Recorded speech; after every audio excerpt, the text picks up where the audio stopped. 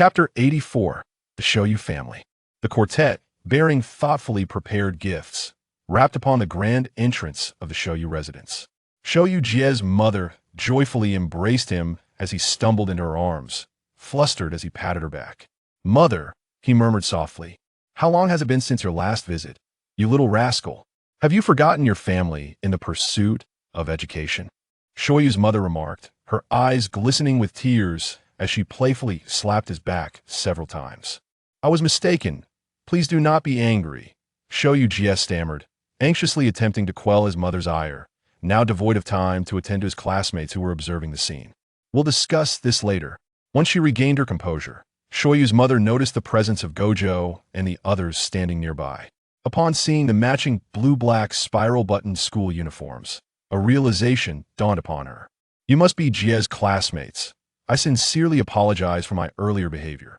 Please come in. I'm Shoyu Jie's mother." Wiping away the tears from her eyes, Shoyu's mother warmly welcomed her son's classmates into their home. "Hello," Shoyu's mother. The trio of youngsters followed Shoyu Jie inside, introducing themselves to her. They bore no ill will towards the recent incident. Rather, they were eager to witness more of their classmates' antics, for who could resist such delightful performances? With a smile, Shoyu's mother presented her freshly baked cookies to her guests while brewing floral tea, subtly observing the two female classmates. They were all such beautiful young ladies. With 2 boys and 2 girls, could she dare to hope that her son might bring home a girlfriend? Amaya is simply adorable. Her sweet demeanor as she nibbled on the cookies melted her heart. And Nico possesses such grace. She exudes a gentle yet capable aura, seemingly a perfect match for Jie. After indulging in a flurry of daydreams, Shoyu's mother beamed with delight, casting an expectant glance toward her son. "Who, I wonder, could my charming daughter-in-law be?" Noticing her mother's gaze, Shoyu Jie silently lifted a cup of steaming floral tea, feigning deep concentration as he blew on the beverage before taking a careful sip. Ouch! Scalding hot. Realizing her son was deliberately avoiding her gaze, Shoyu's mother pouted, understanding the unspoken message. "This little rascal is still single." She sighed, acknowledging that it seemed he had no fate with these 2 lovely girls. "Jie, why not show your classmates your room? Dinner will be ready shortly. I will call for you," Shoyu's mother gently suggested, encouraging her son to take his friends upstairs. There was little amusement to be found in the living room, as the group of children appeared quite restrained. Later, she would call Shoyu's father to have him bring home a few dishes. Really now, Jie never bothers to give a heads up before returning home. Shoyu Jie replied affirmatively and led his well-behaved companions upstairs. The moment they were out of Shoyu mother's sight, the trio immediately resumed their true selves, abandoning any semblance of being well-mannered. Gojo pointed dramatically at the glass trophy cabinet visible immediately upon ascending the stairs, exclaiming, "Wow, Jie, I never knew you were an honor student in your earlier days." Damiya leaned closer, curiously examining the array of trophies.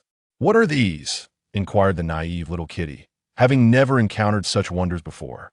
"It is a trophy, an accolade reserved solely for the most exceptional individuals," Kid Iri succinctly summarized, her curiosity piqued as she gazed upon the cabinet brimming with awards. Was it possible that Jie had once been an exemplary student? The revelation was somewhat astonishing. He had spent his days at school engaging in relentless banter with Fuda Wataru, merely a troublesome student. "I participated in numerous competitions back in school," Suguru Geto offered, his eyes reflecting a sense of nostalgia as he surveyed the accolades. After entering the realm of sorcery, those mundane days had slipped away from him. "Shall we retreat to my room for some gaming? I have several consoles at home." "Hooray! Let's go." After a brief period of play, they were summoned by Geto's mother to partake in dinner. Upon entering the living room, the sumptuous feast left the second graders utterly astonished. "Wow, such a lavish spread. Thank you, Mrs. Geto and Mr. Geto." Damiya's eyes sparkled with delight. She had an insatiable love for delectable food. "This is incredibly aromatic. You must be a master chef," Wataru exclaimed, equally taken aback and expressing his admiration loudly. "Thank you for your hard work," Kid Iri said shyly, feeling somewhat out of place compared to the other 2 more extroverted guests. Suguru Geto was momentarily taken aback, as if transported to another world. He hadn't witnessed such a warm family scene in quite some time. After all, With so many missions, he scarcely returned home on weekends and had little respite during holidays, which inadvertently distanced him from his family. Don't be shy. We're all classmates. Come, take a seat, and let's eat. Mrs. Geto said cheerfully, playfully nudging Suguru without even turning around. What are you standing there for? Get your classmates seated for dinner, Mrs. Geto whispered. But all right. Suguru finally snapped back to reality and awkwardly guided his companions to their seats. I'm about to dig in. Damiya rubbed her hands together, deftly wielding her chopsticks to serve herself. She had now mastered the art of using chopsticks. She was officially skilled. The aroma of the dishes was tantalizing. Mrs. Geto's cooking was truly delightful. Delicious. Wataru's speed in serving himself was almost a blur, and he concurrently offered Damiya a portion as well. Although Damiya had learned to use chopsticks, he had also developed the habit of looking after her. Kid-Iri, on the other hand, was entirely focused on her meal, lost in her own world. Suguru Geto was equally absorbed in his meal, as his parents continually served him food, sparing him the effort of even looking up to serve himself. Eat plenty, don't be shy. Mr. Geto, though less talkative than Mrs. Geto, was nonetheless very amiable. After Mr. Geto spoke, he quietly observed his son, who had grown noticeably thinner, feeling a pang of sorrow. Eat more. Mrs. Geto smiled warmly at the group of eager eaters. They had long been worried about Suguru's situation at school, attending a school so far away in Tokyo, one they had never heard of. Even with the assurance of their homeroom teacher, Yaga, they remained anxious. Since enrolling in school, Suguru had become exceedingly busy, rarely returning home during holidays, resulting in minimal communication with them. Now, witnessing their son hosting friends at home, his parents felt a measure of relief. These children appeared to be amiable and unlikely to be bullied at school. Savoring the familiar flavors, Suguru stuffed his mouth, his eyes glistening with unshed tears. He was acutely aware of his parents' worried gazes, and several times tears had welled in his eyes, only to be forcibly repressed. Perhaps, before those who care for us, one is inherently vulnerable. Since childhood, having the ability to see curses had led to his ostracism by other children who deemed him abnormal. Even his parents, concerned, frequently took him to doctors, insisting that he be cured. As he grew older, he learned to disguise himself, eventually becoming perceived as a normal and accomplished individual. Yet, the act of pretense was exhausting. Thus, upon discovering the existence of the sorcery world, he resolutely chose to enroll in Jujutsu High.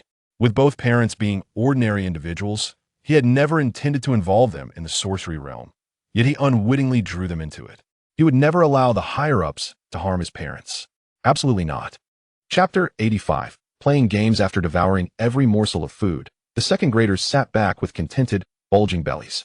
Once the dining table was cleared, Mama Suguru gently suggested, "Jia, why not invite your classmates to stay over tonight? We have guest rooms. It's far more comfortable than a hotel." She was aware that Suguru Jia had no intention of lingering at home for long and sought to encourage him to stay a few extra days. What kind of religious school was this that even the children's time at home couldn't be guaranteed? Suguru Jia turned to his companions, genuinely wishing to spend a few nights at home, but he needed to ascertain their willingness first. "Sure, Mama Suguru's cooking is absolutely delicious. I don't want to leave." Wataru raised his thumb towards Mama Suguru, indifferent to where he stayed, as he could make anywhere feel like home. Yes. I've never stayed over at a classmate's house before." Damiya clapped her hands, expressing her indifference to the location. "Then I'll prepare the guest room," Mama Suguru said, her smile radiating with joy at the response she desired. That evening, following a lively pillow fight, the second graders decided it was time to rest. They had soundproofed the room to ensure they wouldn't disturb Mama and Papa Suguru downstairs. Seeking a drink, Suguru Jia crept downstairs in the dark and bumped into Mama Suguru, who had come out for some fresh air. "Mom?" he queried, perplexed at her still being awake at this hour. "Oh, Jia." Mama Suguru turned and, upon recognizing her son, beckoned him to sit. Suguru Jia obediently settled on the sofa, eager to hear what his mother had to say. "How are things at school? Are you getting along well with your teachers and classmates?" Despite having seen quite a few during dinner, Mama Suguru felt compelled to confirm for herself. "Everyone is wonderful," Suguru Jia replied softly, his expression gentle. "Will you come back more often?" Both Mama and Papa Suguru yearned for him to return. "Even though studying is important, one must also find balance," she added, covering his hand with hers, her eyes filled with concern. She brushed away the dark circles under his eyes, cursing that religious school for the 1000th time in her heart. If it becomes too difficult, you can always transfer, Jia. Your grades have always been excellent. Other schools would welcome you. Mama Suguru attempted to persuade her son to switch schools. Suguru Jia shook his head, grasping his mother's well-maintained hand. I have things I wish to accomplish, Mom. I want to leave. I'll visit more often and want to let you and Dad worry, all right? His tone was gentle, yet his resolve was firm. He would not abandon the Jujutsu world. He possessed the ability and thus bore the responsibility. He would protect those he could, whether they were sorcerers or ordinary people. This was the path he had chosen. But Jia, I'm very worried about you. Mama Suguru's voice quivered with emotion. Sensing the extraordinary challenges that awaited him in the Jujutsu realm, she feared for her child's safety. I'm strong, Mom, and my friends are strong too. There's no need to worry. Suguru Jia softly wiped the tears from her face, soothing her worries. After chatting a while longer, they bid each other farewell and returned to their rooms. Mama Suguru entered the room and shook her head at Papa Suguru, her face still marked with tear stains. Sigh. Papa Suguru exhaled, knowing well that their stubborn son would transfer schools. The following day, with Mama and Papa Suguru off to work, the house was left bustling with the energetic second graders. Let us play a game of blindfolded tag. It's the latest trend, Wataru exclaimed enthusiastically, pulling out 4 yellow chicken hats. He shook the adorable, bright yellow headpiece, attempting to place it directly on Suguru Jia's head. Suguru Jia swatted the hand away, exasperated, and looked at Wataru. Are you in elementary school, Wataru? Huh? Are you afraid of losing, Jia? Wataru retorted defiantly. But your 6 eyes make no difference whether they're covered or not. Nariko pointed out the flaw in the plan. Then let us divide into teams. When it's my turn, I'll have Nico seal off your 6 eyes, Wataru said nonchalantly, confident he could win even without them. Meow, I'll just watch. Nico chimed in. Ultimately, Suguru Jia joined in, spurred on by Wataru's challenge. The 3 of them formed a triangle, donning the cute yellow chicken hats to obscure their vision, each wielding a foam stick. Meanwhile, Damiya sat cross-legged on the ground, gripping Wataru's ankle. The rules were straightforward. They couldn't move their feet, only stand or crouch, and they could strike each other with their foam sticks. Attacks were not allowed while crouching. Nico perked her ears and pressed the record button on her phone, prepared to witness the spectacle. Let the games begin, Wataru shouted, already swinging his foam stick before he had finished speaking. Anticipating his move, Nariko crouched down swiftly, while Suguru Jia, still distracted by the hat, was caught off guard and received a hefty blow. Bang! The world fell silent for a few seconds. Ha! So pathetic, Jia. Wataru laughed uproariously, seizing the moment to strike again. Suguru Jia dodged the incoming attack, his expression masked by the hat, feigning a smile. That rascal Wataru had started without counting down. Suguru Jia swung his foam stick, but Wataru adeptly ducked. Nariko tentatively extended her stick, gauging the space above her head for an attack. With no success, Suguru Jia steadied his nerves, biding his time for someone to stand. Sensing the stillness, Wataru cautiously stood to strike, only to be met with a resounding thud. He blinked in confusion, momentarily stunned. Nariko, who had just contemplated standing, shrank back again, pondering why she had joined in such a game as a support. It was all Wataru's enticing words to blame. Damiya, holding her phone, couldn't suppress her laughter any longer. She was eager to join in the fun. Having received a hit, Wataru became serious. As Suguru Jia crouched to stand, he seized the opportunity for a rapid 3-hit combo, knocking the yellow chicken hat askew. Take that! He shouted. Even after quickly crouching, Suguru Jia felt his head spin from the hits. Alright, Wataru, you're really playing it up, he thought, his youthful temper ignited. Clenching his stick, he seized the moment to retaliate. Bang, bang, bang, and then they were engaged in a fierce duel. Foam sticks flying as they struck each other with all their might, each blow a critical hit. Nariko, who hadn't risen, clutched her stick and asked Damiya, is the objective of this game to knock the other person out to win? Ha ha ha. Damiya was nearly in stitches, barely able to contain her laughter. Chapter 86, The Isolated Village. After a lively morning, the second graders decided to venture into the nearby mountains for camping in the afternoon. After only a day and a half of rest, the fatigue that had lingered in their eyes vanished, each one brimming with vitality. Leaving a message for Mama and Papa Suguru, they donned their prepared gear and ventured into the mountains. As soon as they entered the surveillance-free zone, Damiya stowed all the equipment into her space, effortlessly scaling the mountain.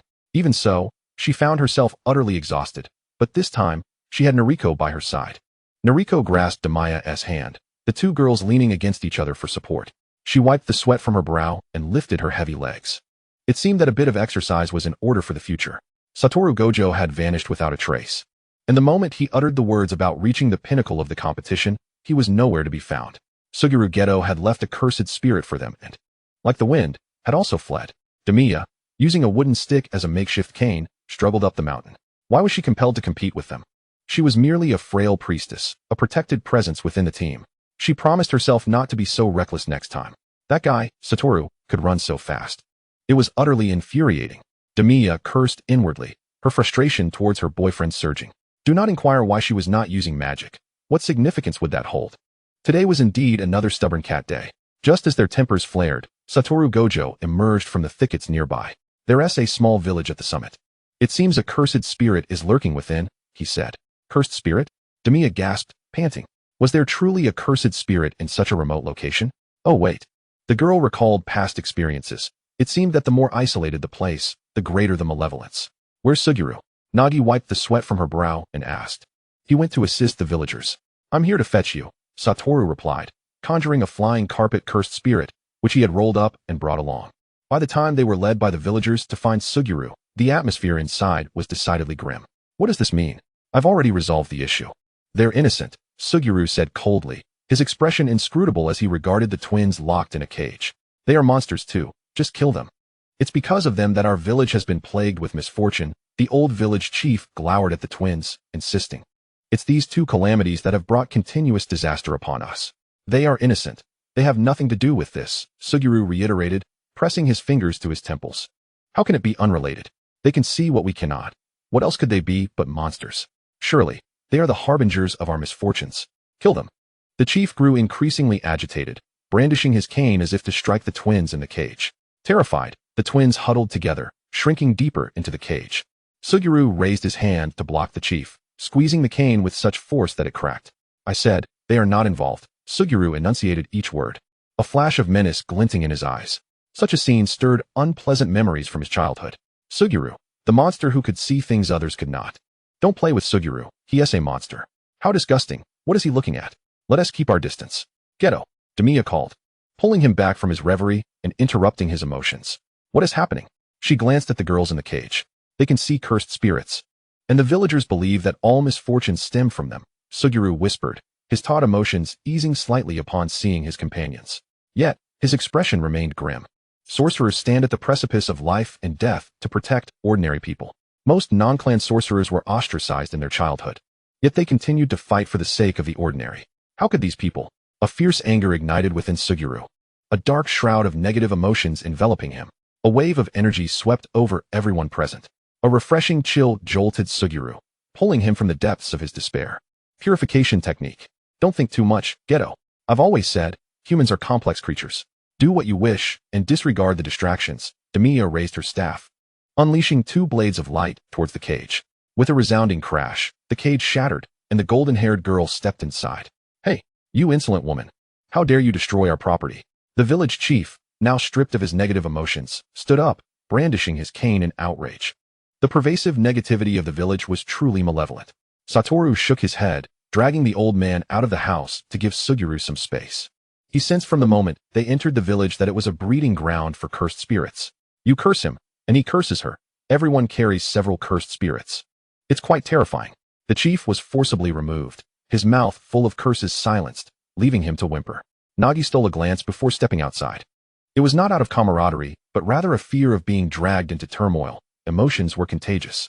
Although sorcerers drew their power from negative emotions, it was better to delay madness. I didn't expect Geto to harbor such intense negativity, Nagi remarked, squatting at the door. I'm quite surprised too. He has always appeared so emotionally stable. Yet, if he were truly stable, he wouldn't possess such immense cursed energy, Satoru replied, sitting beside her at the door. He had long since grown accustomed to these situations. After all, sorcerers were, at their core, madmen who drew strength from negative emotions. Thankfully there was Mickey, earlier. His emotions had been stirred as well. Nagi covered her face, understanding Suguru's feelings as a fellow non-clan sorcerer. You non-clan sorcerers are far too naive. Satoru chided Nagi with a teasing smile. Inside, Damiya comforted the trembling twins, wiping their tear-streaked faces with a damp tissue. It's all right now, you're safe. She reassured them. Suguru squatted nearby, tugging on the chains that bound the twins, pulling with all his might. Having consumed a dose of purification, it quelled the fire within him, but the tangled thoughts in his mind continued to swirl. Geto, do you wish to protect all ordinary people? Damiya asked softly, stroking the dazed twins and gazing tenderly at them. Chapter 87. The Apology of the Director. Suguru remained silent, lost in thought as he gazed at the twins. He reached out, gently brushing aside their disheveled hair. I don't know. I don't know how long has passed. The dark-haired boy finally spoke. His gaze lowered. Humans are a unique race. There are those who are kind, friendly, and upright, alongside the hypocritical, insidious, and malicious. Perhaps you could view them separately. Damiya offered no grand philosophies. She simply shared her perspective on humanity. She picked up the dark-haired girl and walked outside, leaving one for Suguru to care for. To distract him, Suguru looked at the brown-haired girl and forced a smile. Upon seeing Damiya emerge, Satoru pointed at the villagers gradually surrounding them. Nine-chan. They want to keep us here. His tone was incredulous. He had not encountered such stubbornness in many years. The old men at home would at least back down in times of uncertainty. Did these people truly fear nothing? Nonsense. Release those two monsters, and you may leave at any time. The chief hissed, clutching his aching back. Satoru's earlier toss had thrown out his back. I advise you not to pity these two monsters. They are no good. They even brought about the demise of their own parents. A frail woman wielding a shovel glared coldly. It was you who harmed our parents and stole our home. You are the monsters. The dark-haired girl, who had been quietly nestled in Damiya's embrace, screamed like a furious little beast. She would not allow anyone to tarnish her parents' memory. Be quiet. Indeed, a monster. Full of deceit at such a tender age, the village chief exclaimed, his voice tinged with a hint of panic. He was reluctant to prolong the argument and gestured for the villagers to seize the two twins. Approximately 60 burly villagers surrounded them, weapons in hand, their eyes glinting with menace. Many of them cast furtive glances at the two young female students, their eyes flickering with a dark light. Let's leave the conclusion to Yawari, Damiya said calmly, covering the little girl's eyes with her hand after a brief glance. Very well, Satoru Gojo replied nonchalantly. Suguru Geto handed the brown-haired girl over to Shoko, maintaining a stoic expression himself. It seems we encounter curses no matter where we go, Shoko Jogo sighed, her voice laced with weariness. When Yawari arrived, a multitude of bodies lay strewn across the ground, the second-year students of Jujutsu, sitting neatly along the threshold, accompanied by the two little girls. He calmly stepped over the disarray of bodies and handed the documents in his possession to Satoru Gojo. Master Gojo. These are the events that transpired over the past couple of days. Satoru, resting his chin on his hand, idly flipped through the papers. Yawari. Those individuals are in your charge, he instructed. Understood. Additionally, please investigate the parents of these children. Their demise may be linked to these individuals, Damiya added. Yes, Miss Damiya. What shall we do moving forward? They have no other relatives left, Shoko inquired. She lowered her head, tapping away at her phone, venting about the village to her friends. Suguru exhaled deeply, turning his gaze toward the twins huddled in the corner, seemingly having made a decision. Leave them to me. I shall take care of them. The other three turned abruptly, their expressions filled with surprise as they regarded Suguru. You intend to adopt them? Shoko queried. Do you wish to become a mother? Satoru teased. Go for it, Mia. Mother? The twins echoed in unison. Suguru covered his face, his previously steady emotions beginning to unravel once more. He truly wished to strike Satoru. Yawari smiled, observing the second year's frolicking, when he noticed his phone vibrating incessantly. He glanced at the screen and then handed the device to Satoru Gojo. What does this mean? Satoru asked, immediately recognizing the caller's name, refusing to even touch the phone. Damiya leaned over, peeking at the screen before retreating. She had no intention of answering the call from the higher-ups. Better to let someone else bear that burden. The elders of the board have been attempting to contact you for over an hour, Yawari stated dryly. Reluctant to show Satoru the call, but feeling unable to bear the consequences. Hang up, Satoru decisively replied, showing no interest in hearing the reasons. Their holiday had just begun, and he had no desire for the board's meddling. However, they expressed a desire to apologize to you all, Yawari said slowly, incredulous at the statement. Intrigued by the unfolding drama, a curious little cat crept closer to the phone. The board apologizing? Now that's a rarity. Oh, Satoru lowered his sunglasses, taking the phone. How refreshing. Geto, Shoko, come witness this. He called over his companions, waiting until they were settled before answering the call. Once connected, there was a prolonged silence on the other end. When they realized Satoru and the others were not going to speak first, they reluctantly greeted him. Satoru Gojo. This is Komo Sakurako. What do you want? Satoru inquired bluntly. The caller hesitated, taken aback by Satoru's brusque approach, and after a moment, gritted their teeth to say, this is a matter of unequal task distribution by the board. It will not happen again. And then, Damiya interjected. What an insipid apology, she scoffed. This was our oversight. Please do not hold it against us. The voice on the other end sounded rigid, attempting to brush the matter aside without conceding to the younger generation. Shoko frowned, disinterested in listening to their excuses. Once you're finished, I shall hang up, Satoru said, adjusting his glasses, dismissing Kumo's words. Wait, it was my fault. Please don't hold it against us.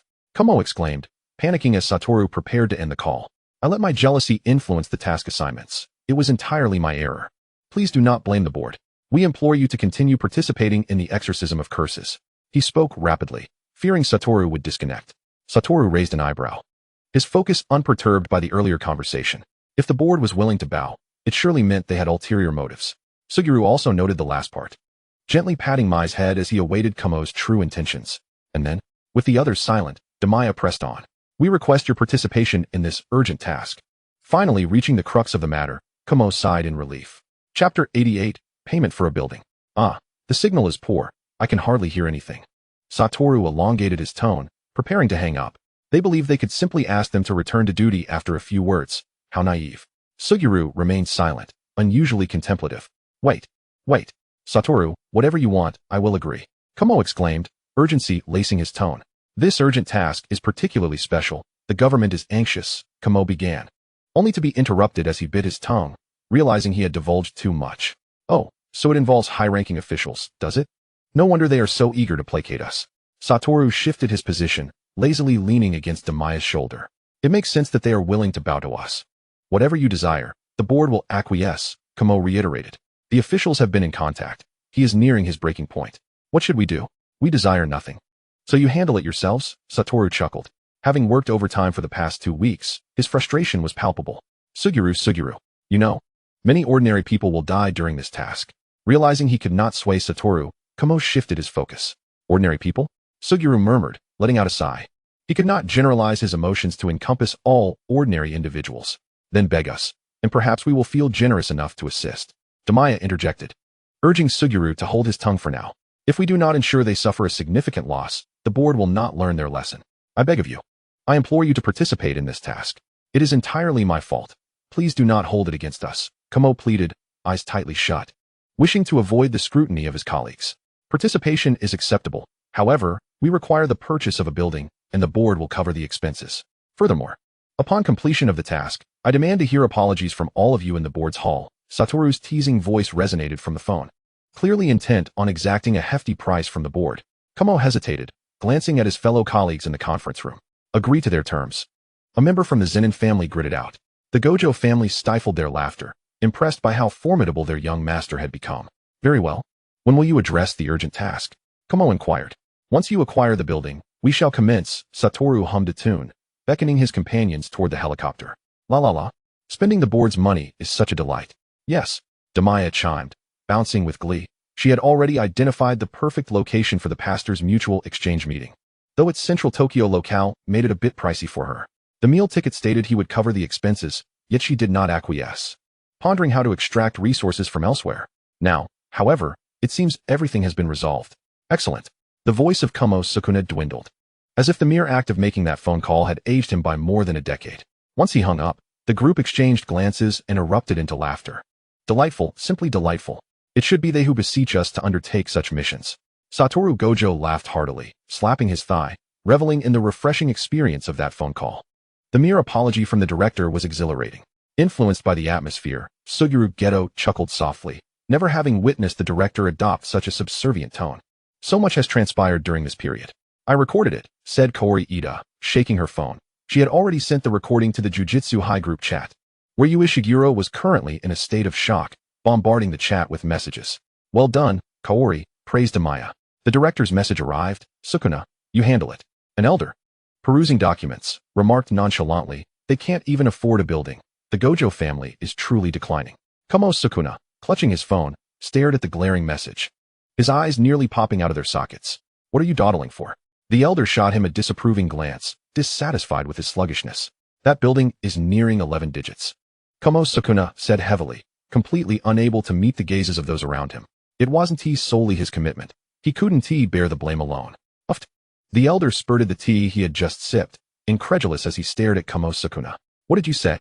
Successfully compelling the director to cover the cost of an office building had Damiya nearly soaring with joy. La la la la la. She felt like the happiest little kitten at that moment. They found a building to settle down in, while Satoru Gojo meticulously outlined the mission. The summary revealed a prestigious school for the offspring of high-ranking officials had been ensnared by a special-grade cursed spirit, and the fates of those inside remained unknown, with several waves of sorcerers having sustained grave injuries upon entry. Ultimately, the director had no choice but to seek their assistance. None of the sorcerers who entered the school have perished? Damiya queried, perplexed, for cursed spirits were not known for their mercy. Well, those peculiar individuals encountered earlier don't count. It's quite abnormal. Suguru Geto also felt something was off. Such a peculiar operation, where only remnants of life remained, was unprecedented. They could simply annihilate them all. Satoru Gojo said sweetly, yet the underlying intent of violence was unmistakable. To deal with a cursed spirit disrupting their holiday, they would not hesitate to act.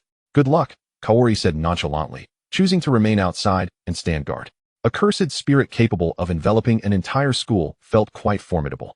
The trio bade farewell to Kaori and stepped into the prestigious school, the dark veil closing behind them. After walking for a while and observing the expansive campus, the cat sighed. The cursed spirit showed no signs of confrontation. Having been inside for so long, there was not a whisper of movement. Let us split up and explore, Suguru Geto suggested, asserting that the three of them, all first-grade sorcerers, would be most efficient working separately. He summoned 3 small bird-like cursed spirits, maneuvering 2 of them to fly alongside his companions. They were interconnected.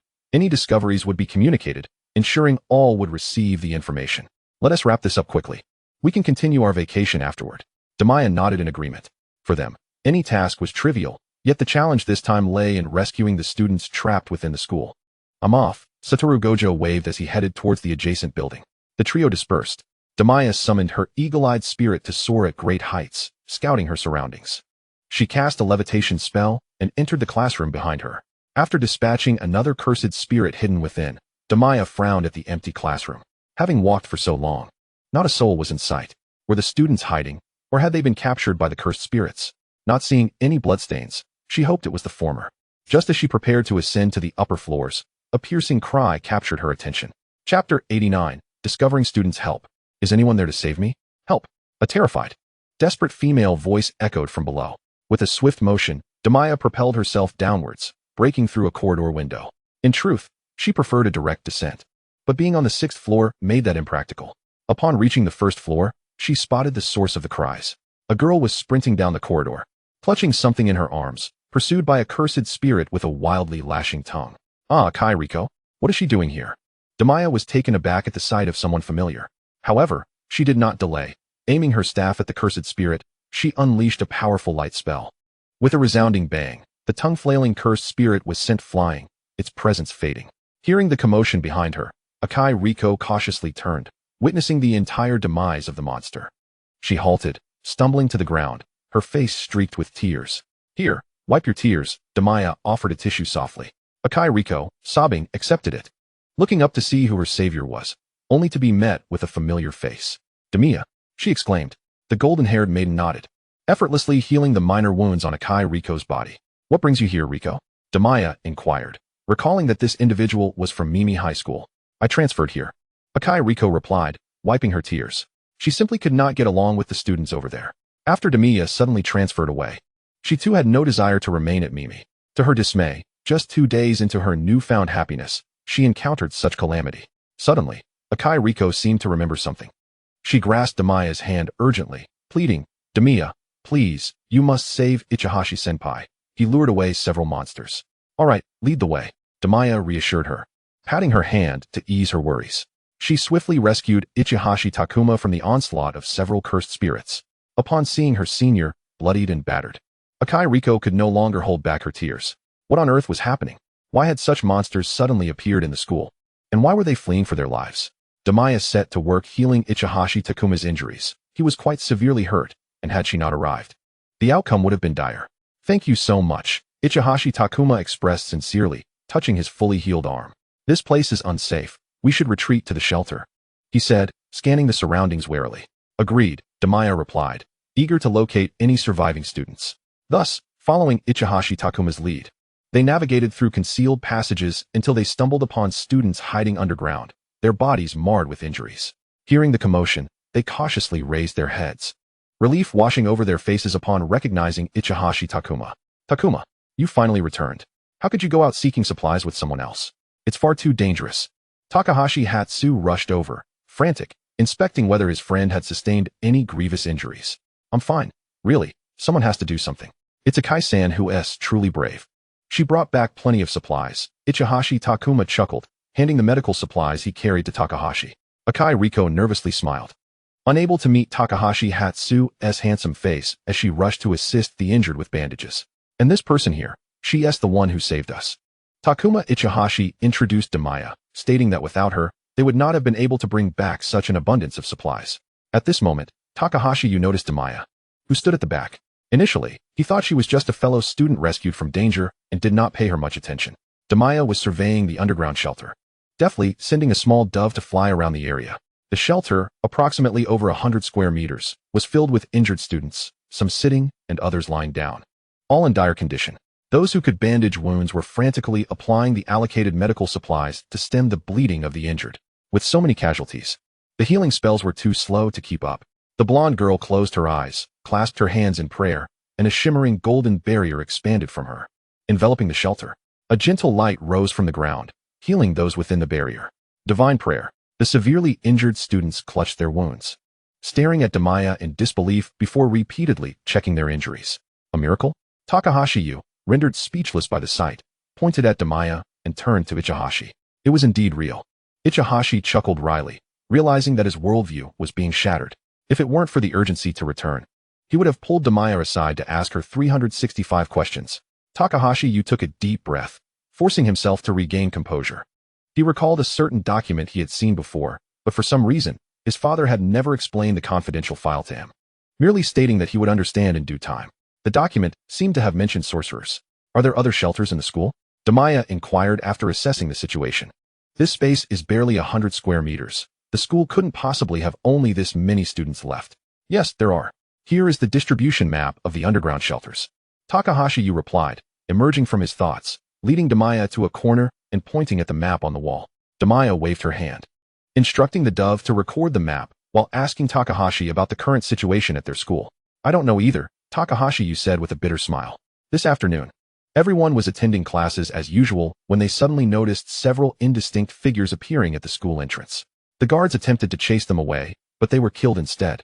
And then those figures began hurting the students, declaring it a game of survival. It felt like an absurd nightmare. Takahashi's voice trembled with fear as he was drawn back into that horrifying experience. But curiously, they pursued us and vented their rage without actually killing anyone, as if they were waiting for someone. Ichihashi looked at Damiya and stated, "We are here to resolve this matter. Soon it will be safe. Everyone, do not fear. Stay in the shelter and wait a moment." Damiya lowered her eyelashes and spoke softly. Having noted the map, the girl wasted no time, briefly informing them before preparing to rush to other shelters. Be careful, Akai Riko exclaimed, her concern evident as she watched Damiya, who was around her age, navigate through danger. She was no fool. Given the previous events and the current situation, Damiya was no ordinary person. I will, Damiya replied with a smile. Chapter 90, Shinjiro. Just as Damiya was weaving through the crowd to exit the underground shelter, a figure with blue hair and stitched seams stood at the exit. Shinjiro wore a facade of insincere cheerfulness as he greeted her. Hi. Takahashi and the others gazed at the man who had suddenly appeared in the shelter, their faces stricken with fear. This is the person who brought those monsters to wreak havoc at the school, Riko exclaimed, her mouth running faster than her mind. As soon as she said it, she seemed to realize the gravity of her words, shrinking back in terror. Upon meeting Shinjiro's gaze, Damiya immediately discerned his identity as a cursed spirit. Without uttering a word, she waved her wand and unleashed the wrath of holy light. With so many ordinary people here, who would want to fight with you? Engaging in battle would only reveal our weaknesses. A massive star materialized out of thin air, crashing into Shinjiro with a resounding impact, forcibly ejecting him from the shelter and onto the ground outside. Do not come out. After casting a defensive barrier, Damiya followed suit and soared outside. Takahashi stared at the golden star and the wrecked pathway, feeling as if his worldview had been irreversibly altered. Sorcerers were indeed that powerful. Were they still human? Everyone, huddle together for defense. Do not leave the shelter, he instructed dryly. A small dove watched as they retreated within before flying off into the distance. Shinjiro was hurled over 10 meters by the star's force, landing awkwardly. Before he could lift his head, a slender, white wand was already poised against his forehead. What do you intend? Damiya asked coldly. An exaggerated smile spread across Shinjuru's face as he looked at Damiya, saying, "What intention? Cursed spirits killing humans need a reason? My dear lady." He completely disregarded the wand at his head, attempting to grasp it with his hand. However, he was met with a sharp, searing pain, causing him to reflexively release his grip. Upon looking at his hand, he saw that it had been corroded to the point where the bones were visible. Shinjuru's playful demeanor vanished as he regarded the wand with apprehension. "A light attribute wand. It seems fitting to deal with your kind?" Damiya swept a strand of hair behind her ear, her eyes filled with mockery. "It would be interesting to see how purification affects cursed spirits." Shinjuru scoffed, muttering, "But I didn't come alone." As he spoke, numerous grotesque cursed spirits emerged from the thickets, glaring fiercely at Damiya, ready to pounce at any moment. "My ability allows me to transform humans, enabling them to wield cursed energy beyond their limits. They merely take on a semblance of cursed spirits, but aren't they rather appealing?" Shinjuru's voice echoed from a distance. In the blink of an eye, he escaped from control, darting behind the transformed individuals. Shinjuru shrank in size, his head disproportionately large for his body, with wings sprouting from his back, creating an unappealing yet uniquely grotesque appearance.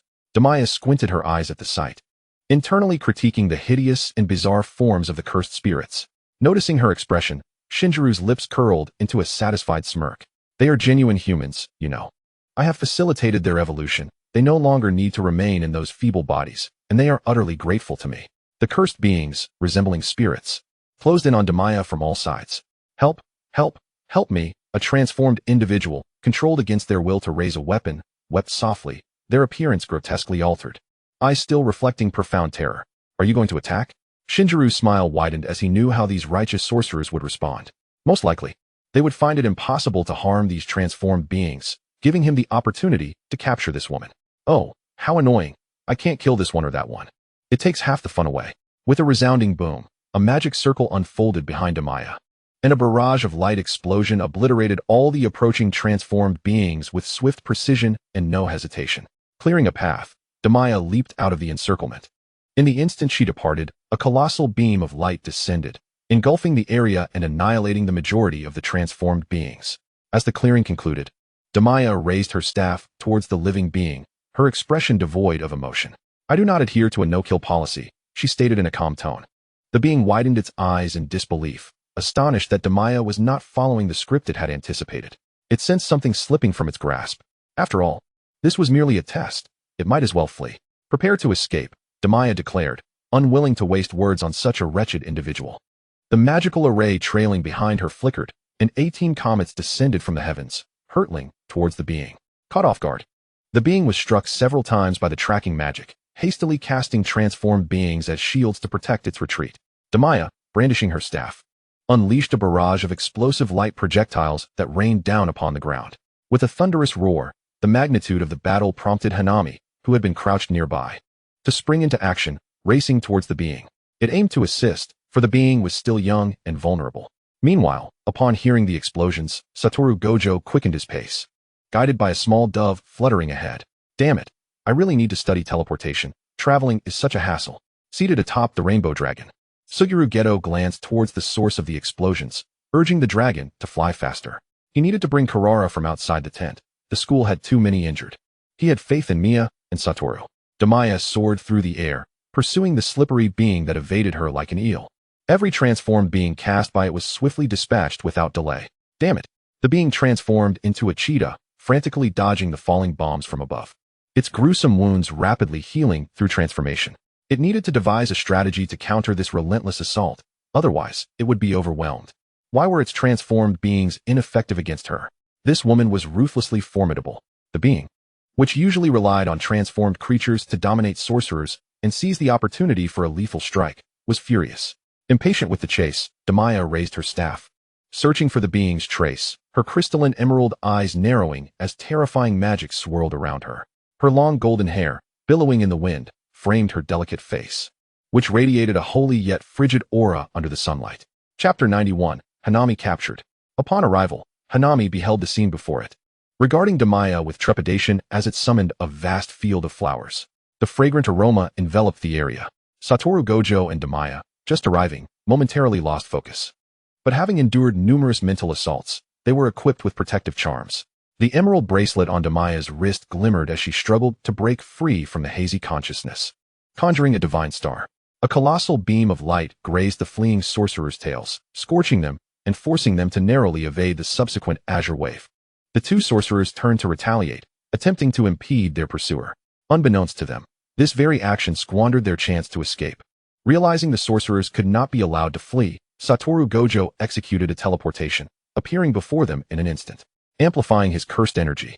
He unleashed an enormous azure wave that tore through everything in its path. Hanami, pulling the being to a sudden halt, desperately leaped aside, narrowly avoiding the attack. At that moment, Damiya had already arrived. Upon spotting the golden-haired sorcerer, Hanami's heart sank. In a flash, it hurled the being away. Massive, sturdy roots erupted from the ground, crashing into Damiya. The being, clinging to a root in midair, was whisked away to safety. Shredding through the obstructing roots, Damiya's radiant golden eyes met Hanami's. And with a resounding hum, she unleashed a psychic shockwave. Seizing the opportunity, Satoru Gojo rapidly fired several azure blasts, shattering Hanami's form. Through relentless practice, he had mastered the art of consecutive firing.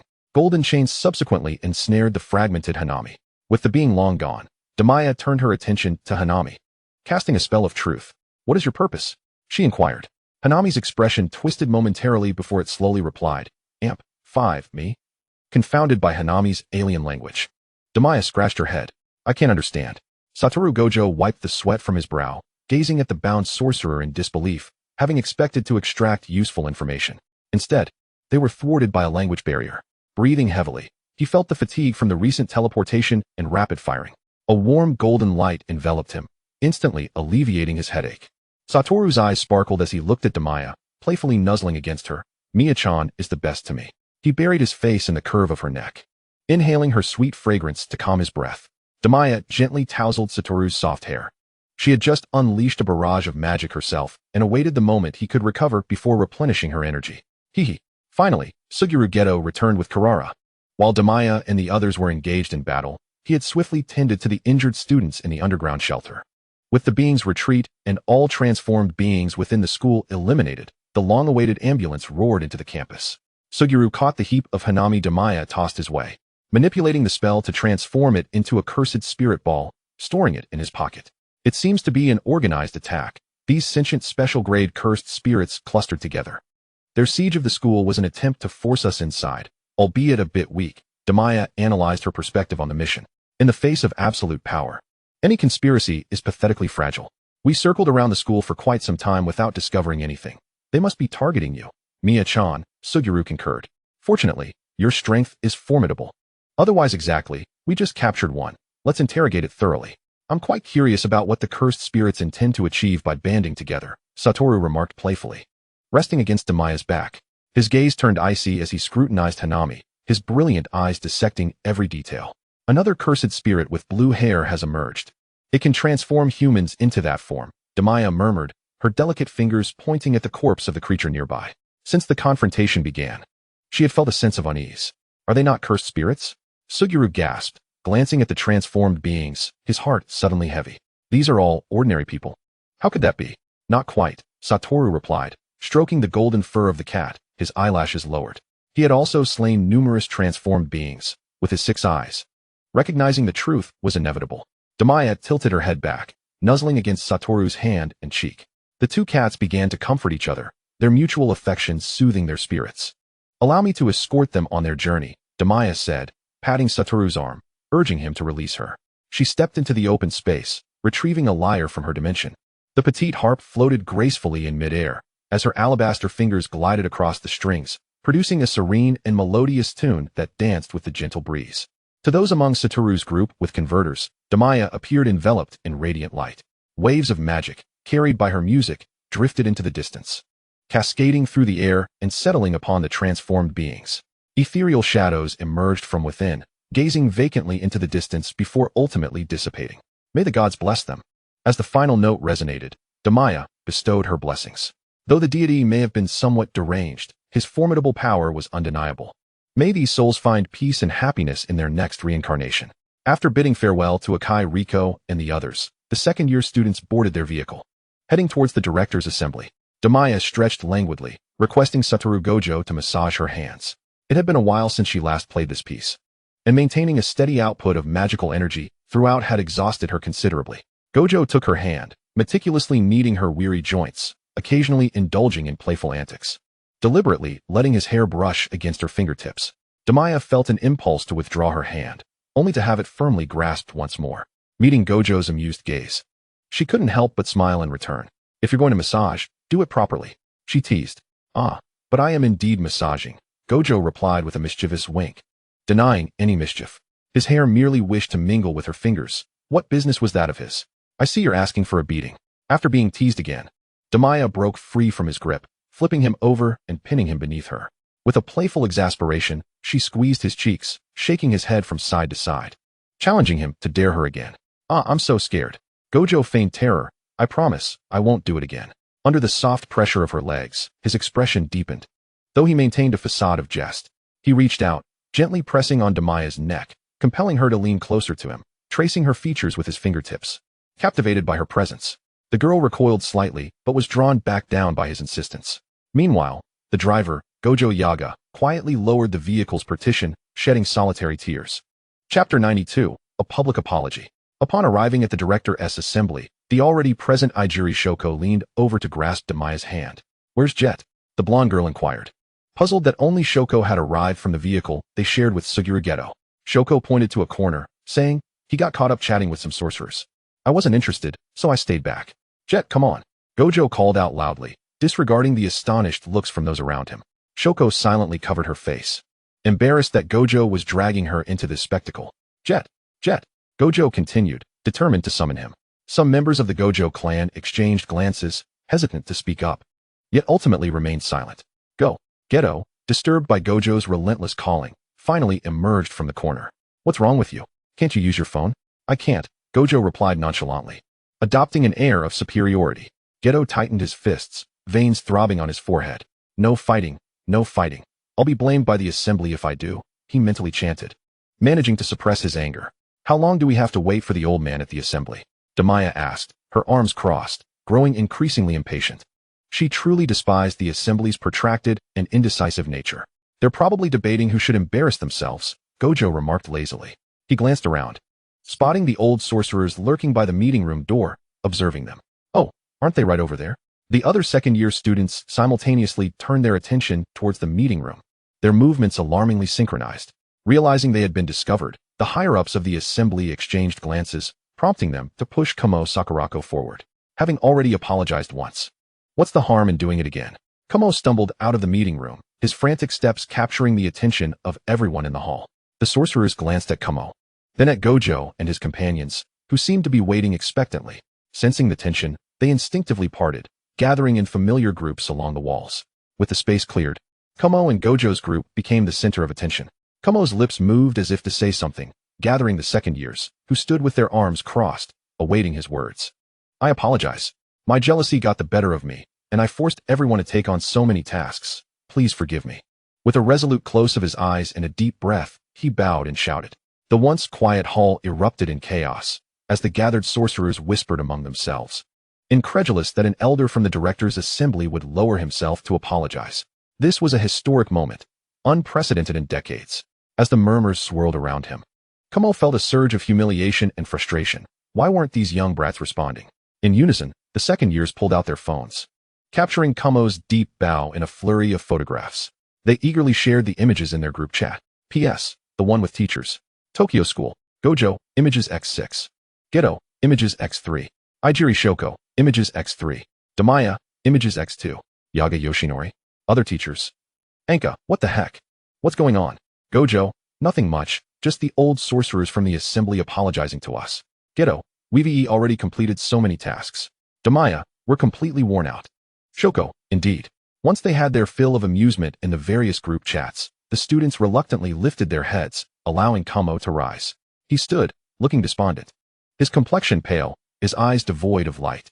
He could already envision his photograph circulating throughout the sorcerer community, a constant reminder of ridicule for the rest of his life. The elders of the assembly were to blame. These decisions had never been solely his.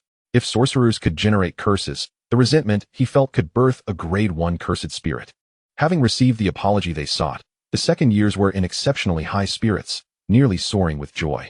They chose to ignore Kamo, leaving the assembly in camaraderie, laughing and joking among themselves. Even from a distance, Their boisterous laughter echoed through the hall. Kumo stood there, expressionless, his demeanor diminished, lost in thought. The other sorcerers in the hall dared not look at him, hastily exiting with their heads down. Once outside the assembly, their discussions grew animated. Whether from clan sorcerers or those without lineage, all were unified in recounting the earlier events. They had managed to compel the assembly to apologize, an impressive feat indeed. It seemed the long stable dynamics of the assembly might be shifting. Hadn't that changed since Gojo's birth? Compared to the elders, I would much prefer to serve the new generation. Geto is also promising. He recently began engaging with us, indicating he may have aspirations to lead the non-clan sorcerers. That Damiya has also developed some method of learning healing techniques, right? Is that true? Indeed, several from the Gojo clan have mastered it, now collaborating with their kin on tasks. These new generation sorcerers are formidable. Tsuchiya Yoshikazu lingered at the back, listening to the discussions, his heart sinking further. Defeated. All plans thwarted. How would he report this to the higher-ups? Following the urgent assignments, the second years once again deactivated their phone cards and ventured to a picturesque small city for a vacation. Geto walked ahead, conversing with Gojo Yaga on the phone, inquiring about the recovery of the twins. After being rescued, Mimiko and Nanao were promptly placed in a kindergarten by Satoru Gojo, who insisted they would handle matters upon returning from their trip.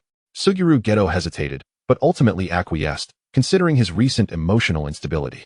Shoko Yeri had already indulged in shopping. Her dear friend had been snatched away by that wretched Gojo, prompting her to engage in a spree of retaliatory shopping. Planning to have Gojo carry the heavy bags back to the hotel. Noticing the alarming speed of Shoko's shopping, Suguru fell into silence. However, he thought, I am innocent, Shoko. Meanwhile, the only couple in their second year lagged behind. In chapter 93, of course, one chooses a wife.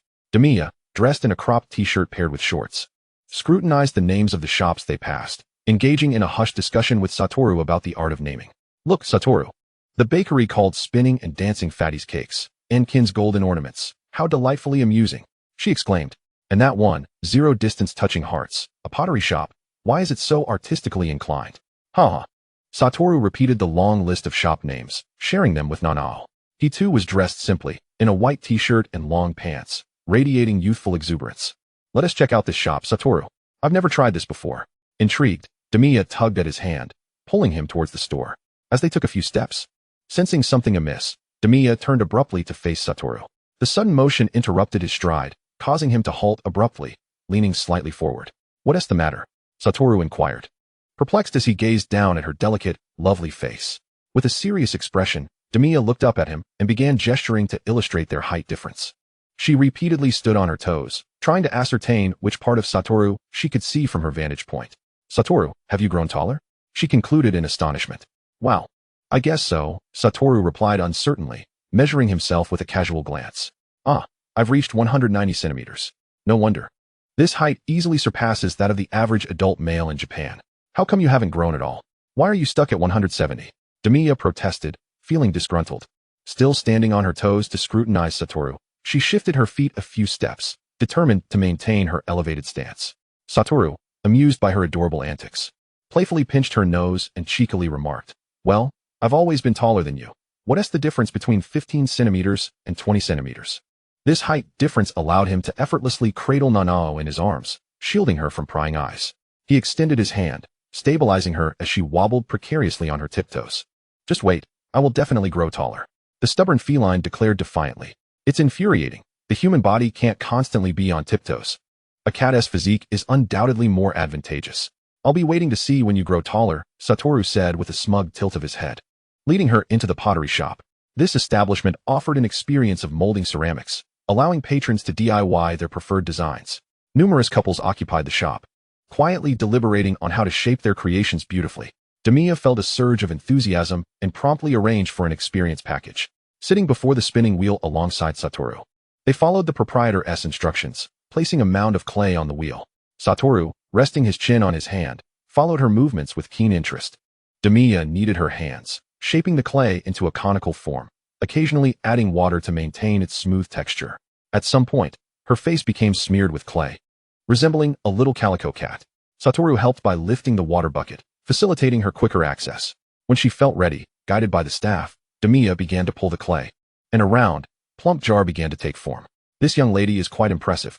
It's rare for a novice to mold so seamlessly, the staff exclaimed, marveling at Damiya's skill. However, her words tumbled out too swiftly, and in the next moment, the jar collapsed. The staff stood there, mouth agape, unsure how to respond. Damiya pursed her lips, diligently mixing the clay anew, but unbeknownst to her, the jar collapsed again. This cycle repeated 3 times, and her face had grown increasingly pouty. The staff hesitated, contemplating whether to intervene. Such a klutz, Satoru chuckled, having observed the scene with amusement. He set down the water bucket, grasping Damiya's slender fingers, guiding her in manipulating the clay. When pulling the clay, one must proceed gradually. Rushing will cause it to collapse. The circular clay took shape under their fingertips, evenly thick and remarkably stable. Watching the beautifully shaped jar, Damiya's earlier frustrations faded away. After hollowing out the inside, Satoru took her hand, guiding it as he began to refine the jar's exterior. As the cup spun, Satoru's gaze shifted to the girl's fair, delicate hand. With a playful flick of his finger, he pressed a shallow indentation into the clay. She's quite soft, he mused, his thoughts drifting to various distractions. Gradually, his grip tightened, pressing her small hand deeper into the clay.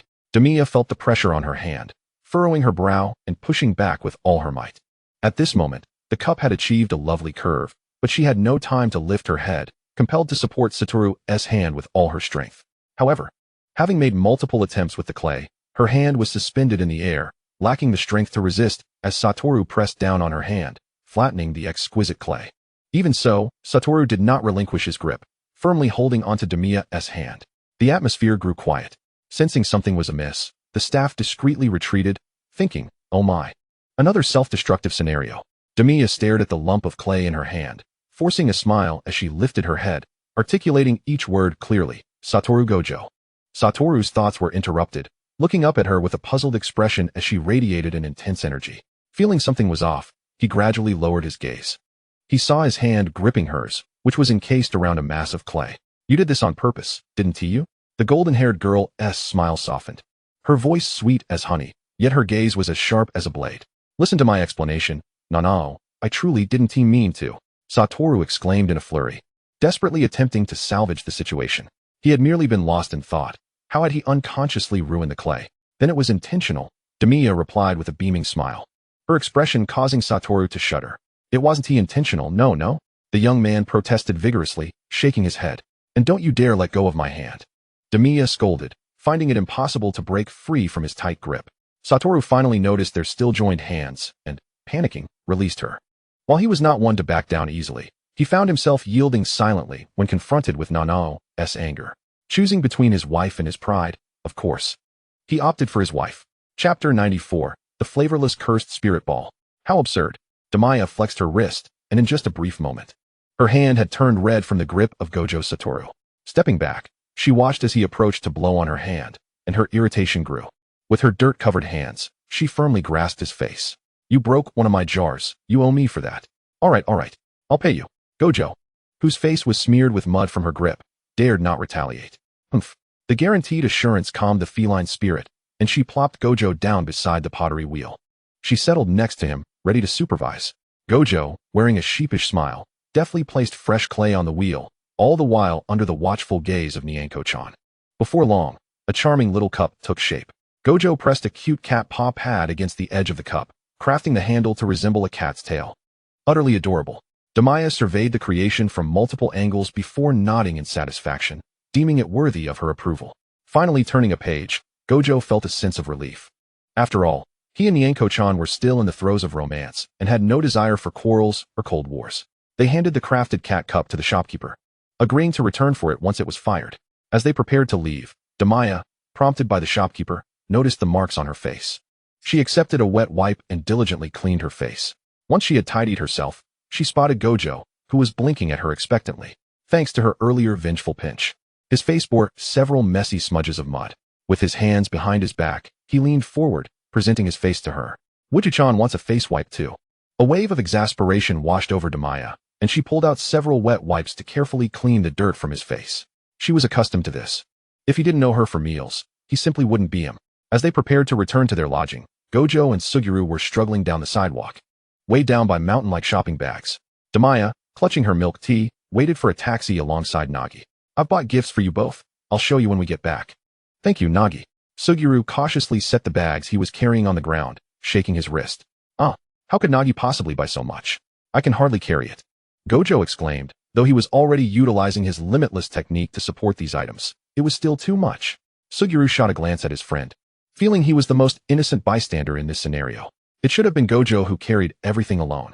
The dark-haired youth sadly adjusted his bun, deciding to cheat with cursed spirits later. By the time they returned to their lodging, it was already dinner time. To avoid affecting Suguru's appetite, Damiya postponed the cursed spirit ball experiment until the evening. After their last urgent mission, they had captured Hanami, a unique special grade cursed spirit. And Suguru would not let this opportunity slip by.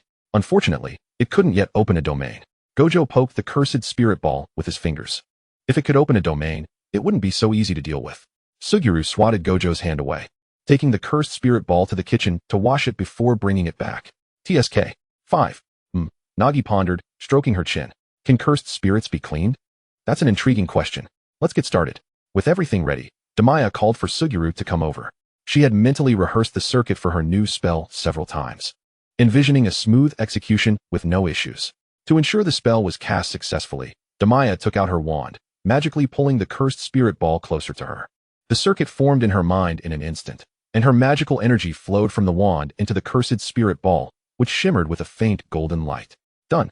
With a triumphant leap, Damiya was nearly bouncing with joy. She positioned the cursed spirit ball in front of Suguru, eager to see if the taste was locked in.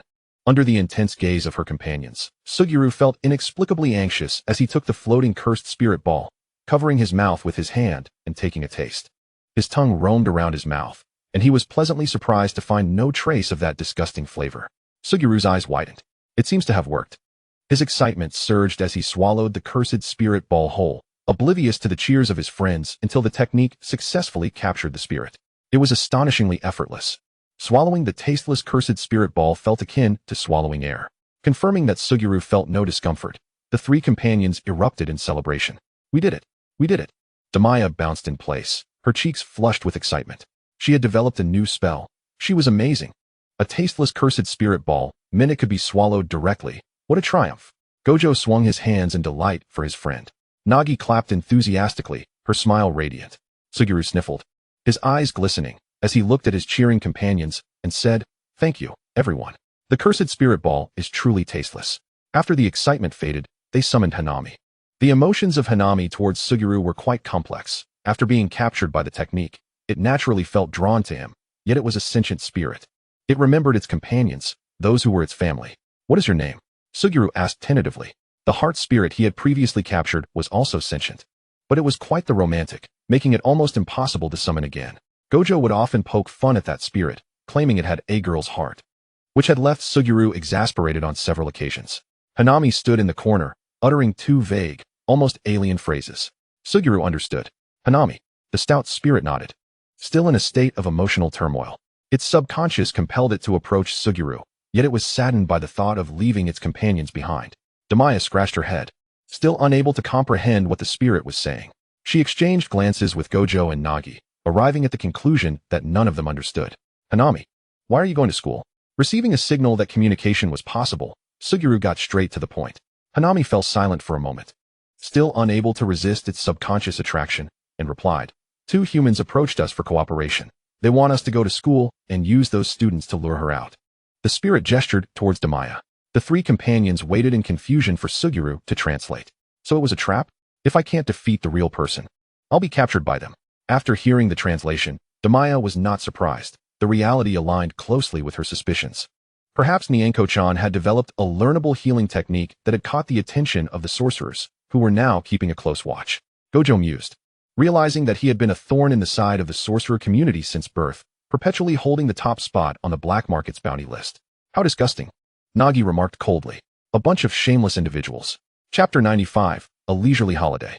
Describe the appearance of the humans who sought your cooperation, Hanami. A coldness crept into Suguru's expression. If given time, he would unearth all the nefarious figures lurking in the shadows. A white-haired individual named Rhyme, and a black-haired one named So. So has a stitched scar running across his forehead. As Hanami recalled the two figures, Damiya straightened her posture. She pulled out her phone, locating a photo of Itadori Kaori, and held it up to Hanami. "Is this the kind of stitched scar you mean?" Hanami glanced at it and nodded. The second-year students exchanged glances, keenly sensing that this was a breakthrough opportunity. If they could locate the man named So, they might also uncover the whereabouts of Itadori Kokichi. That white-haired Raimai could very well be the assassin from the previous attempt on Kogen Sai's life. Watanabe Gojo did not miss the earlier statement and voiced his speculation. It was highly plausible. Itadori Shoko nodded in agreement, lamenting that the previous confrontation had been too abrupt for them to capture any photographs. How many companions do you have? And what are their abilities? After discussing this matter, Suguru Geto moved on to his next question. The cursed spirit they had captured was indeed remarkable. They could extract a wealth of useful information from it. When Hanami responded to this inquiry, she was not as forthcoming as before. Loophole. Born from humanity's fear of the land, possesses abilities related to volcanic lava, and can manifest a domain known as the Iron-Covered Mountain. Mahito, born from humanity's feelings of hatred, can modify the souls of humans he comes into contact with, and can alter his own shape at will. Dagon, born from humanity's fear of the ocean, remains in a cursed womb state and can manipulate water flows, with a domain called the Undulating Horizon. Hanami apathetically divulged the details of her companions, already beginning to mourn for them. Their current master and companions were not to be trifled with. Gojo recorded the information on his phone, waiting for Hanami to finish before packaging and sending it to his colleague, Gakugan. What a significant haul, with so many special-grade cursed spirits, and all of them unrecorded. This was becoming increasingly intriguing. Damiya attentively listened to the descriptions of the cursed spirits and their abilities, noting that she would recognize them upon their next encounter. As for Mahito, if you ever cross paths with him, do your utmost to avoid letting him touch you. His techniques are rather repugnant. The girl recalled the modified humans and expressed her disdain for Mahito. She detested such boundless actions and vowed that if they met again, she would not allow Mahito to escape. The ability to modify bodies through soul manipulation resembled Kogen Sai's techniques. Shoko found herself somewhat intrigued by Mahito, her curiosity igniting a desire to dissect him. Geto continued to pose questions, thoroughly extracting every detail from Hanami, leaving her devoid of hope. He did not inquire about the gathering locations of the cursed spirits, as they had already captured one. It was certain they would flee. They would have to patiently wait for the next opportunity. During the latter half of the month, the supervisory board was surprisingly considerate, occasionally assigning the second year's tasks that no one could resolve. Even Shoko enjoyed a comfortable 2-week respite, thanks to the assignments given to Gojo's family and the students from Jujutsu High, which eradicated her dark circles. The young couple nestled in a hanging basket, with an endless expanse of azure sky above and crystal-clear waters below. A refreshing sea breeze caressed their skin, enveloping them in tranquility. Damiya pulled a small blanket around them haphazardly, then happily nestled into Gojo's embrace. Such serene living would never grow tiresome. Gojo tightened his hold on the fidgety girl, feeling drowsy from the gentle breeze. He leaned against Damiya, rubbing his cheek against her golden locks. They were so close, almost inseparable. Sensing something was still missing, Gojo flicked his fingertips, conjuring a surge of cursed energy. The basket gently swayed with the force, and they drifted into slumber. Not far away, Shoko sipped coconut water, contemplating sending one to me. Looking up, she saw the couple had fallen asleep again. Great. Geto, donning sunglasses, reclined on a lounge chair, savoring a chilled cola, feeling that this was the happiest moment of the year.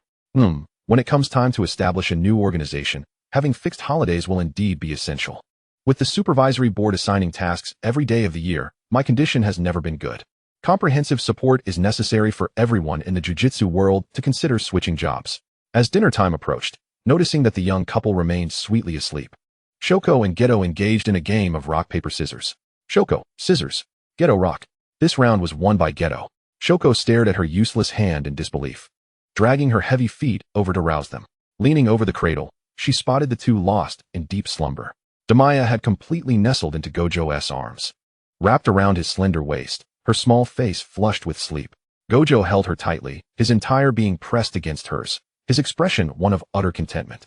Shoko scratched her face, tentatively calling out, "Me, Gojo, it's time to eat." There was no response. "Me, Gojo, wake up." She raised her voice slightly. The blonde girl shifted slightly, burying her face deeper into Gojo's embrace. The slumbering Gojo sensed the movement and, with his eyes closed, reached out to pat her head, offering comfort. Shoko sighed helplessly, yet her gaze softened. Let these two lazy cats sleep a little longer. She moved away gently. What about Gojo and the others? They're sleeping. Huh, aren't they having dinner? Have the hotel send it over. Just charge it to Gojo's card. All right then. After indulging in a lavish seafood feast, the quartet headed to KTV for a night of singing. Upon entering the room, Shoko immediately selected a soothing love song to warm up her voice. After finishing the song, she glanced at the silent trio and began to miss the songstress. You guys are the ones who wanted to come to KTV. Yet you all start playing on your phones as soon as you walk in. Damiya enthusiastically applauded, having hardly heard any songs from this world, so she couldn't sing along. The two boys absorbed in their phones were then sent off to pick songs. Geto scrolled through, selecting tracks from his favorite artists. He hadn't spent much time at KTV either, feeling slightly anxious. If he missed a note, Gojo would surely hold it against him. Gojo searched for a while and finally chose a widely popular, adorably sweet love song. He winked at the cat, signaling her to wait for the performance. As the charming intro played, both Shoko and Geto, who were in line, abruptly looked up. "You really are a cute high school girl for singing this song," Geto exclaimed in shock. The rhythm of the love cycle begins. Gojo, with a sticky sweet voice, began to sing, his tone syrupy yet earnest. The straightforwardly adorable lyrics, combined with his strikingly handsome face, captured Damiya, who sat on the sofa, completely enthralled. The little cat's eyes sparkled with delight. After singing a verse, while waiting for the rhythm to continue, Gojo sat beside Damiya, naturally taking her hand and swaying with the music, singing the lyrics to her word by word. One sang earnestly, while the other listened intently, both adorned with radiant smiles. They had created their own little world. Shoko couldn't help but clap her hands, turning to Geto, saying, "Geto, take some notes. This is how you should pursue a girl. No girl could resist a guy singing the love cycle. If they do, just sing it again." Gojo's sweet love song carried an innocent, captivating charm, and me was utterly defenseless against it. Geto remained silent, silently noting this tactic. Damn it. How is Gojo so good at this? I lost. Gojo reveled in the moment, leaving the cat blushing and feeling weak. He proudly opened a can of soda and took several bold gulps. Damiya also took a sip, smacking her lips in approval before opening her own can. It was sweet, and she relished it. Setting the drink aside, she resumed indulging in the towering ice cream sundae, spooning it into her mouth with delight. The quartet, caught up in their singing, soon found themselves hungry and ordered a plethora of snacks to satiate their appetites. They dined and sang, reclining on the sofa for brief naps whenever fatigue set in, living in sheer comfort. Suguru Geto lifted a bowl of soba noodles to his lips, elegantly slurping them down. It had been quite a long time since he had savored this dish, and a wave of nostalgia washed over him. As they ate, Damiya suddenly felt a considerable weight leaning against her. Confused, she looked up to find Wataru Kumo's flushed face mere inches from hers. His breath, carrying a hint of sweetness, enveloped her as he playfully pinched her cheek and leaned in for a kiss. "Wait, Wataru." Damiya's cheeks flushed instantly. After all, Kinji Hikari and Suguru were still nearby. What was he thinking? She hurriedly raised her hand to block him, but the determined young man collapsed against her palm, becoming utterly still. Damiya was left bewildered. Noticing the commotion, Suguru rushed over, pulling Wataru back with urgency. "You can't force it when she is not willing, Wataru. I was just singing your praises," he scolded, finally realizing something was amiss as he felt the limp body of Wataru in his grasp. "A bit of alcohol in that fruit beer," Kinji said, lifting the drink Wataru had just consumed. "Ah, that explains it." Suguru sighed in relief, chuckling at Damiya. "Wataru here can't handle his liquor, not even a little?" The young girl was astonished. She too had drunk that fruit beer and hadn't detected any alcoholic taste. "Exactly," both Suguru and Kinji replied in unison. Damiya covered her mouth, laughing heartily. So easily toppled Wataru. Due to Wataru's sudden inebriation, they decided to return home, with Suguru carrying the limp Wataru like a long floppy cat. The group had booked rooms on the same floor at the hotel for convenience, making it easy to go out together. After exchanging goodnights, the two ladies retired to their respective rooms, while Suguru took it upon himself to escort Wataru back. After ensuring everything was secure in Wataru's room, and placing a protective charm on the door, Suguru finally left. Wataru was a target of bounties in the black market. It was wise to be cautious in such a state. However, their rooms were just next door, so it wasn't a significant concern. In the deep of night, as Damiya drifted in and out of sleep, she sensed movement coming from the balcony. Before she could fully awaken, a familiar voice rang out. "Meow-chan, Meow-chan. Come open the door for Wataru, he's locked outside." Wataru crouched on the balcony, smiling as he gently tapped on the glass door, his snowy locks glistening in the moonlight. Rubbing her eyes, Damiya, with her cat ears pressed against her hair, sleepily walked to the balcony to let him in. She hadn't even contemplated why Wataru would be scaling her balcony at such an hour. With a soft click, the sliding door opened, and Wataru gracefully entered, only to suddenly leap onto her, his silky white hair brushing against her neck and shoulders. Damiya shivered, finally shaking off her drowsiness, gazing in astonishment at the large figure before her. Her ears perked up. "Wataru? I thought Suguru took you back?" She cupped Wataru's face, tilting it slightly to meet his still dazed azure eyes. "Ah, you're still drunk?" Wataru, displeased, evaded her touch, pressing himself closer, wrapping his arms around her tighter. "I want to be with Meow-chan," he mumbled, utterly uncooperative. He tilted his head, his muddled mind swirling. Then, without warning, he bent down and scooped Damiya into his arms. She let out a soft gasp, instinctively wrapping her arms around his neck. What followed were a flurry of kisses on her forehead, cheeks, and nose, infused with the sweet scent of cream. All right, Wataru, you need to go back to sleep. Damiya felt as though every inch of her face had been kissed. Flailing her hands to shield herself from his affection, Wataru grasped her small hand, bringing it to his lips and kissing it tenderly. His brilliant blue eyes sparkled with warmth. Okay, sleep, sleep, he said with a smile, as he held his beloved and walked towards the large bed in her room. Feeling a sense of unease, Damiya struggled to escape, but was gently yet firmly pulled back into his embrace. Upon reaching the edge of the bed, Wataru delicately laid her down on the soft mattress before following suit, slipping off his shoes and climbing in beside her. Damiya, clutching the blanket, warily watched him, her fluffy ears twitching in anticipation, ready to swat at him if needed. To her surprise, Wataru merely stretched, revealing his toned abdomen, before burrowing into her blankets like a lazy white cat. Hurry and sleep, Meow-chan, he murmured, snuggling closer.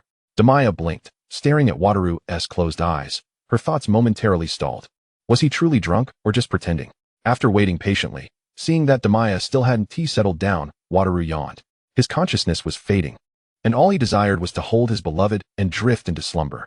Chapter 97. Husband Suguru Geto. Wataru pressed his hand on Damiya's shoulder, gently pushing her back, wrapping her in his embrace like an octopus. He placed a soothing kiss on her forehead, softly coaxing her to sleep. Close your eyes, and you'll be asleep in no time. Damiya gazed up at his chiseled profile, listening to his melodious voice as he comforted her. Her eyelids grew heavier, and soon she nestled in his arms, succumbing to sleep. The following day, Mimi, it's time to wake up. Kinji's bright voice called from outside, lightly tapping on the door. After their vacation began, it was always her responsibility to rouse Damiya, as the little cat would not awaken on her own. Hearing the familiar voice, the girl perked up her ears, summoning her weary body to rise. Yawning, she skillfully maneuvered around the sofa, making her way to the door to let Kinji in. Good morning, Kinji, Damiya mumbled sleepily. Good morning, Kinji replied, extending her hand to help her friend tidy her disheveled hair. Did you sleep well? We're going surfing later, and the weather is fantastic. Not bad, Damiya replied. Still a bit dazed, though standing at the door, her spirit was still lingering in bed. Ha! Kinji laughed at her groggy state, pulling her back inside. Suddenly, her keen eyes caught sight of a lump on the bed. You have someone in your room. Who is it? Wataru, Kinji exclaimed, her voice escalating into a shriek. I'm going to kill the scoundrel who is bullying my friend. Damiya nearly jumped out of her skin at the sudden outburst, recalling that there was indeed another person in her room. Gripping Kinji's hand tightly, she exclaimed, Kinji, you have to listen to me. We didn't do anything. She stammered, unable to meet her friend's piercing gaze.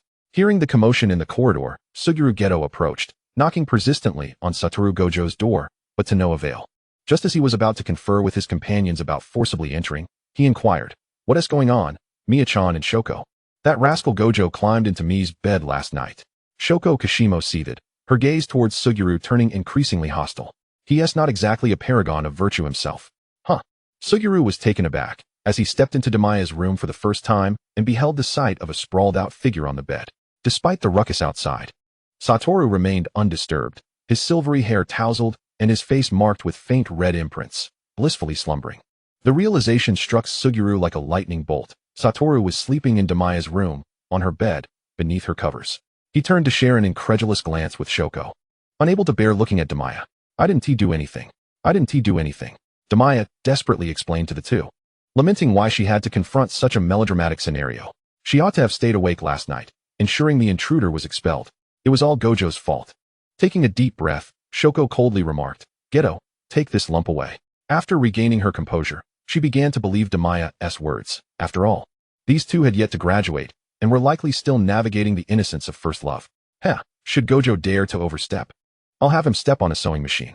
Indeed, Suguru, keen to vacate the absurd scene, summoned a cursed spirit in the form of a blanket, swiftly wrapping Satoru within it, disregarding the discontented protests, and hastily exited the room. Hey, why did you wrap me up? I was still sleeping. After the commotion subsided, Shoko slammed the door shut and began a crash course for Damiya on the 100 essential guidelines for girls in relationships, emphasizing that should one encounter a bed-hopping situation again, the perpetrator should be unceremoniously thrown out. As the chaotic holiday drew to a close, the quartet unexpectedly encountered Yuji Itadori in Sendai. The pink-haired boy, with a backpack slung over his shoulder, was animatedly chatting and playing with his classmates, his face aglow with carefree joy. Yuji, Damiya called out. They had hoped to run into familiar faces, and serendipitously, their wish was granted. Shoko stood by with her arms crossed, casting a wary eye on Satoru. Since the bed incident, her irritation towards him had only intensified. No sense of propriety whatsoever, she thought, feeling that Satoru's presence was now a nuisance to Damiya. With a sulky expression, Satoru mumbled, I'm suffering from lovesickness. Gojo, you shouldn't have been climbing onto balconies at night, Suguru subtly advised. I wasn't going to do anything, Satoru retorted, reminding Suguru that he had merely been napping in a swing with Damiya during the day. Suguru fell silent, unsure how to address someone so devoid of boundaries. Perhaps it was better to let it slide, attributing it to his and Shoko's overly vivid imaginations. Sister, Yuji called out, his joyous voice breaking through, as he spotted them and bounded over. Long time no see, Yuji. Damiya smiled, ruffling the pink-haired boy's hair. After some time apart, Yuji had gained a bit of weight, his cherubic face round and his skin radiating health. It's been a while, he exclaimed, beaming at his older siblings. Lacking a phone, he could only occasionally chat with them using his grandfather's device, yet their bond remained unstrained. Did you receive the gift I sent you last time? Suguru inquired, crouching down to look at Yuji kindly. I did. The candies were delicious. Thank you, brother. Yuji replied adorably. Noticing the large backpack slung over Yuji's shoulder, Suguru took it upon himself to assist, lifting it from the boy's back. Since adopting the twins, Suguru had developed a more husbandly demeanor. He is exuding a gentle aura, Shoko whispered to Damiya. Indeed, he has transformed, shedding the anxious disposition he once had, becoming increasingly serene and nurturing. Shoko herself had grown more lively, her demeanor brightening, no longer resembling someone who could fall asleep standing. As for Satoru, well rested, he had become more affectionate, seemingly unable to resist the urge to cuddle with the cat, as if he could not sleep without its presence. Holidays truly stabilize one's state of mind, Damiya mused. Husband. Ha. Satoru chuckled heartily, covering his mouth. Suguru, feigning ignorance, was visibly flustered, chasing after Satoru while wielding Yuji's backpack. Ah, Yuji exclaimed, watching his backpack drift further away. Don't worry, it will find its way back to you, Damiya reassured, as she took Yuji's hand and guided him home. Chapter 98, the end of the holiday. Glancing back at the direction his backpack had vanished, Yuji led the way, hand in hand with the sisters. His home, situated conveniently next to the school, meant he often traversed the route alone. Skillfully opening the grand door, Yuji ushered the sisters into the courtyard. My grandfather won't be back for a while. Would you like to play with me and toss sandbags? Young Yuji eagerly retrieved his small sandbags from the yard, his eyes sparkling with anticipation as he looked at Shoko and Damiya. The two nodded in response. It was impossible to refuse such an adorable request. He placed the wooden tray containing the sandbags in the corridor and began sharing his toys. This is little red. This is little blue. And here are little pink and little yellow. They're all very quick. Young Yuji enthusiastically introduced his collection, his small stature exuding earnestness. Go ahead and pick one, sisters, he urged, playing the gentleman. After a moment's consideration, Damiya chose the yellow one, as it resembled her hair. Shoko opted for blue, weighing the sandbag in her hands. Though it appeared small, its weight was surprisingly hefty, at least for a child. Once the sisters had made their selections, Yuji picked little red and guided them all to the designated play area outlined by his grandfather, explaining the game's rules. We just toss the sandbags out, and whoever throws the farthest wins. Damiya nodded, waiting for young Yuji to count down before flinging her sandbag into the air. Whoosh! 3 arcs sliced through the air, landing heavily on the ground. I'll go check. Yuji scampered off, his little legs carrying him as he assessed who had thrown the farthest. After a quick circuit, he compared the positions of the sandbags and clapped joyously. Me and Nichin threw the farthest, then Shoko Nichin, and finally me. Everyone did amazing, Yuji chirped in his sweet voice, diligently showering praise on all. Friendship first, competition second. Wonderful, wonderful. Yuji threw far as well. Damiya clapped along, genuinely impressed, as Yuji's throw nearly matched Shoko's. Though neither had exerted much effort, Yuji's strength was commendable. Just then, a disheveled Satoru and Suguru returned from their scuffle, their hair tousled but not a drop of sweat on their brows. What are you playing? Count me in, Satoru exclaimed, picking up the yellow sandbag with a grin. Suguru set Yuji's backpack down in the corridor and sat beside him, adjusting his tousled hair. We're playing sandbag toss. Do you want to join us, Satoru and I? Yuji asked with a beaming smile. After school, he typically spent his time alone at home, awaiting his grandfather's return for dinner, who would only come back later in the evening. Having recently moved to Sendai for his studies, he had yet to become familiar with the neighborhood children. Now, Surrounded by so many people, he was utterly exhilarated. Bring it on. I shall not be defeated. The strongest is unbeatable in any game. Wataru Gojo beckoned Yuji Itadori with a playful gesture, pulling up Suguru Geto, who was seated beside him. Suguru did not decline the invitation, casually picking up a sandbag and positioning himself. Meanwhile, the less enthusiastic Damiya and Nanami Shoko wandered to the hallway, sitting down to assist with the countdown. Now, let the games begin. Both participants sprang into action simultaneously.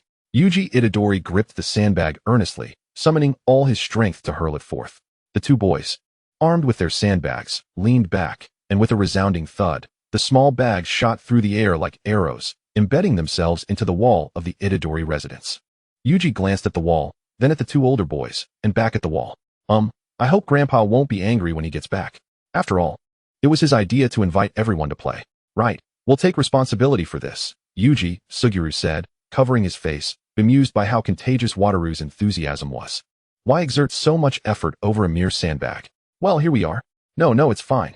I invited everyone to play, Yuji declared, patting his chest with a sense of camaraderie. No, please, we must pay for the damages, Suguru urged, gesturing for him to stop speaking. This was indeed a dead ode. If we don't, I want he sleep soundly tonight.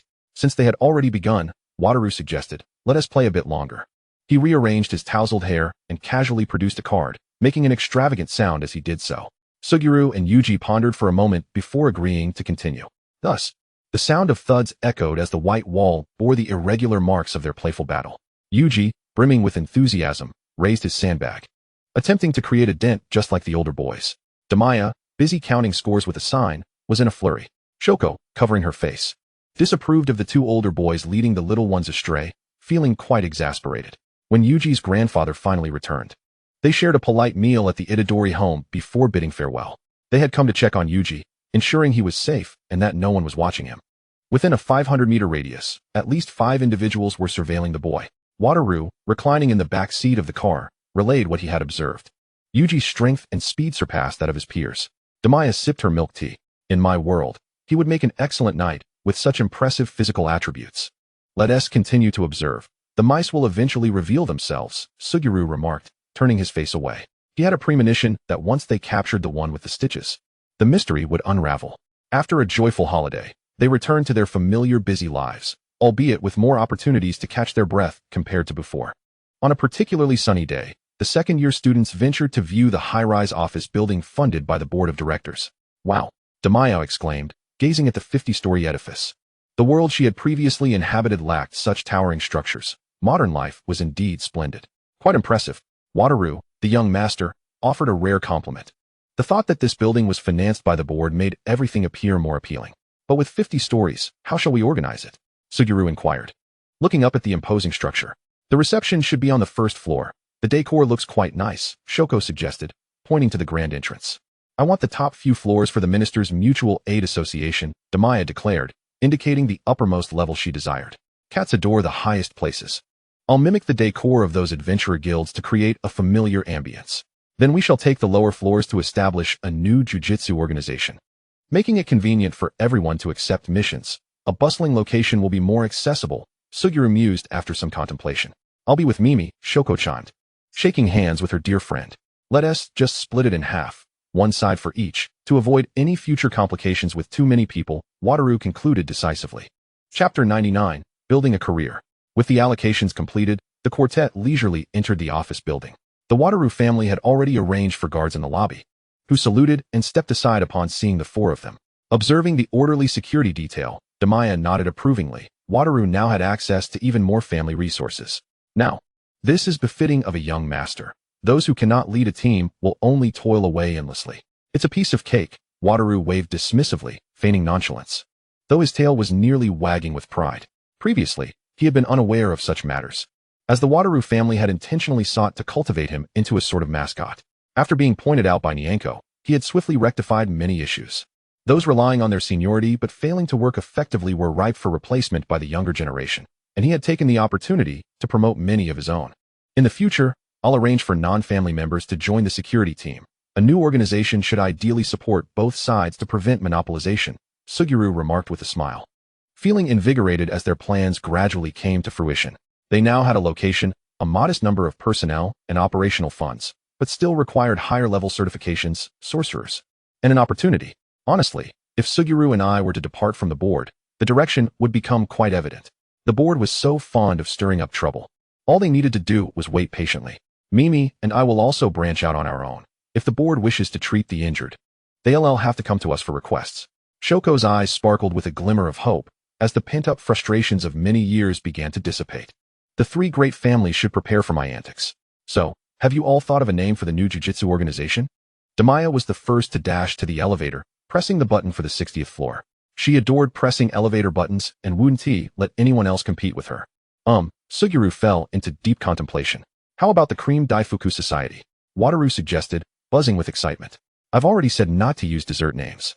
Suguru replied with an expression of exasperation, shouting at his friend. How about the Strawberry Cream Puff Circle? No way. Then let us name it the Strongest Underlings. Can you be more serious? As the two continued to bicker, Damiya scratched her head and remarked. Let us not cause a ruckus so soon. The renovations are freshly completed. This is our building, and we cannot allow it to be demolished. Shooting a fierce glare at Wataru, Suguru remained composed in the corner. Wataru shrugged his shoulders nonchalantly, acting as if there were too many rules to follow. I hope this building lasts a long time, Shoko stated, crossing her arms with a cool demeanor. Demolition is fine, just not in our own place. Otherwise, we could simply call it the Jujutsu Association.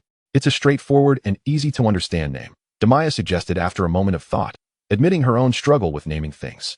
That's a bit too obvious. It could attract the attention of ordinary people, Suguru pondered before shaking his head. Then let us just use the abbreviation, Jujutsu Association. Let us put that on the list of potential names. After a lengthy deliberation without arriving at a suitable name, Suguru conceded.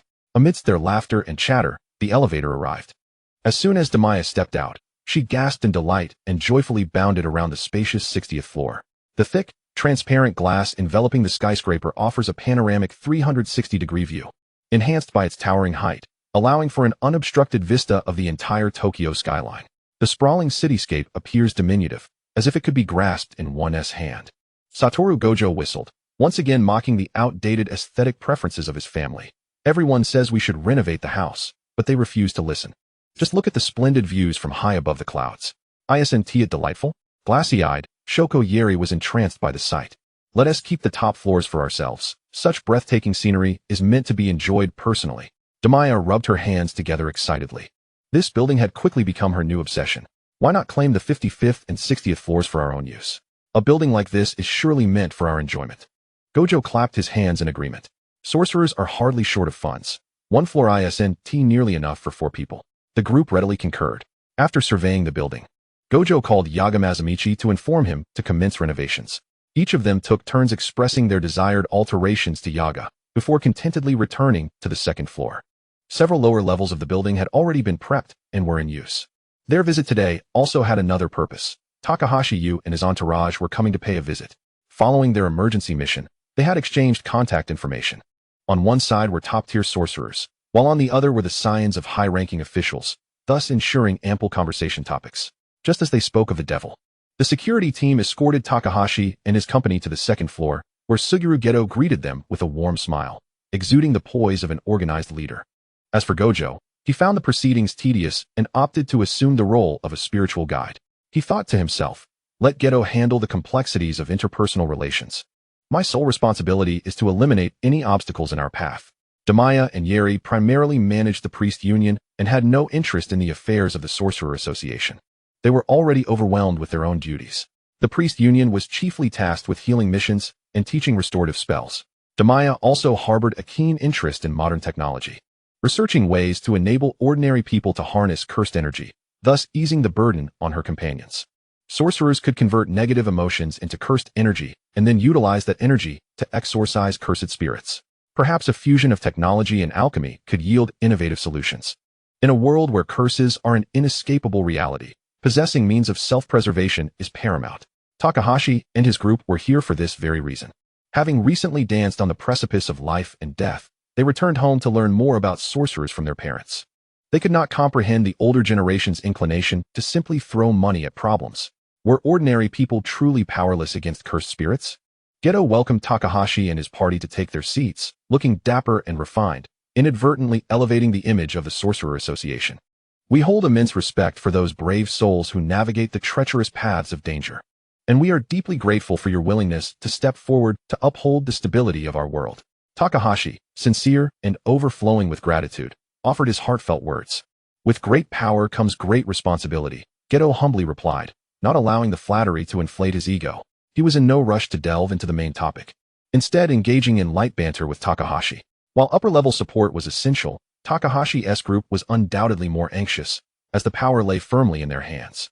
Indeed, after a while, noticing Geto's unhurried demeanor, Takahashi took the initiative to steer the conversation back to the main subject. Geto-kun, when faced with cursed spirits, are ordinary people truly left with no options? Chapter 100, No Teamwork, No Success. Takahashi-kun, as you know, curses are birthed from humanity's negative emotions, Geto replied steadily. Ordinary individuals devoid of cursed energy can only perceive cursed spirits when teetering between life and death. Although there are devices that assist vision, without the corresponding strength, it is wiser to avoid any contact with cursed spirits. The moment you lock eyes with them, they will fixate on you, and the outcome can be quite grim.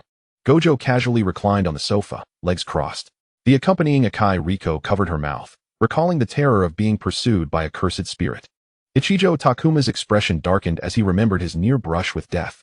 Noticing their reactions, Damiya suggested that the Gojo family prepare some snacks and desserts. She refrained from discussing the matter of transforming people, knowing that learning about things beyond their capacity might not serve them well. Takahashi sighed. For ordinary individuals, this meant dancing with danger at any moment. Takahashi-kun, you might want to consider our newly launched product, the Magic Circle. Yeri hesitated but eventually uttered the words. Though it sounded like something from another dimension, she pressed on. The pure technique large magic circle can be inscribed in any location, purging the negative emotions of those who enter its confines. I recommend placing it in the city center. Damiya distributed the prepared materials to the group and succinctly explained. Since they were establishing a union, they would also need to start seeking investment. They couldn't bear all the costs themselves. Healing services are lucrative in any world, and she had learned many useful auxiliary spells. If they inscribed 10 or 8 magic circles, the union would surely have the funds needed. Geto and Gojo quietly munched on snacks. As long as they navigated through the challenges ahead, tasks would not be lacking, though they would have to manage the overwhelming number of assignments. The number of sorcerers had always been limited, with many families opting not to undertake missions. Content to draw from the commissions while holding positions in the directorate. Takahashi and his companions diligently reviewed the materials. Although they had previously confronted the hidden aspects of their world, encountering such magic circles shattered their worldview anew. Takahashi expressed a desire to first observe the physical capabilities of the magic circle, as he struggled to fathom such an ethereal concept. In response to the customers, Damiya was accommodating, smoothly retrieving a wand from her spatial storage and effortlessly inscribing the magic circle on the ground with her blade technique. Before long, a miniature version of the pure technique magic circle, glowing faintly, appeared on the floor. The radiance of the circle only lasted a brief moment before it was entirely absorbed within its confines. To an ordinary observer, it might appear merely as an intricate pattern. To maintain discretion, the magic circle must exist for a longer duration, Damiya explained with a smile, revealing the reason for the fleeting illumination, and invited Takahashi and his companions to experience it. Nervously, Takahashi stood up first, stepping onto the seemingly ordinary pattern on the ground. In that instant, all the anxiety and fear he had endured over the past half-month, the dread of skirting death, vanished as if he had indulged in a luxurious spa for his very soul, leaving him in an unparalleled state of well-being. He covered his mouth to suppress the soothing sounds that threatened to escape. His face flushed as he retreated. Could this effect be a bit too pronounced? Takahashi asked timidly. Rest assured, I will temper the effects of the large magic circle. Even the pure technique cannot be employed daily, or one risks losing their sanity, Damiya reassured him. Having already anticipated such concerns, by inscribing large magic circles in densely populated areas, the unconscious negative emotions emitted by the masses would be mitigated, thus reducing the appearance of cursed spirits. Damiya shared her research from the past few months, providing the customers with a sense of reassurance.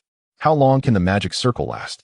Takahashi inquired, already intrigued, but aware that this topic was vast. He needed to gather more information to persuade his parents effectively. As long as it remains undamaged, it can be utilized indefinitely, requiring merely a monthly infusion of energy. Damiya's smile blossomed even more radiantly. When the time comes for mana replenishment, it will be done on their side. It's a veritable money-making venture, a delightful profit indeed. May I inquire about the costs? Glancing over at the lively discussion nearby, Akai Riko stealthily edged closer to the Min magic circle, extending her foot. Hissing, she leaped out of the magic circle as if scalded, clutching her flushed face. This magic circle is remarkably powerful.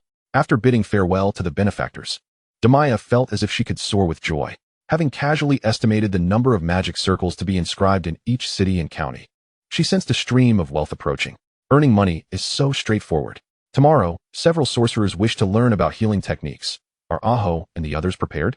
Glancing at her phone's notes, Iketo Shoko inquired. She had liberated herself from the infirmary, becoming a competent guild leader. The only distinction now was that her overtime had shifted from the infirmary to the guild. They are all ready.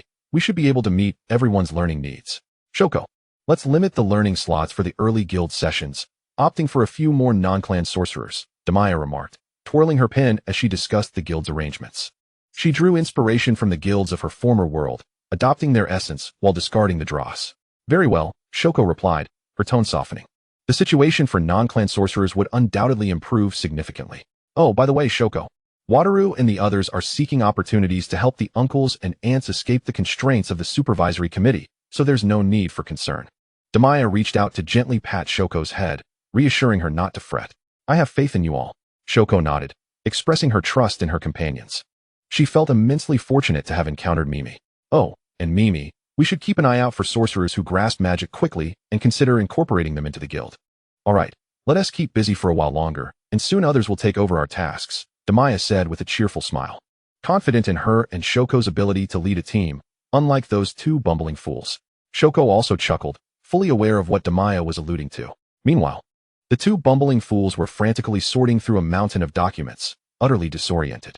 Outside, members of the Gojo family continued to stream in with files necessary for establishing the new sorcerer organization, along with lists of personnel for liaising with the upper echelons. All of it had been obtained from the supervisory committee. Gojo Satoru, holding a stack of documents, remarked with a deadpan expression, "Get Yawari over here." Where had his assistant gone? Why was he handling everything himself? Wasn't he the heir of the Gojo family?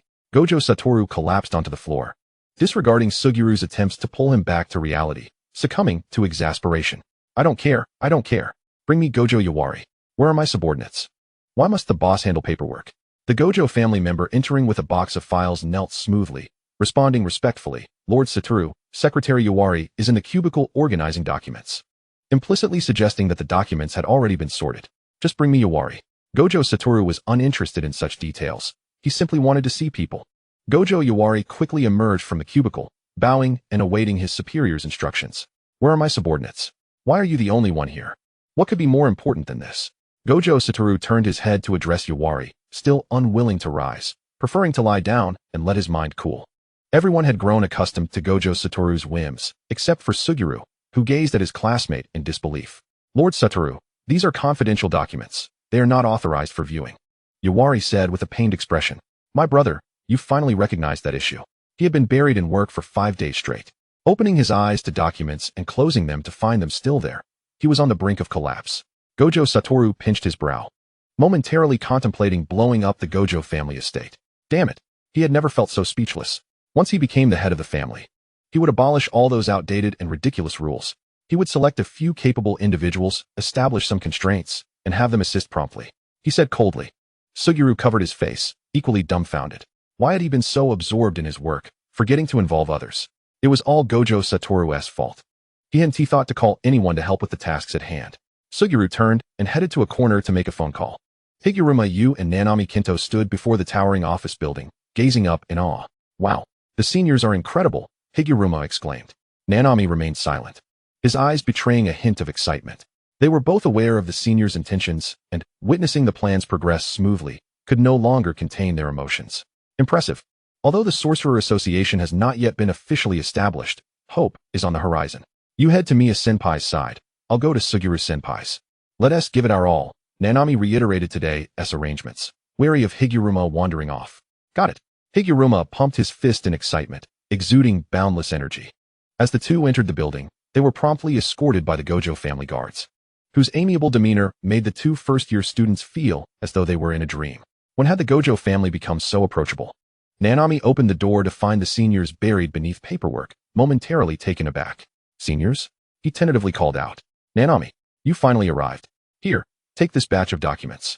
I need you to sift through the obsolete lists of high-ranking officials and input the data into the computer, Gojo Satoru exclaimed, pleasantly surprised at the arrival of his junior. Swiftly delegating the task, he had already developed specialized software capable of handling task input, personnel management, data storage, inquiries, and even cursed object transactions, akin to a guild hall in a game. With rapid advancements in technology over the past few years, their sorcerer association was anything but rigid like the supervisory committee. Eventually, if technology could detect cursed energy, he even planned to launch a satellite, eliminating the need for human detection of cursed spirits. How splendid. Thank you for your hard work, Nanami, Suguru said appreciatively, recognizing the value of having a reliable junior on board. The supervisory committee had been comprised of individuals who merely feasted without working, relying on records from years past. They didn't even bother with categorization, leaving everything in disarray. Now, in the midst of their busyness, they were still sorting through the cursed spirit records from the supervisory committee's years of neglect. Previously, they had been unaware, but upon review, it became clear that the supervisory committee did not act promptly upon discovering cursed spirits. Instead, they delayed until casualties among ordinary people became evident before assigning tasks. They would then pass the records to the upper management, emphasizing the horror of cursed spirits and the indispensable nature of the supervisory committee, akin to nurturing a venomous insect. The guard, wearing a gentle smile, escorted Nanami to his designated spot before withdrawing. Earlier that morning, Gojo Satoru and Suguru had announced a new regulation. Anyone failing to fulfill their duties would be dismissed and replaced with someone more capable. The Sorcerer Association would not harbor idlers. Those unable to discern direction had no place here.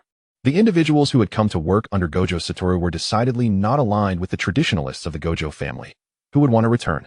Thus, the Jujutsu Association has become increasingly engaged, with service attitudes improving remarkably and efficiency soaring. Noticing the changes over the past few days, the second-year students expressed their satisfaction. Indeed, healthy competition has revitalized stagnant waters. Meanwhile, as soon as Yuichi Hibara arrived, he was swiftly ushered into the magic study classroom. With the priest guild still under renovation, Damiya and her colleagues were temporarily stationed on the third floor.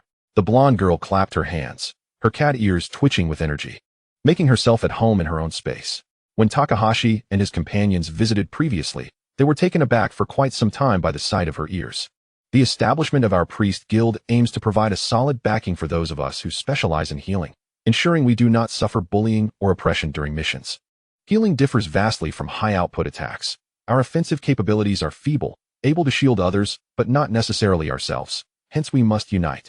No one shall bully us. Damiya stood on the platform, her impassioned speech galvanizing the audience, igniting fervor and enthusiasm among them. Strangers quickly integrated into this nascent organization. Having grown accustomed to preaching in the temple, Damiya was well practiced in this role. Yuichi Hibara, initially observing from the sidelines with Shoko Yeri, found himself swept into the crowd, eager to pledge his all for the guild. Shoko blinked, feeling a surge of excitement. No wonder Mickey claimed that integrating new members would pose no challenge. This was rapidly evolving into a guild of fervent belief. Hearing the cheers from above, the three still fervently typing on their keyboards fell silent. Are they having a party upstairs? Wataru Fushiguro's eyes lit up with curiosity. Perhaps he could sneak away to join the festivities. However, Suguru Geto firmly pressed him back down, ominously stating that he should not even think about escaping. This association was their joint endeavor, and none would be allowed to flee. Chapter 102. New Mission. Wataru Fushiguro sulked, surprisingly refraining from his usual antics. After a brief respite, he resumed his work. Given the current circumstances, he was able to discern priorities. The young master of the Fushiguro clan had begun to exhibit a sense of responsibility. Nevertheless, we certainly ought to organize a celebratory gathering, Suguru Geto remarked, rubbing his temples. As the pile of documents threatened to overwhelm him, they had not halted their supervisory tasks. Upon receiving a mission, they extracted themselves from paperwork, completing it only to return to their previous work. It felt as though they were being pulled in two directions at once. Tomorrow, the Fushiguro clan would send a group. They would arrange the party then. Upon mentioning this, Wataru's fatigue dissipated, and he diligently focused on these preparations. His feline companion reminded him of the importance of balancing work and leisure. Otherwise, one day he might truly sneak off to play. I concur. Kinto Nanami poked his head out from the mountain of documents, equally overwhelmed. The endless paperwork left him wondering when the overtime would conclude. Although he had come to assist, the seniors had not neglected their own needs. However, the sheer volume of work was staggering. In a certain valley, the furious Loako expelled torrents of flames, forcing Lime and Jinso back several meters. It pointed accusingly at the two, berating them. It is all your fault that Hanami was captured, you wretched humans. With Hanami now in captivity and Shinjuku severely injured, it began to suspect that these two had deceived it. Foolishness begets blame for others. Lemay replied coolly, her eyes brimming with derision. You. Luako's head flared with flames, fists clenched, stepping forward as if to strike. We share a common goal, Luako. Do not let the sacrifice of our members lead to infighting. What you should contemplate is how to avenge Hanami, Jinso slowly interjected, concealed disdain glimmering in his eyes. This group of cursed spirits is utterly foolish. They are ineffectual and more of a hindrance than a help, were it not for their future utility. He would have disregarded them already. Because of your plan, we lost a comrade. You must provide me with an explanation. Luako's face was grim. Should it fail to satisfy him, he would kill these two. The starry body's time is approaching. At that moment, deal with that golden-haired woman as you see fit. Jinso whispered, revealing his plan. He appeared relaxed, as if everything was under his control. It is best if it unfolds just as you say. Luako gritted his teeth. He no longer fully trusted this man. The promise of cooperation felt hollow, as this individual spoke but did not act. Were it not for the potential benefit of his connection with the human sorcerers, he would have struck first. Patience would be required. Jinso, fully aware of the malice in Luako's eyes, paid it no mind. Having survived for so many years, he possessed ample hidden resources, especially now with Li Mei as his ally. The Cursed Spirit Guild had suffered losses, and those injured lay in disarray, while one remained in gestation. Controlling them would be a mere trifle. After a flurry of activity, the long-dormant supervisory committee began to stir. They vaguely understood what the second-year students had been preoccupied with recently, but regarded it with contempt, observing with a sense of schadenfreude. Did they truly believe they could change this world? At that moment, the supervisory committee remained unaware that the higher-ups had already met with Suguru Geto and his associates, even completing a significant transaction with Damiya. First-class sorcerer Damiya and Suguru Geto swiftly proceeded to Tokyo XX to execute a protection mission and eliminate the assailant. Damiya casually glanced at her phone before tossing it back into her bag, unhurriedly summarizing the issues for the guild members before descending to meet Suguru Geto. The members expressed their gratitude in a daze, then collapsed in despair, clutching their heads. No one mentioned that memorizing this magic circuit would be so challenging. They had been struggling in silence for half a month and still could not retain it. Keep pushing forward. At least it's better than the reverse curse technique without any discernible learning method, one female member remarked, sipping her coffee and returning to her memorization. Indeed, the member perked up, declaring he would not give up. This ability, once memorized, could be unleashed, had never been seen in the realm of sorcery. Learning it would be a gain. In the lobby on the first floor, Suguru Geto lounged on the sofa, yawning behind his hand. He appeared somewhat fatigued, but his eyes sparkled with vitality. Spotting Damiya as she descended, he raised a hand in greeting. Did you see? The protection mission. Damiya approached. Her golden hair elegantly coiled atop her head, exuding grace and competence. Yes, the assailant is likely a curse user, Suguru Geto replied nonchalantly. This was his first time undertaking such a mission, and he was uncertain about what the supervisory committee had in mind. For us to handle the protection. How formidable must this assailant be? The blonde girl crossed her arms, scoffing. She was quite busy. The supervisory committee seemed to have too much time on their hands. Let us go take a look. Noticing the auxiliary supervisor cautiously peeking around the door, Suguru Geto said, Jujutsu for gods. Wataru Fushiguro, why are you two going on a mission without me? Am I not strong enough? The phone chimed with a flurry of messages, and Damiya pulled it out, noting the outpouring of discontent in the group chat. Jujutsu for gods. Damiya, we'll be back soon. Suguru Geto, Wataru. I need you to hold down the fort with Nanami and the others for these 2 days. Wataru Fushiguro, huh? Who's messaging? The signal is too poor. I didn't receive anything. Damiya, cat meme laughing JPG. Suguru Geto, smiling JPG. Shoko Yeri. Geto said to work hard these 2 days and not to slack off. Wataru Fushiguro. My phone is broken. Why can't I receive anything? Satoru Gojo hastily exited the group chat, seeking solace from Damiya as he lamented his grievances. The group had been excessively unkind to him. Gojo, resembling a distressed feline, exclaimed, Whoa, Mia-chan, look at them.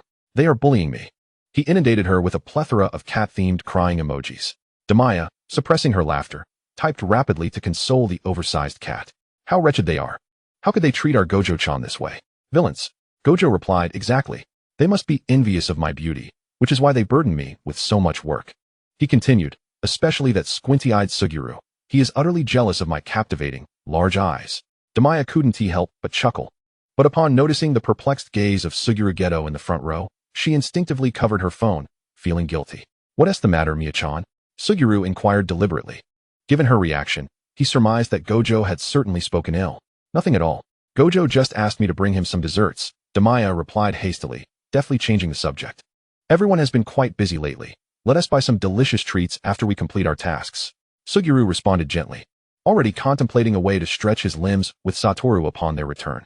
Chapter 103, Protecting the Target. Damiya closed the car door, surveying the opulent and grand private estate.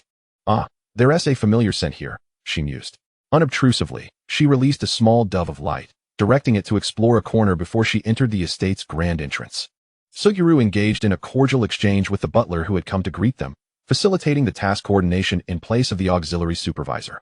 The butler initially exhibited surprise upon seeing Suguru, but quickly masked his expression, leading the group to their transportation. May I inquire how to address you, my lord? The butler asked Suguru warmly. I am Suguru, and this is Damiya. Suguru introduced himself and his companion, subtly glancing at the butler's silver-framed glasses. Detecting a faint wave of cursed energy that suggested cursed artifacts, the butler casually nodded at Damiya before turning back to flatter Suguru, saying, Lord Suguru, it is a pleasure to meet you. Your assignment from the Director's Council indicates your prowess among sorcerers is truly exceptional. I look forward to your splendid execution of this task, eliminating the assassin. Suguru frowned, mildly irritated by the butler's blatant disregard for Damiya's presence. Damiya crossed her arms.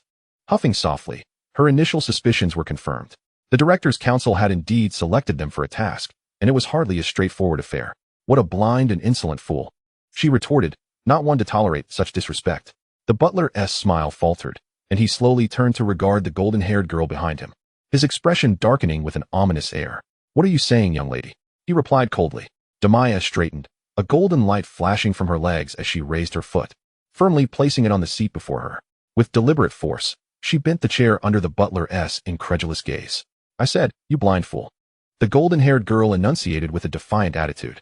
The butler, cornered, crouched before the chair, his lips trembling as he gazed at the deformed seat. This chair is reinforced with iron. He cast a panicked glance at Suguru, only to see the back of the dark-haired boy's head, who had turned away, intently observing the scenery outside, choosing to ignore the scene. And why are you looking at me? I stand with my companion, he thought silently, without any support. The butler timidly glanced back at Damiya, raising a hand to slap his own face, forcing a false smile. Please, my lady, do not hold it against me. I was blind to your greatness. Allow me to punish myself and bring you joy. As the butler spoke, he began to slap his own face with remarkable force, swelling his cheeks in moments. Enough. Close your mouth and get away. Damiya interjected, irritated by the sound of his self-inflicted punishment. This man was far too quick to submit, lacking any sense of dignity. Why yes, thank you for your kindness. The butler ceased his actions, remaining crouched as they awaited their transportation's arrival. After a lengthy ride, the vehicle finally arrived at the impressive villa. Damiya and Suguru entered, finding themselves face-to-face with their target, a distinguished middle-aged man seated at the center of the living room. Raising a glass in salute. Ah, new faces. Suguru-kun, is it? And Damiya-kun, I am Masaru Tokugawa. He rose unsteadily to greet them. I have eagerly awaited your arrival. Someone is attempting to assassinate me, having already dispatched a group of my bodyguards just last night. The security company claims they are powerless, so I had no choice but to seek your assistance. The inept cannot compare to you sorcerers, Masaru explained, his demeanor relaxed and nonchalant, devoid of the panic one would expect from someone facing such a threat. Is it a curse user? Suguru inquired regarding the details of the task. I'm not sure. Perhaps, Masaru replied. How did the fallen bodyguards encounter the assassin? Ah, I had them impersonate me to bait the audacious assassin, but it turned out to be a failure. Masaru lamented with a shake of his head. Understood. Suguru noted the valuable information and began conversing with Damiya. They decided to take a stroll through the back garden to investigate the surrounding terrain. Masaru pushed past the butler, volunteering to lead the way to the garden. As they rounded a corner, a vast sea of crimson flowers came into view, the vibrant roses swaying gently, their intoxicating fragrance wafting through the air. This floral display is my pride and joy, Masaru declared, becoming entranced by the scent, his complexion reddening. Damiya wrinkled her nose, detecting the oddly potent aroma. She maneuvered her dove, hidden in the sky, to observe the area, relaying the visuals to her mind. Suguru also surveyed the surroundings, noting the openness of the back garden, which offered little concealment for anyone. As they sensed someone approaching, a floral servant emerged from a nearby house, and upon recognizing the visitors, his pupils dilated in shock. The flower servant fell to the ground, frantically exclaiming in panic. Ha ha ha. It's all right, it's all right. You may go, Masaru waved dismissively, not diverting his attention from the servant. He plucked a rose, admiring it in the sunlight, entranced as he tucked it behind his ear, utterly lost in the floral paradise. Damiya noticed that the rose had pricked Masaru's ear, drawing blood, yet he remained unperturbed, still selecting flowers with dedication. Feeling somewhat dizzy, she nudged Suguru with her elbow, suggesting they explore elsewhere. Suguru subtly nodded, and the two slipped away from the back garden. A madman and a fool. Let that assassin come forth. This place is cursed. Damiya muttered as they walked. I recall seeing his name in the files. Masaru Tokugawa. He issues high-value missions to the Directors' Council monthly. And he is a notable figure among the government elite, a scion of a prominent family. Suguru recounted from his memory. Every month. How frequent? As Damiya conversed with Suguru Geto, she simultaneously processed the images transmitted by the pigeon. The estate was astonishingly vast. It took a considerable amount of time for the little dove to complete a single circuit. Indeed, we must exercise caution tonight. Tokuwazaki is not as simple as he appears. Geto whispered. They were nearing the grand entrance of the villa, so it would be prudent to remain vigilant. Chapter 104, The Black Van. Damiya and Suguru Geto returned to the villa's grand hall, preparing to familiarize themselves with the layout. Sensing their intentions, a servant bowed politely. There are numerous corridors within. Permit me to guide you, esteemed guests. Geto glanced at Damiya, seeking her approval. She nodded, allowing the servant to lead the way. Whether the servant was genuinely guiding them or merely surveilling them was of little consequence. With his head bowed, the servant walked ahead, softly explaining the villa's layout to the two sorcerers. Tokuwazaki's estate was adorned in a literary retro style, the villa itself a quintessential Baroque masterpiece, replete with marble, murals, chandeliers, and long, heavy drapes, all extravagantly and intricately decorated. The villa was divided into 3 floors. The first floor hosted guests, the second floor contained guest rooms, and the third floor was off-limits, where Tokuwazaki resided. As they traversed corridor after corridor, observing the intricate and unified wall paintings and decorations, which created a labyrinthine distribution of rooms, Damiya rubbed her eyes. Straight, then a turn, then straight again, and then another 2 turns. What comes next? This villa is absurdly large. I assent it. Is there a floor plan for the second floor? Geto asked, rubbing his temples, having failed to memorize the route. Do normal people really design their homes like a maze? The decorations are all identical. One could easily get lost within. No, my lord, the servant shook his head, stopping before a guest room and opening the door. This is the room prepared for you. Lady Damiya's room is next door. Should you require assistance, please ring the bell to summon the servants. We are at your service. She indicated the location of the bells, which were positioned beside the main door and at the bedside. Damiya waved her hand, dismissing the servant, feeling no inclination to navigate this maze-like villa. If a fight breaks out, I'll just walk in a straight line. She stepped onto the plush carpet, taking a turn around the guest room. Geto flung open the window, surveying the room's position within the estate, while he and T sensed it in the grand hall below. Ascending to the second floor gradually unveiled the ostentatious decay characteristic of such affluent families. Was this a form of gaining worldly experience? Let us have them bring dinner to the room later. I'd rather avoid contact with that neurotic Tokuwazaki, Damiya declared, settling into a lavishly ornate sofa, idly fiddling with a chess piece, which she had discovered during her exploration of the room. All right, Geto leaned in, intrigued by the chess set, and they spent a considerable time arranging the pieces according to the tutorial. Eventually, they began to play Gamoku on the black and white board. I won again, Damiya exclaimed, having swiftly learned the rules of Gamoku and immediately elevated herself to an advanced player. She had set a clever trap for Geto, appearing to attack while subtly positioning her 5 white pieces. Engrossed in defense, he remained oblivious to her strategy until the game concluded rapidly. Impressive. You learn everything so quickly. Miya-chan. Geto clapped, offering genuine praise, as he was never one to withhold compliments. Of course, I memorized the scriptures of the God of Light in just a week, and it was a hefty tome. The golden-haired girl tilted her chin, gesturing dramatically to emphasize the book's thickness. Was it really that thick? You must have worked hard. Miya-chan, that's wonderful. Geto responded, stroking her hair affectionately, his enthusiasm evident and sincere. Having spent a year as a classmate of Satoru Gojo, he had honed the skill of complimenting others with finesse. Haha, the astonished expressions of those nobles were priceless. I am the fastest to complete the scriptures in a century. Damiya chuckled, playfully covering her mouth, her delight causing her fluffy ears to perk up. She shook her ears, resting her hands on the chessboard, eager to continue when the pigeon fluttering outside transmitted a new image. A pitch-black van entered through the estate's back gate, gliding smoothly into the garage. Do the wealthy truly use vans? Damiya inquired, tilting her head to look at Geto. Surely not. They seem to have high standards for quality. Believing that only what is lavishly funded befits their status, he mused, resting his chin on his hand. Is that so? Damiya nodded, guiding the pigeon into the garage to observe the black van from a distance. Faint, indistinct sounds emanated from the vehicle. Just as she contemplated a closer inspection, the butler's voice echoed from afar, and the van's locks disengaged, the doors swinging open. The little dove deftly perched atop a chandelier, skillfully evading the gaze of those disembarking. A tall, robust man donned in sunglasses approached the butler, and they exchanged cordial handshakes. From her elevated vantage point, the dove could not discern their conversation. Relying on their gestures to infer meaning, the man in sunglasses erupted into laughter, patting the butler on the shoulder.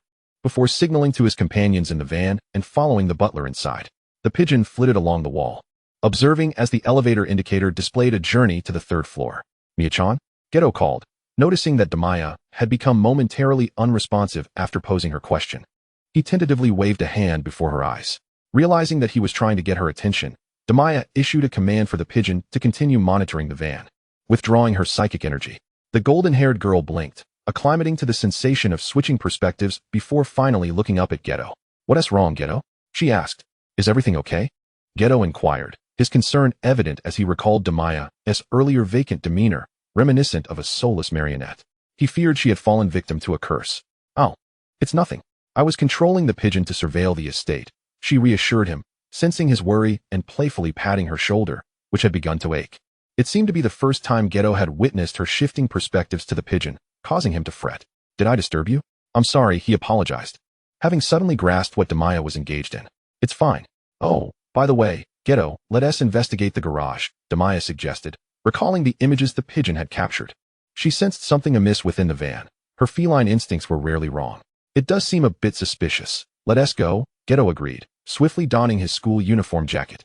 The two opened the window and swiftly leapt outside. Outside the garage, they swiftly subdued the guards, slipping into the garage and weaving through various luxury vehicles until they located the black van parked in a corner. "Shall we go straight in?"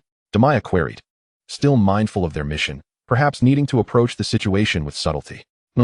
Let me create a distraction with a cursed spirit," Geto pondered for a moment before declaring. He summoned a long-haired Sadako cursed spirit, directing it to drift toward the van. Chapter 105. The best of the venue, Sadako-chan. Inside the van, a burly man seized a woman's hair forcefully, whispering menacingly, "You'd best know your place. You wouldn't want anything to happen to your family, would you? The master is quite comfortable, and you might even receive a reward." The woman, bound tightly with ropes, huddled in a corner, her hair yanked upward by the man, forcing her upper body to rise. She lifted her head, her fair cheeks sealed with black tape, her expression defiant as she fixed her gaze on the imposing figure.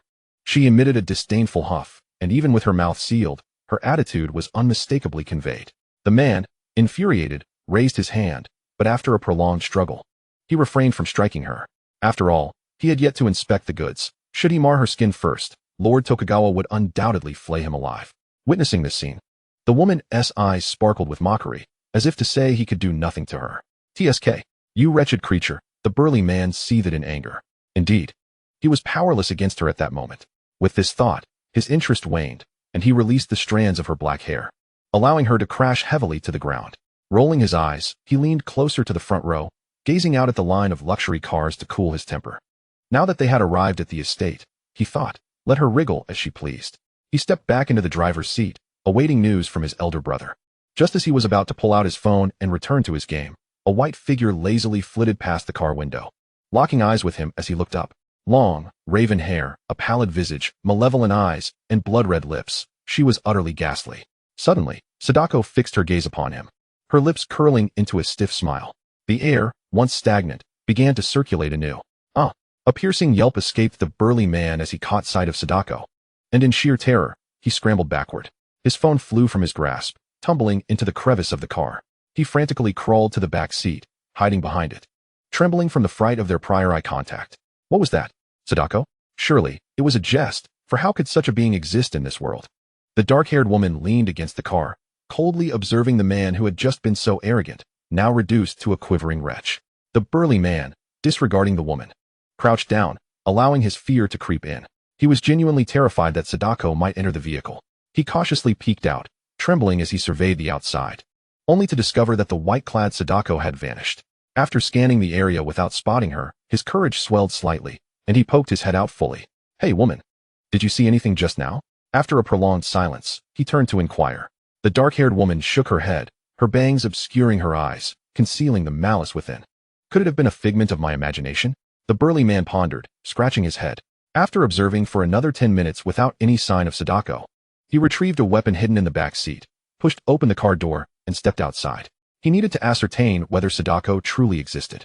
If someone dared to toy with him, he would ensure they tasted lead. A fierce expression overtook his face. Once outside, he circled the van, meticulously checking every nook and cranny, even beneath the vehicle. Furrowing his brow, he prepared to broaden his search radius, but unexpectedly, in a moment of turning, the ghostly visage of Sadako appeared before him, scarcely 3 centimeters away. "Ah!" The burly man screamed at this startling proximity, stumbling backward in panic as he raised his weapon and fired wildly. The bullets tore through Sadako's white dress, shattering the windshield of a nearby luxury car. A sardonic expression graced Sadako's face as she effortlessly pursued him, her dress morphing into soft tendrils that ensnared him. "Let go of me! Let go of me!" "Ah!" Bound by her grasp, the burly man struggled frantically, but found himself utterly helpless against Sadako, akin to a child facing an adult. In terror, he met her icy smile, and he promptly lost control of his bladder.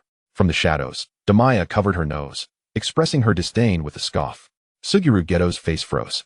His Sadako was still entangled with the man. Meanwhile, the burly man stammered, "I am just a delivery guy. I didn't kill you. Go find the real murderer." He trembled, recognizing Sadako as a past delivery item. Sadako remained silent, her icy gaze fixed on him. Seeing her pause, he thought he might escape, and hastily spilled forth. "Please, I'm innocent. I just do my job for money. The true monster is Tokugawa. He has a penchant for tormenting others, but is too afraid to act himself. So he pays us to select goods that suit his tastes and deliver them to him." He halted, cautiously glancing at Sadako, fearful that his words might provoke her wrath. Noticing her lack of response, he continued, "We deliver to him for his amusement, 2 to 5 items every week. I swear I'm not the killer. Please let me go to find Tokugawa." Throughout this ordeal, Miss Sadako remained motionless, her silence compelling the man to divulge everything in desperation.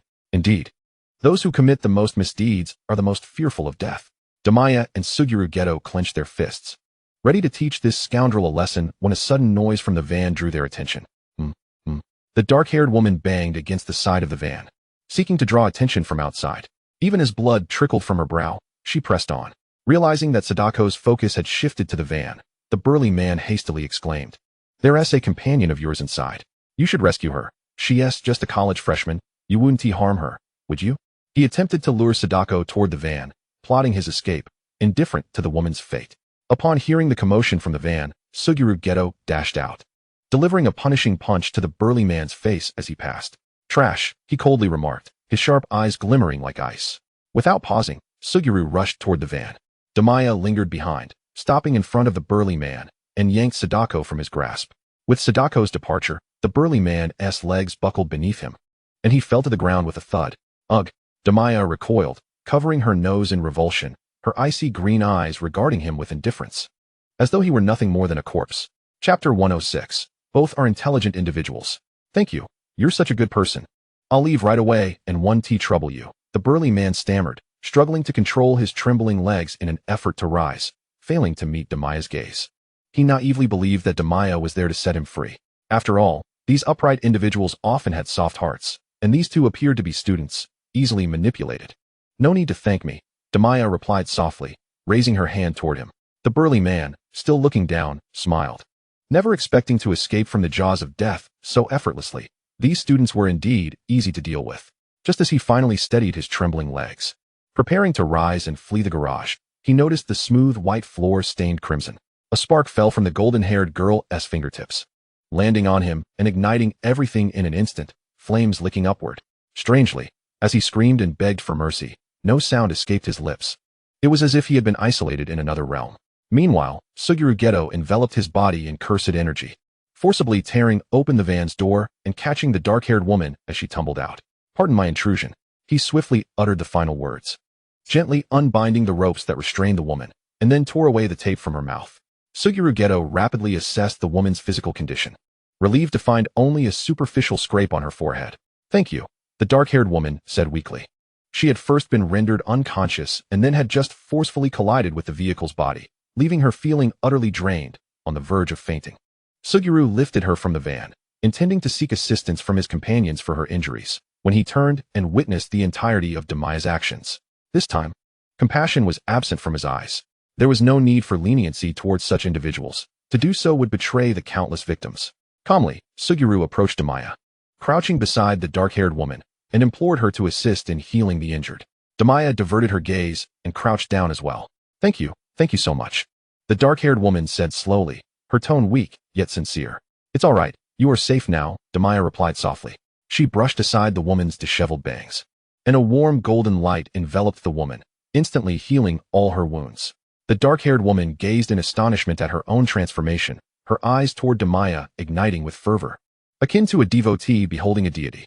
Once assured that the dark-haired woman could sit independently, Suguru gently released her, having kept his hands open while carrying her. We need to head to the 3rd floor. Can you stay hidden in the garage for now? Suguru inquired gently.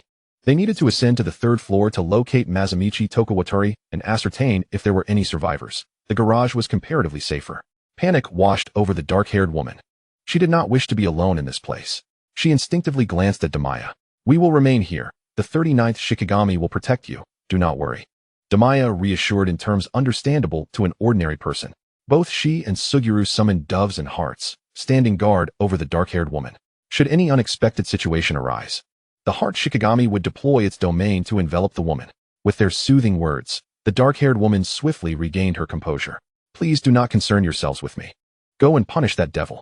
On the 3rd floor, Masamichi Tokawatari languidly flipped through photographs featuring vibrant beauties with dark hair and eyes, crossing his legs. Just these two. The quality is diminishing, he said, handing 2 photographs to the person beside him, his tone tinged with dissatisfaction. Yes, sir. Recently, the police have been obstructing us, shortening the time for sourcing. Next time, I promise to satisfy your expectations, the man in sunglasses explained with a smile as he received the photographs. From now on, deliver 2 each time. It's never enough for me.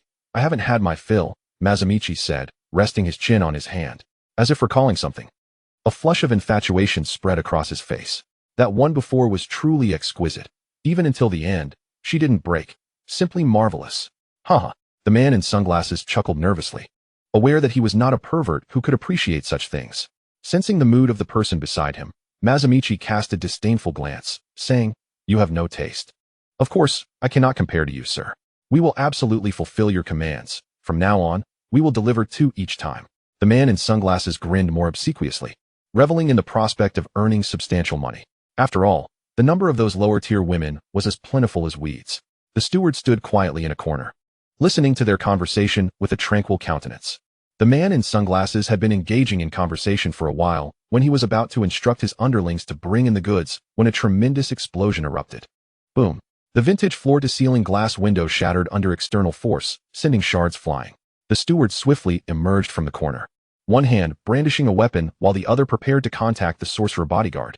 The man in sunglasses, accustomed to such attacks, reacted swiftly, drawing his weapon to shoot. However, they were both flung aside by a dark shadow, their weapons and phones sent soaring away. Bang! Bang! The 2 crashed heavily against the wall, momentarily dazed. A melodious ringing echoed through the smoke as the steward saw the bodyguard they had summoned emerge from the mist, having ended a call. I have arrived. No need to call, Suguru said indifferently, his usual smile absent from his face. Damiya stepped on the fallen Masamichi Tokawatari, using her magic to disperse the gray mist. Hey, aren't you our hired bodyguards? What are you doing now? The steward exclaimed in astonishment, nearly leaping up had he not been pinned against the wall. Masamichi, pressed beneath Damiya's foot, initially looked at her in shock before suddenly realizing. You know? He asked calmly. Damiya remained silent, applying pressure with her foot. Masamichi inhaled sharply. Yet instead of crying out in pain, he laughed. Please, calm down, Miss Damiya, he said lightly, his expression untroubled, as if he were unafraid of what the 2 sorcerers might do to him. My surname is Tokawatari, as you are aware. My family and my current position are not ones that can be disposed of lightly. If you kill me, there will certainly be outrage from above. This would be a blatant slap in the face to the G family. Masamichi placed his hand on Damiya's shoe, pushing slightly. You 2 are intelligent individuals. Surely you do not relish trouble? Let us simply laugh it off and move past this matter. He maintained a faint smile throughout, seemingly confident that the 2 would not dare to harm him. Chapter 107. The succubus, Satoru Gojo. Damiya despised being threatened. Did he think she would waver between choices? No. She would choose to overturn the table. The blonde girl lowered her eyelashes and with a swift kick, sent Masamichi crashing against the wall.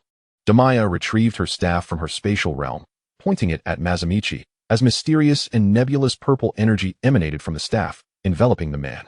She did not wish for this individual to have an easy death. Her illusions were not particularly adept, as they could affect the sorcerer's mind, but for such scum, it was just right. Masamichi felt a sharp pain in his waist, and upon looking up, found himself in a blinding white expanse. Clutching his waist, he staggered forward, cautiously surveying his surroundings. Had that woman thrown him here? Where was this place? As he walked, he spotted a small, blood-stained knife, and in the blink of an eye, the surroundings underwent a dramatic transformation. He found himself ensnared in blood fog, tightly bound on a torture rack. An indistinct shadow brandished a knife, gliding it along his body before plunging it brutally into his forearm. Masamichi screamed in agony. Having led a life of luxury, he had never endured such pain. Trembling and his consciousness fading, he opened his mouth to utter something, only to receive another stab, and then faster and faster. Blood and pain enveloped him. Watching as Masamichi's expression twisted in torment before he struggled and gradually lost his breath, Damiya hurled a fireball, incinerating everything in its wake. Cleaning up the battlefield is indeed a virtue. The steward and the man in glasses, petrified by this surreal scene, knelt early on, pleading for forgiveness and frantically shifting blame onto Masamichi, claiming their innocence. Suguru turned to observe their tearful faces, recalling the dark-haired woman in the garage and the victims who had suffered to death. Their lives should not have been this way. Whoever spared them. He moved his fingers. Whoosh. 2 fireballs surged from a distance, engulfing the steward and the man in glasses, leaving not a trace behind. Departing from this place, which exudes an ominous aura, Damiya swiftly grasped her companion's hand and made a hasty exit. She was not one to linger after a confrontation. In her world, it would have been the elder's turn to intervene after dealing with the younger foes. After confronting the minor threats, the more formidable ones would inevitably emerge. The two of them leapt from the window, quickly returning to the garage, where they rode on their cursed spirits to transport the raven-haired woman to the hospital. It was nighttime, and they soared high enough that ordinary people would scarcely notice their passage. Should anyone take heed, the ever-watchful Satoru Gojo would be there to handle it. In any case, they both refused to step beyond the confines of the villa, preferring to remain within the expansive private woodland. By the time they returned to the office building, it was already past midnight. They had grown accustomed to such hours, as sorcerers were a breed that thrived in the embrace of darkness. As Damiya closed the car door, she stretched, relieved that the long day had finally come to a close. The two ambled towards the office, engaging in a casual conversation about their recent assignment. Neither regarded Tokugawa as a significant figure. Regardless of how eloquently he spoke, he was not deemed indispensable by the higher-ups. In fact, for someone like Tokugawa, his demise would be a mere convenience. Were Damiya in her own realm, she would summon a necromancer to seize Tokugawa's soul, enslaving him for eternity. There was nothing more despairing than the prospect of eternal captivity. As Damiya stepped through the door, a white figure leaped toward her, and this time she did not evade. Satoru Gojo landed on her, playfully tousling her hair. "You naughty cat, where's my promised dessert? Why did you return empty-handed? I'm quite upset," he exclaimed, his deep, magnetic voice brimming with charm. Damiya seized his mischief-making hand atop her head, tilting her chin up to explain, "Satoru, it was all rather sudden. We flew out on our cursed spirits. Not listening, not listening." Gojo tightened his embrace, and with his face, he continued to nuzzle her golden locks, intent on disheveling her hairstyle. He was not truly angry. It was merely playful banter between young lovers. Once again, Damiya felt as though she were being enveloped by a large white cat, and she raised her hand to gently stroke Gojo's head, soothing the mischievous feline. Suguru Geto squinted in disbelief. "So you've become invisible, have you? Well, I'm used to it by now. I'm off now, Miya-chan. Remember to submit the mission report tomorrow, right?" He began, but faltered, having never encountered such a situation before. Killing the protection target was not something he felt inclined to write about. He would let the regulations handle the handover to the supervisor. Damiya waved goodbye to her companion, dragging the large bundle of cat with her. "Satoru, could you at least point out where your office is?" As soon as they entered the office, the silky form of Satoru Gojo, who had been clinging to her back, finally released her, only to seize her wrist and push her against the wall. A fervent, urgent kiss descended upon her, as if he wished to consume her entirely. Damiya felt her tongue being drawn in, struggling to push him away, one hand pressing against his solid chest in a bid to resist. Gojo captured her delicate hand, aiding her in pressing it against him. "Ah," she gasped, feeling the softness of his skin against her fingertips. She desperately attempted to withdraw her hand. But it was not just her tongue that was ensnared now. Her hand was firmly held captive as well. How infuriating. Yet, how could a petite cat's strength compare to that of a sorcerer? Gojo not only allowed her to savor the fullness of his muscular chest, but also held her hand, gliding it along the contours of his powerful physique. As Gojo's actions grew increasingly daring, Damiya squeezed her eyes shut and bit down hard. Ow! He yelped, casting a wounded glance at her. Finally liberated, Damiya shot him a glare, wiping the liquid from her lips. How ruthless you are, Miya-chan, he lamented, extending his tongue to show her the small wound on it. The bright red tip of his tongue was marred by a small cut, crimson blood trickling down. Damiya felt a rush of heat flood her cheeks, her face turning an even deeper shade of crimson. In a flurry, she cast a healing spell on him, pressing her hand against his lips to urge him to keep quiet. Gojo gladly accepted her affectionate gesture, pulling her waist and collapsing onto the sofa. He hummed a little tune, once again toying with Damiya's long hair, his fingers weaving through it, attempting to craft an intricate style. With her flushed face nestled against his chest, Damiya's heart raced with embarrassment, and despite feeling her hair being tousled, she had no intention of lifting her head. How much like a succubus you are, she mused. Why won't you look up at me, Miya-chan? Gojo teased, observing her flushed earlobes. Lift your gaze, will you? I've finally found a moment of respite after so much work, he coaxed, almost in a sultry manner. Huddled in Gojo's embrace, Damiya playfully punched his chest. But after much hesitation, she finally lifted her head. Are you tired, Satoru? You must remember to balance work and rest, she expressed with concern, activating her magic. She closed his 6 eyes, ensuring he could truly rest. I know, he replied, brushing his fingers across her cheek, deftly sweeping away her disheveled bangs. His gaze burned with intensity as he etched her image into his memory, yet no matter how much he looked, he could never seem to quench his longing. Why are you so adorable, Miya-chan? In the days they had been apart, he had constantly thought of her, yearning to see her, to touch her, to delve deeper. Gojo gently kissed her forehead, holding her tighter, as if wishing to meld their very essences. It seemed he had caught a feverish desire to be close to her. Resting against his sturdy shoulder, Damiya wrapped her arms around him, her eyelids slowly fluttering shut. So warm. Satoru Gojo closed the car door and entered the supervisor's office. He was there to assist Miss Miya with their current task, which, in truth, was not a significant issue. Such matters were quite commonplace in the sorcery world. However, the supervisory board had a penchant for making mountains out of molehills. The board convened in the hall, with numerous representatives from both clan and non-clan sorcerers in attendance. Damiya and Suguru Geto felt a sense of pride as they had eliminated high-ranking members, plunging the supervisory board into a governmental quagmire. What do you have to say for yourself? Yuri Zenin, seated among the clan sorcerers, was the first to strike. Having lurked for so long, he finally found his opportunity. If he did not carve out a piece of flesh from Damiya, he would not bear the Zenin name. The other high-ranking members of the supervisory board remained silent, preparing to observe before reacting.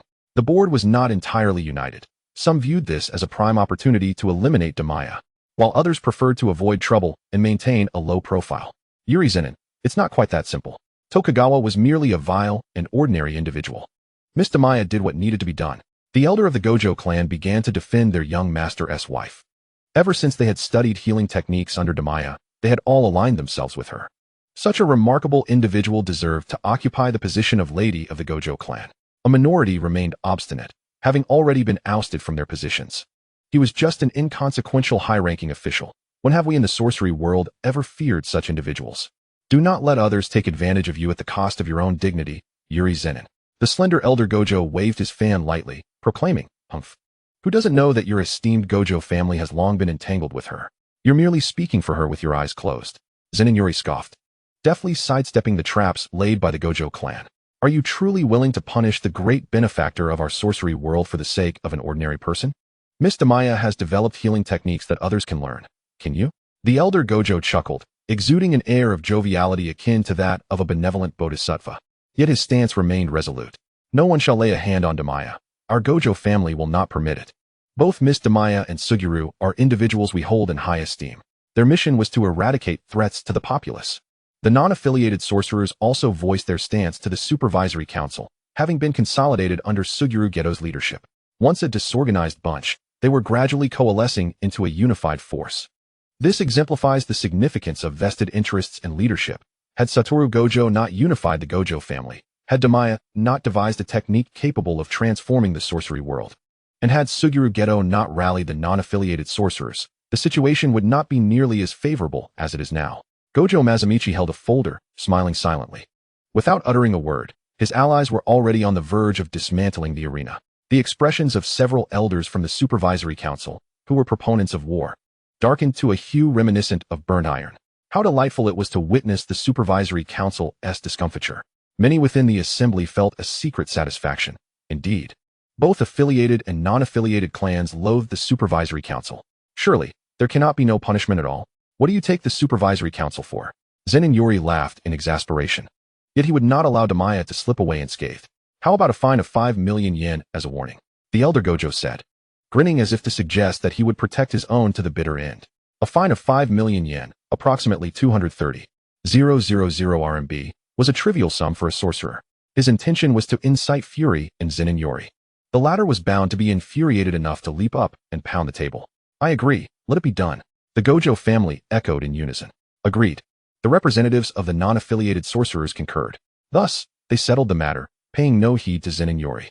The other elders of the Supervisory Council, displaying remarkable awareness, chose to remain silent.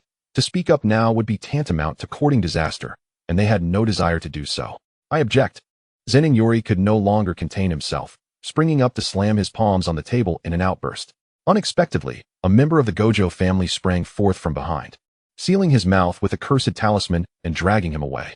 With the nuisance gone, the meeting concluded harmoniously. As they exited, the elder Gojo tossed a card to the Supervisory Council, containing 5 million yen. Whoever dares impede the rise of the Gojo family shall find themselves sorely mistaken, he declared, departing with an air of nonchalance. The Gojo family's young master and his lady would be under his protection. None could stand in the way of their ascendants. Once the Sorcery Association established by the young master commenced operations, they would find themselves atop all clans, laughing heartily. Gojo Mazumichi lowered his head to conceal a smirk. However, it would not be as idyllic as the elder envisioned, a singular voice of authority. The meeting concluded successfully, the penalties for Damiya and Suguru Geto raised high, only to fall gently. An unease settled within the Supervisory Council. As they sensed the erosion of their power, they could no longer control the 4 second-year students. The once malleable non-affiliated sorcerers began to adopt a firmer stance, expressing dissatisfaction over being relegated to mere task recipients, while the affiliated sorcerers enjoyed their comforts at home. The sorcery world was indeed beginning to transform. On the top floor of the building. Is it true? They paid my fine. Damiya inquired, astonished. Did they not previously believe I was a vixen enchanting you? The rapid reversal in their attitudes baffled her. Chapter 109, The Star Core Mission. The two sat on a swing indoors, swaying gently as they gazed at the vibrant nightscape of Tokyo. Well, they often ask me when I'll marry you. Satoru Gojo leaned against the back of the swing, using his cursed energy to propel it. He delighted in swinging high. It added to the thrill. Marriage. Damiya gasped, taken aback at the thought. Why such a surprised expression? Satoru squinted, noticing her reaction. You don't want to take responsibility for me? You heartless cat. He grasped her shoulders, cradling her face. All my firsts belong to you. Holding hands, embracing, falling in love, kissing, and even my future firsts, Satoru continued, his expression growing increasingly intense as he locked eyes with her emerald gaze, as if pondering something. Stop right there. Damiya interjected, sensing the atmosphere shift. She extended her hands and playfully slapped his cheek. Did I say anything? It was quite peculiar for the Gojo family to harbor such thoughts. Just last time, they had been at odds. Blame those shameless noble families, she muttered. Satoru covered his face, feigning a sorrowful demeanor, his pure white lashes casting shadows over his azure eyes, resembling a forsaken white cat. Miao-chan is a heartbreaker, he remarked coldly, turning his face away. I didn't say anything. Damiya cleared her throat, feeling slightly guilty. She stole a couple of glances at Satoru, utterly charmed by his woeful expression, and reached out to caress his hair. Then why are you unwilling to take responsibility? Even though she signaled her interest, Satoru stubbornly pressed on. Well, it's just. It feels too early to be thinking about this, Satoru. We haven't even graduated yet. Observing his obstinacy, Damiya climbed onto the swing. She forcibly turned Satoru's head towards her and leaned in to kiss his forehead. Noticing his hesitation, she lowered her head and planted 3 more kisses. As the warmth lingered on her forehead, Satoru's gaze shifted from sorrow to triumph, a smile blooming across his face. He knew Miao-chan harbored feelings for him. He wrapped his arms around her waist, burying his face in her neck. So, Miao-chan will take responsibility, right? He inquired softly. Of course. I adore you, Satoru, and will always do so, Damiya replied, her eyes brimming with tender affection. Ah, Natsuki is calling. Satoru, let me get the phone. No. Let Natsuki come and speak for himself. Satoru. 1 week later. Amidst the whirlwind of activity from the quartet, they finally managed to streamline the two organizations. Nightingale was set to announce the new task assigned by the supervisory council at the office. He had heard whispers of what the students were up to. But with the headmaster preparing him for the next principal role, there was much to learn, and he felt somewhat overwhelmed. The most he could do was to intercept the supervisory council's meddling and personally assign this new task to the students. Hey, long time no see, Nightingale. Satoru greeted casually, tearing open a package of mango daifuku. He was famished, having not eaten lunch yet. Long time no see, Teacher Nightingale. Suguru politely greeted the instructor, summoning his subordinates to bring forth a plethora of food. He too was hungry. Don't forget to come learn healing techniques once you're done, teacher, Damiya chimed in, munching on spicy strips with oil smeared all over her mouth. Hi, Natsuki waved, greeting them with an energetic demeanor unlike her usual self. It's been a while, Nightingale smiled. Since winning this building during their second year, they had not returned to the sorcery high school to reside. It appears that this group of little rascals is quite busy. Yet they exude far more vitality than before, Night Moth Sidhu thought with a sense of satisfaction after observing them for a while. What kind of task has the supervisory committee concocted this time to warrant such a grand announcement? Wataru Fushiguro mumbled through a mouthful of daifuku. Most tasks from the supervisory committee are typically communicated via mobile notifications. It is a task regarding the Star Core, as per the directives of Lord Tenjin. The mission entails safeguarding the Star Core and ensuring its fusion with Lord Tenjin. Night Moth Sidhu stated solemnly, fully aware of the challenges this assignment poses for the students. However, there is no alternative. This is the individual designated by Lord Tenjin. Tenjin? Damiya had never encountered this name before. The casting of barrier techniques, such as those at Jujutsu High, relies heavily on the assistance of Lord Tenjin, explained Suguru Geto. Lord Tenjin's techniques are rather unique. He must assimilate with a specific star core every 500 years to maintain the current state. Wataru and Suguru will undertake the mission, while Damiya and Shoko will remain at Jujutsu High. You will return with the star core in 2 days, understood? Night Moth Sidhu addressed the two troublesome students. During their absence from Jujutsu High, he found himself rather content, as his hair had finally ceased its relentless shedding. However, upon seeing the Star Core mission, he realized that the good days were over. After bidding farewell to one another, Wataru Fushiguro and Suguru Geto set off on the Star Core mission, while Damiya and Shoko returned to Jujutsu High. As Damiya ascended the familiar Torii path, the sunlight streaming through illuminated her way. She was no longer the person she once was. Climbing stairs was now a trivial feat. Shoko followed suit, no longer appearing breathless as before. Let us directly interface with Jujutsu High. Shoko will entice both teachers and students away. The supervisory committee is unworthy, Damiya articulated her thoughts. Unbeknownst to her, she had been in this world for nearly half a year, most of which was spent at Jujutsu High, forming a deep attachment to the school. Excellent. Then we shall become the superiors of Teacher Night Moth, compelling him to organize weekly reports daily. Shoko calmly uttered words that would undoubtedly rattle Night Moth Sidhu. Ha ha ha. Damiya laughed so hard her face ached. No wonder the four of them bonded. They were hardly model students. The following day, the wait for news from Wataru and the others became unbearably tedious. Damiya took the keys and opened Wataru's dormitory door, beckoning the first-year students to join her in playing games. As she entered, she flopped onto the nostalgic lazy sofa, rolling around for quite some time. The sofas at the company could not compare to this level of comfort.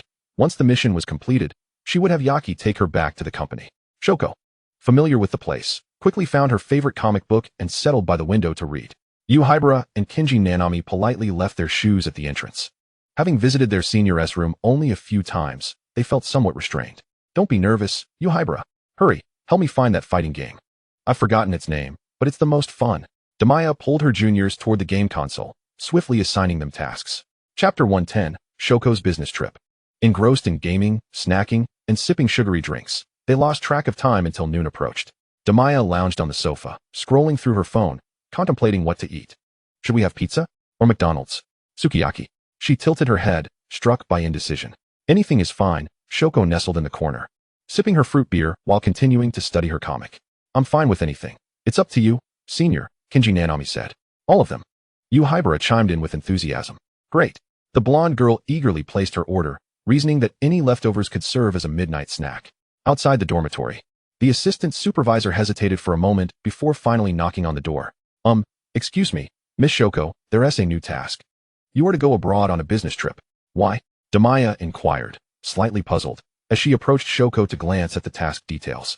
Since they had opened up studies on healing techniques, they had received fewer treatment assignments. The Overseas Jujutsu Organization has encountered a special grade cursed spirit, suffering severe damage, and has reached out for assistance. Miss Mimi will accompany you, so there's no need to worry about safety, the assistant supervisor said gently. The two looked at the photos of the injured in the documents, frowning at the catastrophic casualties. Very well, I shall prepare to depart immediately, Shoko stated decisively after reviewing the information. She could also take the opportunity to promote their priest mutual aid association, allowing everyone to share in the joy of healing. After all, abroad is a vast opportunity. Their association offers magical studies for free, only charging for energy converters. If anything arises, message me. I'll be here at school. Damiya gestured for contact, confident that with Mimi present, there would be little to worry about. All right, Shoko nodded, saying farewell to her juniors as she departed. How tragic it is abroad. At least we had Shoko-senpai before, Yuhibara remarked, stroking his chin. He had also glanced at the documents, noting the numerous severely injured patients, some of whom had perished outright. Indeed, Kinji Nanami replied solemnly. Being of mixed heritage, he had some understanding of the situation regarding foreign jujutsu sorcerers. Reversal techniques are truly a rare occurrence. For someone like Senpai Miya to develop healing techniques that others can master is incredibly impressive, indirectly saving many lives. The takeout arrived one after another, and as Damiya indulged in a greasy meal, her phone rang. She picked it up, and true to her expectations, it was Wataru Fushiguro calling. Hello? Hello? Meow-chan, have you missed me? I've missed you so much. Wataru cooed, his voice dripping with affection as he splashed around in the seawater. Eek! Riko Tennai was startled by his tone, feeling goosebumps rise on her skin. How had he suddenly changed like this? Who was he calling? Riko Tennai approached Suguru Geto, whispering her inquiry. His girlfriend, Suguru replied in a hushed tone, finally having a moment to breathe after their busy schedule. Huh. This revelation shocked Riko Tennai, causing her voice to rise, but upon realizing it, she quickly lowered it again. This person can actually have a girlfriend? He asked so despicable. Suguru Geto was momentarily at a loss for words. Who are you talking about, Tennai? I saved your life. Upon hearing Riko Tennai's self-deprecating remark, Wataru lost his temper. He and Meow-chan are a match made in heaven. He hurled a large stone in her direction, and even though Suguru tried to block it, the splashed water drenched Riko Tennai's face. Wataru! Suguru exclaimed awkwardly. Riko Tennai turned away, spitting out seawater, bending down to grab a stone. Riko-chan! Suguru quickly intervened. Ha ha ha! That's so embarrassing. Wataru laughed heartlessly. Uffed. Damiya couldn't hold back her laughter upon hearing the commotion on the phone. Wataru truly attracts trouble wherever he goes. Are you hurt, Wataru? After laughing, Damiya inquired about her greatest concern. I'm fine, it's super easy. That little brat from the Star Corps has a bounty on his head. But the cursed sorcerers that came are all quite weak. With Suguru and me here, it's merely a trivial matter. Wataru excitedly shared the events of the past couple of days with Damiya over the phone. He placed particular emphasis on how, at Riko Tennai's school, he had not removed his glasses to show the students, nor taken their contact information.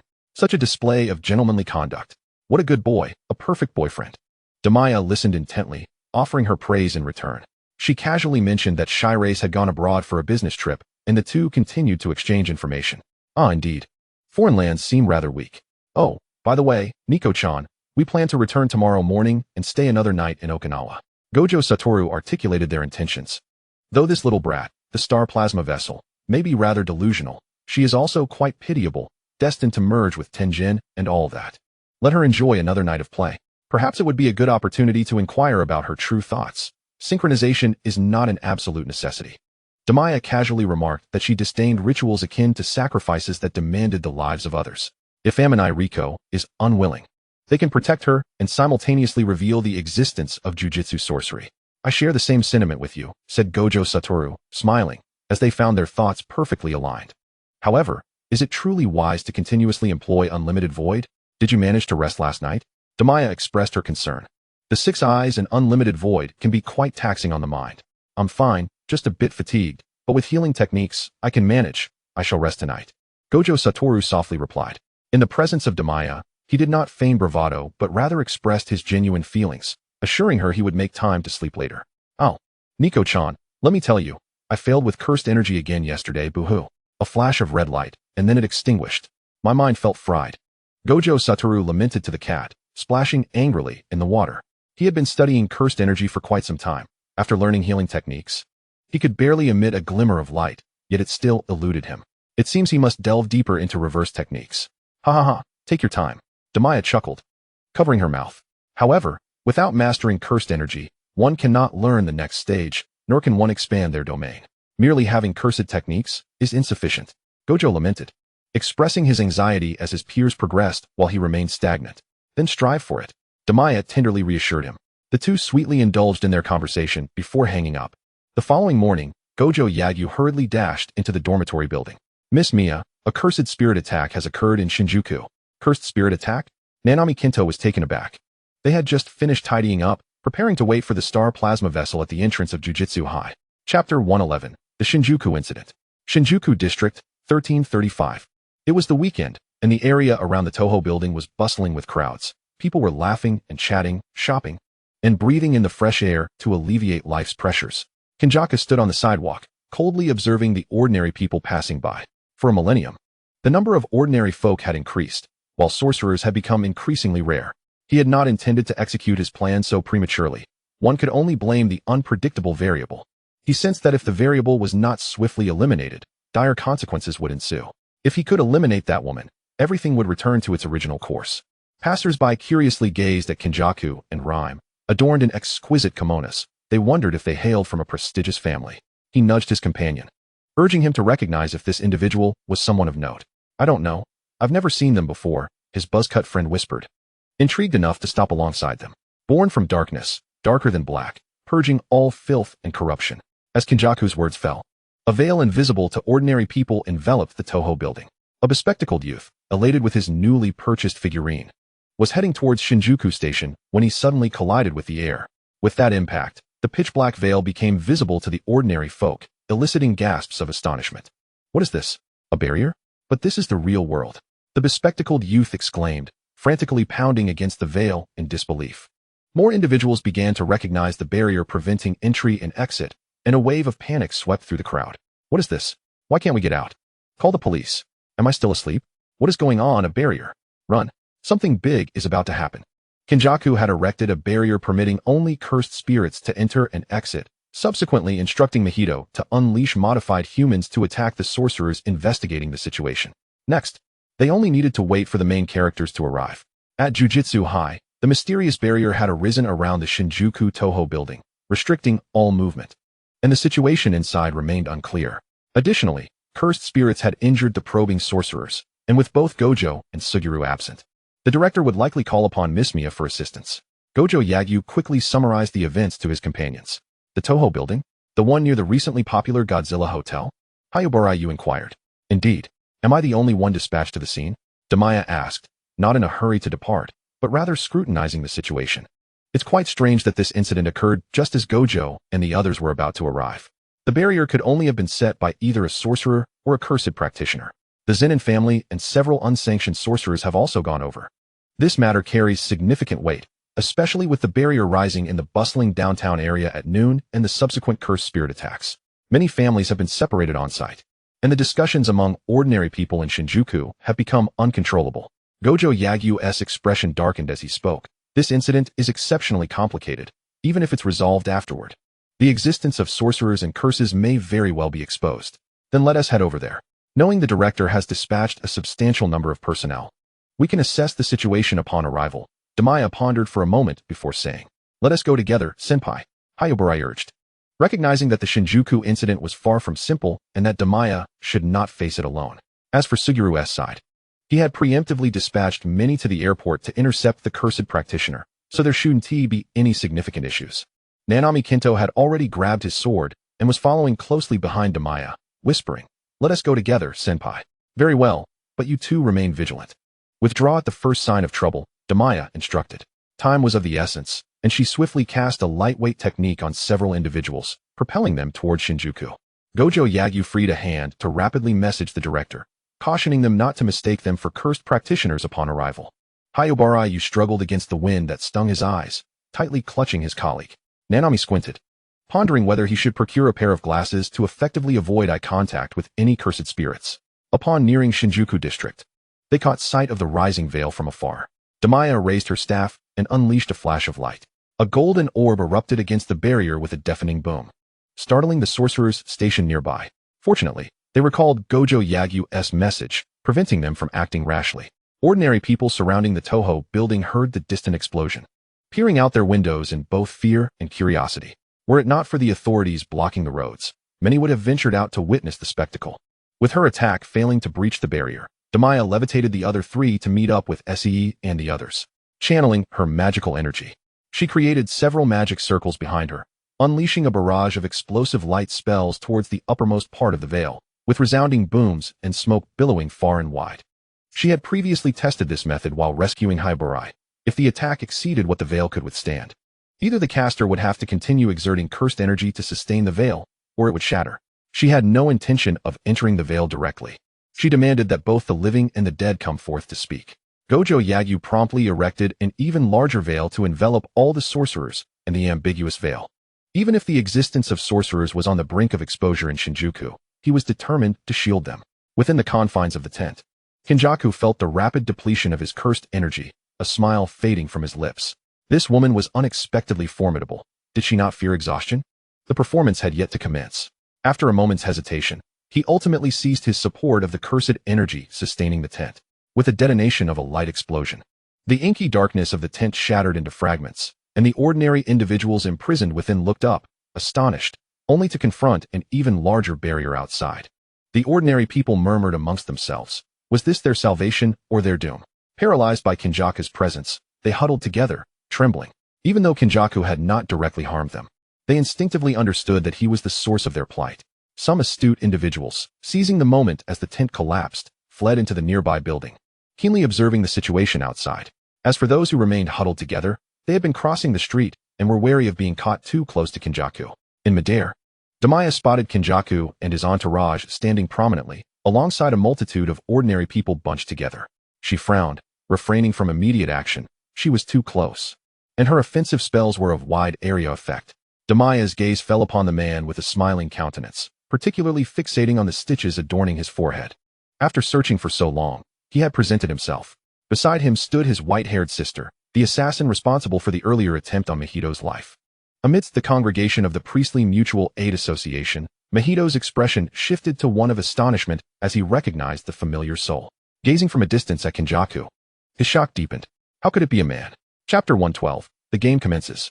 In a state of dual astonishment, Mahito hastily fished out his phone to send a message to Damiya. Miss Mia, the man's soul is identical to that of Yuji's mother. They are the same person. Feeling her phone vibrate, apprehensive about missing a crucial update, Damiya activated her staff's automatic defensive mode and retrieved her phone from her bag. Glancing at the message, she too was taken aback. Did this mean that the man was Yuji's mother? Was he truly a man or a woman? If he was a man, the blonde girl inhaled sharply, the realization chilling her. To be so nonchalant as to use a phone in such a dire situation was brazen indeed, Miss Damiya. Kinjaku lifted his head and spoke aloud, his voice resonating. As his words echoed, all eyes in the vicinity swiftly converged upon Damiya, igniting a flurry of whispered discussions. The ordinary people present remained oblivious to the airborne figure above them. The woman who tarnishes the reputation of sorcerers, Zenin Naoya scoffed, arms crossed. He had led the Zenin clan to this confrontation. Despite being merely a second-grade sorcerer, all were compelled to heed his command. The humiliation he had suffered last time demanded a vicious retribution. Upon hearing someone disparaging their leader, Nita Mika quickly pinpointed the source and whispered to her fellow members of the Priestly Association to disregard the Zenin clan's provocations. Those bold enough to mock their leader would not see them unscathed. Damiya replied to the message, tucking her phone back into her pocket before speaking with measured calm. You, such a relic of the past, fail to grasp the significance of information. What is your purpose in erecting a tent in the midst of a bustling district? Receiving the message, Mahito discreetly organized the guild members, subtly establishing a defensive line of safety. I find you intriguing. Let us engage in a game. I hear you are the second sorcerer capable of healing others with a reversal technique. Allow me the privilege of witnessing it. Kinjaku smiled, extending his arms, and in an instant, a purple array unfurled from his form. An ancient and potent energy enveloped the area, the purple barrier swiftly shrouding the Dongbao building, prohibiting any living beings from entering or exiting the confines of the barrier. The moment Kinjaku made his move, Damiya unleashed a holy star, which was intercepted by Raimai standing nearby, sending her flying several meters away. The surrounding ordinary individuals gasped in unison, scattering in a panic as they sought to escape. Utilizing a physical body as the vessel for his barrier, This was an archaic form of barrier technique. Once established, the barrier could only be breached by eliminating the vessel. Fushiguro Yaga furrowed his brow. This man was no ordinary foe. He posed a significant challenge. Just as it happened, Gojo and the others were preoccupied with the star plasma incident. He urged the accompanying sorcerers from the Gojo clan to assist in evacuating the crowd, while Kinjaku and his group remained still amidst the throng, leaving them to observe the unfolding chaos. These cursed sorcerers are truly repugnant. May you perish, sorcerer. Emerging from his long concealment within the building, Loa leaped forth, summoning a miniature volcano directed at Damiya, unleashing a torrent of searing flames. The boiling fire enveloped the blonde girl, obscuring her presence. Believing he had struck true, Loa erupted in triumphant laughter, convinced that no human could withstand such an assault unscathed. The battle royale has commenced. As Loa faced off against Damiya, the real Mahito also emerged from the shadows, evading Damiya's position while producing a shrunken modified human from his throat, hurling it into the crowd. Since their last encounter nearly cost him his life, he had grown wary of that blonde woman. Let Loa expend his strength first. The modified human, upon landing, transformed into its true form, targeting the panicking, ordinary people. Screams erupting as blood spilled. Within the barrier, sorcerers paired off to combat the modified humans, while the priestly organization shielded the fleeing civilians. Meanwhile, Loa's moment of glee was short-lived as he witnessed his flames being extinguished by a fierce wind, and the unscathed blonde woman, brandishing a shield-like object, fixed her gaze upon him. With a flourish of her staff, Damiya sent forth a divine light, launching Loa backward. Before retreating to Mahito's side within the already established safety zone, she closed her eyes as a shimmering barrier of golden light emanated from her, creating a safe zone of approximately 10 meters. A gentle glow radiated from the ground, healing the ordinary individuals they had managed to usher into safety. Divine prayer. Gather the sorcerers around to secure this safe zone. Those uninjured should refrain from crowding inside it. With that, Damiya once again confronted Loa. She cast an explosive spell at Loa's feet, sending dust and debris flying and halting his advance toward the safe zone. Then unleashed a barrage of attacks that forced Loa back several dozen meters. It was overwhelming. Among the sorcerers present, only 2 or 3 were first grade, the majority being second grade. Barely managing to fend off the assaults of the modified humans, Damiya was tasked with safeguarding the ordinary people while simultaneously battling cursed spirits, all while refraining from employing large-scale offensive spells. This stitched-up man had indeed plotted effectively. Under Mahito's guidance, the members of the priestly organization swiftly organized themselves, focusing on healing the injured. The safe zone was taken over by Fushiguro Yaga, who tirelessly cleared the vicinity of modified humans within a 10-meter radius. Yet, a new dilemma arose. The casualties were numerous, and the safe zone too small, compelling them to continually expand it. The sheer volume of ordinary people was overwhelming, and the number of modified humans continued to increase. As the safe zone expanded, the number of sorcerers available dwindled. Mahito observed the chaos re-emerging within the safe zone and turned his attention to the corner where the architect of this turmoil, Mahito, lurked. He drew his blade and pursued. He understood Mahito's capabilities. His technique could strike directly at the soul, rendering him perfectly suited for this confrontation. Nanami Kinto and Higurashi Yu also followed suit, aiming to capture the mastermind before dealing with the chaos. Despite the odds, one must still engage. If this continues, the safe zone will be the first to crumble. Under the directives of Satoru Gojo, several first-grade sorcerers from the Gojo clan have joined the fray. Zenin Naoya stands in a corner with his companions, merely eliminating the modified humans that dare to approach them, brazenly indulging in the spectacle. He shows no concern for the fate of the ordinary people, his eyes fixated solely on Damiya. Meanwhile, within Jujutsu High, Satoru Gojo tends to his abdominal wound, turning his gaze toward the black-haired man who has finally revealed himself. So it's you, uncle. Have you fallen so low? The bounty on the star plasma vessel has concluded. He activates Limitless, allowing Suguru Geto to escort Riko inside. The bounty on the star plasma vessel was my doing. It proved quite effective. You haven't slept in 2 days, have you, Satoru? Fushiguro Megumi taunts him. This six-eyes brat always manages to provoke him with every encounter. Chapter 113, Divine Descent. I'm sorry to disappoint you, uncle. I had a splendid sleep last night. Gojo says, wiping the blood from his hands with a cheeky grin. Are you in need of funds?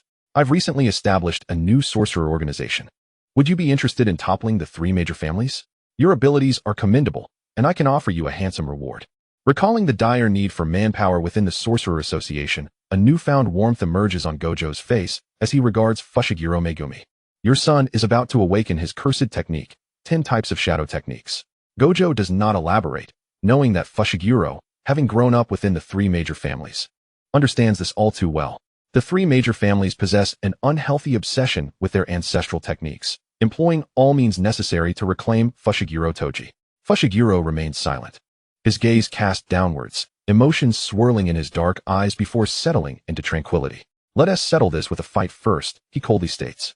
The two, already at odds, exchange a glance and immediately engage in combat. Fushiguro's physical prowess is extraordinary, his speed surpassing human limits, armed with a cursed tool specifically designed to counter the Six Eyes. Gojo unleashes multiple blasts of cursed energy, relentlessly pressuring Fushiguro's space, healing himself whenever he suffers wounds from close combat. Their battle intensifies, each becoming more fervent. Within the Violet Barrier, Damiya is overpowering Ro, leaving it battered and on the brink of collapse, embedded against the wall and unable to escape. Just as she prepares to deliver the final blow, she turns her head to the distance, sensing the movements of Kamo Saichi and Nanami. Mahito, being a first-grade cursed spirit, is not something they can handle even without his domain expansion. Noticing Damiya's distraction, Ro seizes the opportunity to activate its domain, dragging her inside. Meanwhile, Mahito toys with Kamo Saichi and Nanami as if they were mere pets, skillfully evading the attacks from the first-grade sorcerers of the Gojo clan. He finds Kamo Saichi's technique intriguing and is willing to study it further, effectively stalling the deployment of modified humans.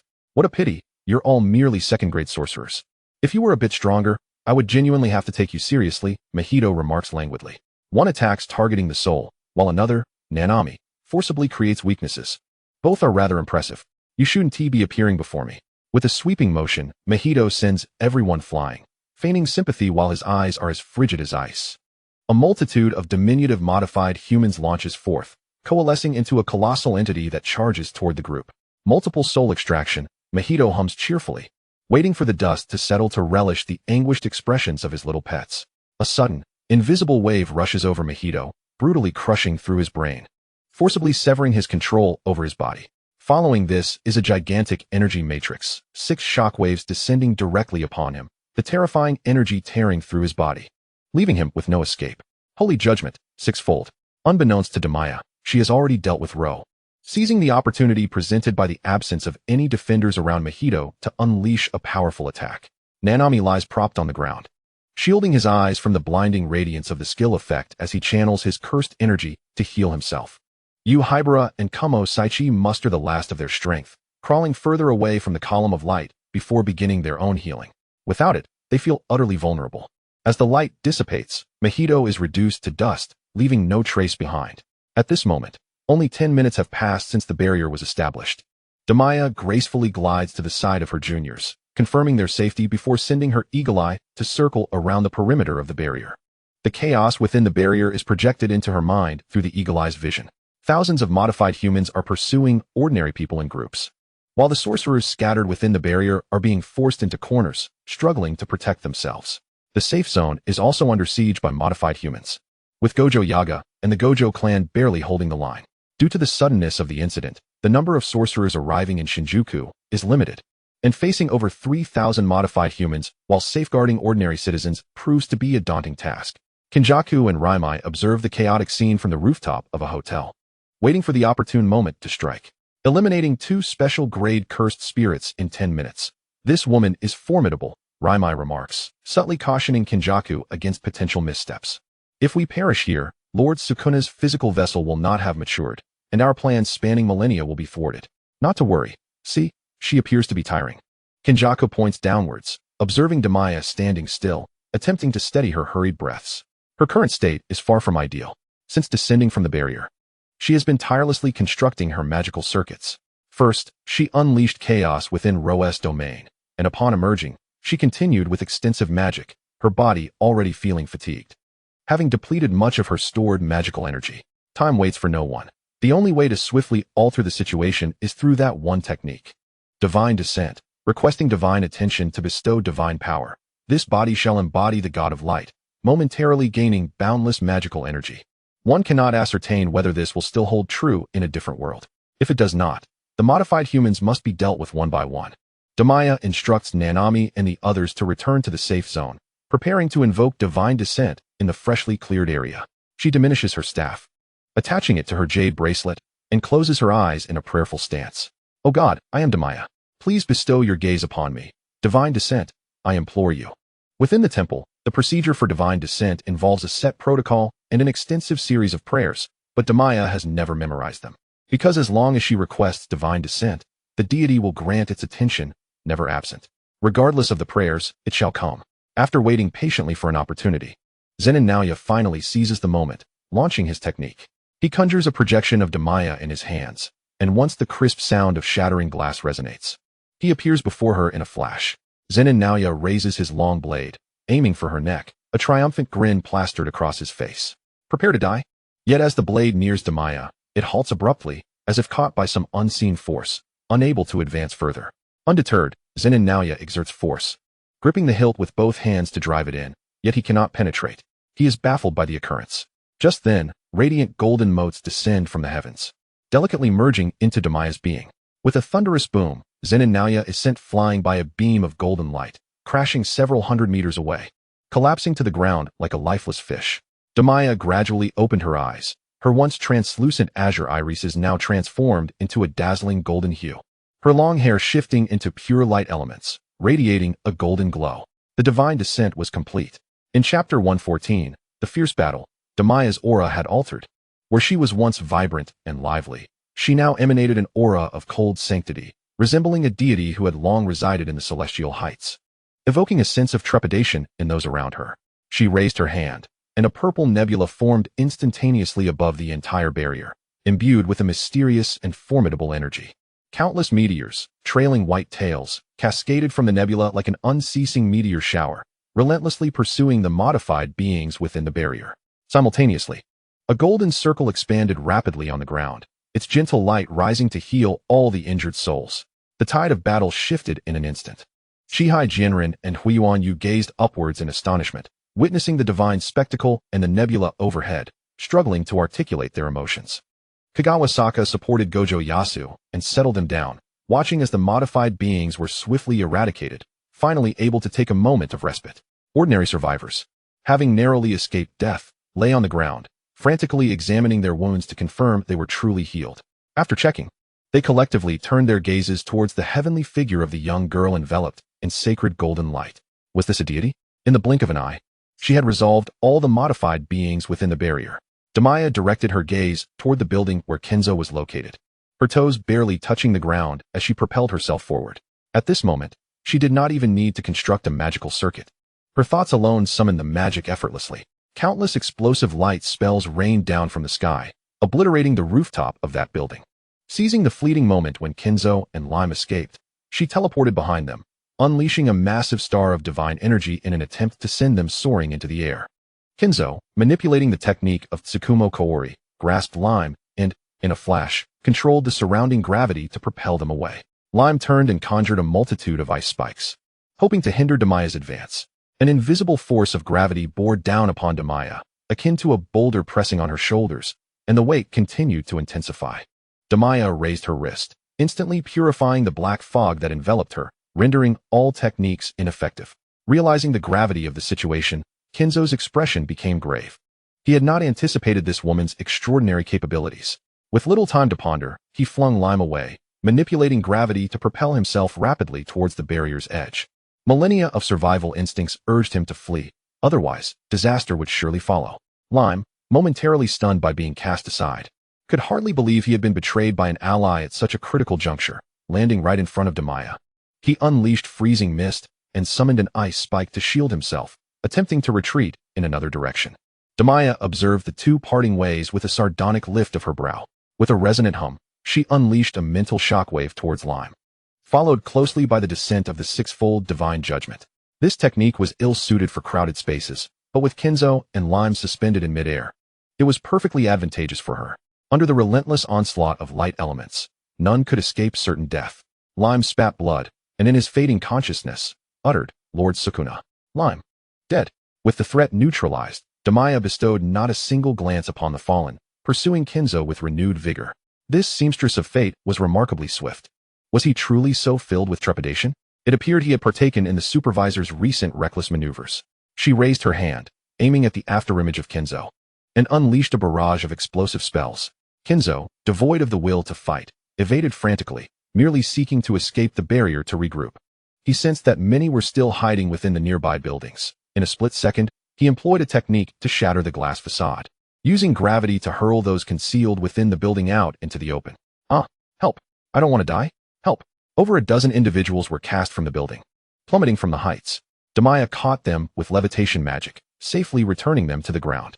She realized that engaging in combat with Kinzo amidst civilians was ill-advised and refrained from pursuing him further, lest he use them as shields. Taking her staff from her bracelet, she tossed it upwards, allowing the pristine white staff to hover in the air.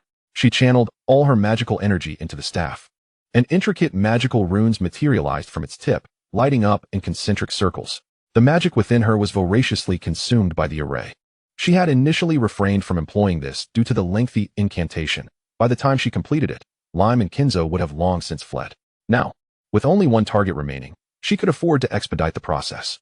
Damiya heightened her magical input, forcibly accelerating the incantation under the abundant power of divine descent. Uncertain of how long she would be weakened after this invocation, she pressed on for greater speed. Believing Damiya had given up when no one pursued him, Kinzo wore a look of unexpected relief as he reached the barrier's edge. However, just as he was about to touch it, a powerful pull emanated from behind him. He turned to see that detestable woman conjuring a barrier-like entity, forcefully dragging him back into its confines. He roared in defiance, struggling against the arcane force, but could not resist its extraordinary power, being pulled backward. Damn it! Kinzo cursed vehemently. He would not submit without a fight. In the depths of his despair, Gojo Satoru clutched his pierced neck, blood gushing forth as his vision blurred, rendering him unable to discern the expression of Fushiguro Megumi before him. Collapsing into a pool of his own blood, Megumi did not flee, silently observing the 6 eyes of the Gojo family, contrasting sharply with his own dire situation. A myriad of thoughts flashed through his mind, ultimately settling on the memory of his deceased wife and son, Fushiguro Tsumaki. That wretched Zenin clan was no more.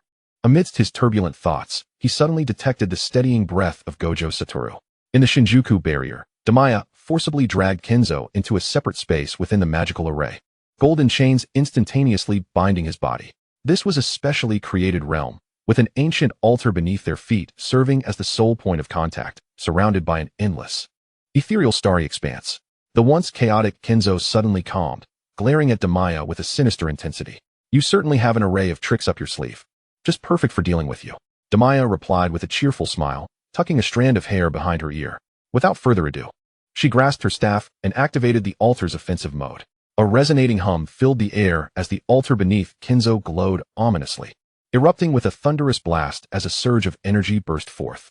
Trapped within the altar, Kinzo endured the full brunt of the energy impact, his bones shattered, blood seeping from his wounds. He opened his mouth, attempting to utter some venomous retort, but another wave of energy struck. Boom, boom, boom. The altar unleashed 10 consecutive shockwaves, and as Kinzo lay on the brink of unconsciousness, he turned to Damiya, revealing a grotesque smile. Chapter 115, Mutation, Returning to the Magical World. Curse Technique. Covered in blood, Gojo Satoru clutched his neck, his expression bordering on madness. In that fleeting moment before death, he grasped the reversal technique, finally mastering the long elusive technique, and ultimately unleashed the void technique. Previously engaged in a fierce back and forth with Fushiguro Megumi, who had even surpassed him, Gojo dispatched him in an instant. Exhilarating. Utterly exhilarating. Satoru Gojo approached Megumi Fushiguro, kneeling beside him as he leisurely employed his healing technique. He had no intention of taking Megumi's life. The Jujutsu Association had only just begun to show signs of recovery, and every individual was indispensable. Such potent abilities and bindings of heaven must not be squandered. A golden radiance continuously emanated from his fingertips, merging with Megumi's form, mending the grievous wound upon his body. You've been standing there watching me for over 10 minutes. Old man, are you envious of the vitality of youth? Gojo teased, his playful demeanor resurfacing. Having recently mastered the technique of cursed energy manipulation, he now displayed an air of arrogant superiority as he effortlessly grasped 3 techniques in one breath. Megumi coughed up blood, casting a sharp glance at Gojo. Aren't you just waiting for me to breathe my last? He weakly retorted. Little did he expect this 6-eyes prodigy to truly defy the odds and turn the tide. Humph, my strength is something you could never envy. Gojo smirked, sensing the unspoken words lingering in Megumi's mind. After this skirmish, Megumi would officially become part of his faction, along with that little Fushiguro, Tsumaki. Relishing the prospect of gaining 2 formidable allies, Gojo began contemplating the tasks he would assign Megumi the following day. Perhaps he could delegate all future cursed spirit exorcism missions to him. After all, this fellow's strength rivaled that of a special grade sorcerer. At that moment, Suguru Geto burst forth. Go. There's been an incident involving cursed spirits attacking in Shinjuku, and Miya has gone there. Something feels amiss. It's been so long, and she hasn't sent us a single message. Having just finished a discussion with Kinji Hikari, Geto attempted to reach out to the Jujutsu Association members to arrange for her to lay low abroad, only to discover the missed notifications.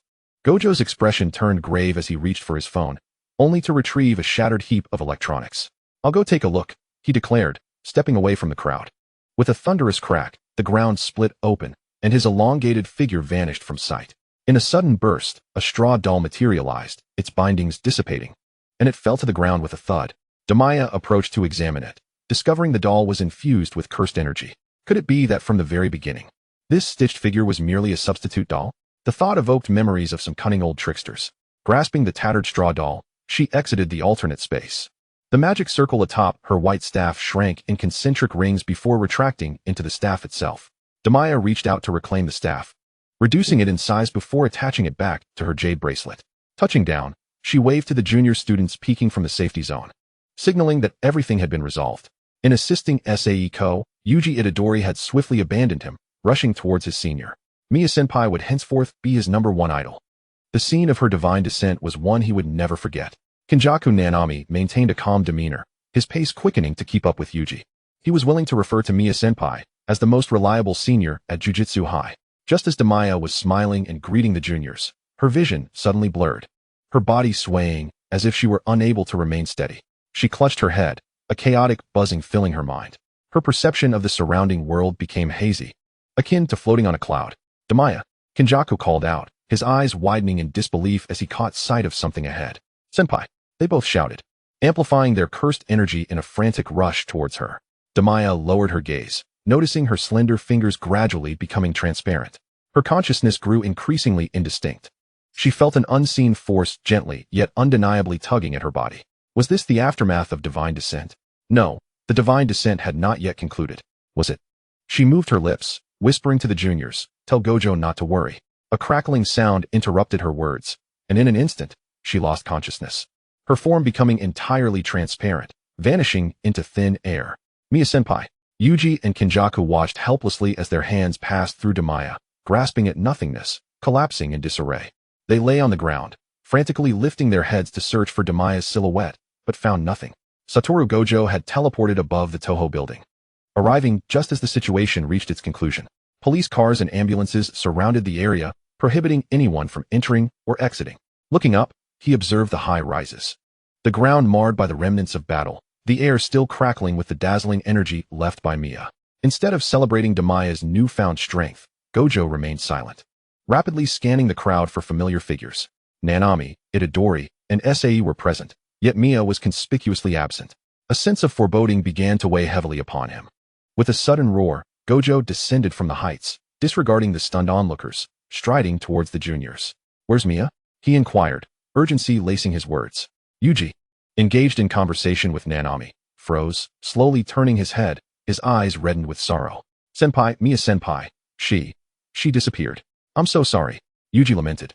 Overwhelmed with despair, feeling utterly helpless as Miya had single-handedly dealt with all the adversaries. He felt so weak. After the battle, Miya's body had inexplicably turned transparent, and before she vanished, she had told Kenjaku to inform Gojo not to worry about her. They had been utterly unable to assist in this overwhelming battle. For the first time, panic flickered in Gojo's eyes, his heart gripped by an agonizing ache as if it were being violently wrenched from within. He turned to survey the desolate streets, striving to reconstruct the events in his mind, piecing together the reasons behind Miya's sudden disappearance. Had she been cursed by a sorcerer? Or had she overexerted her magical energy? Chapter 116. The official establishment of the Jujutsu Sorcerers Association. Suddenly, a memory flashed through Gojo's mind of Miya, introducing herself. "I am of the Beast Tribe, having lived on the continent of Lovia. After sustaining severe injuries, I arrived at this place."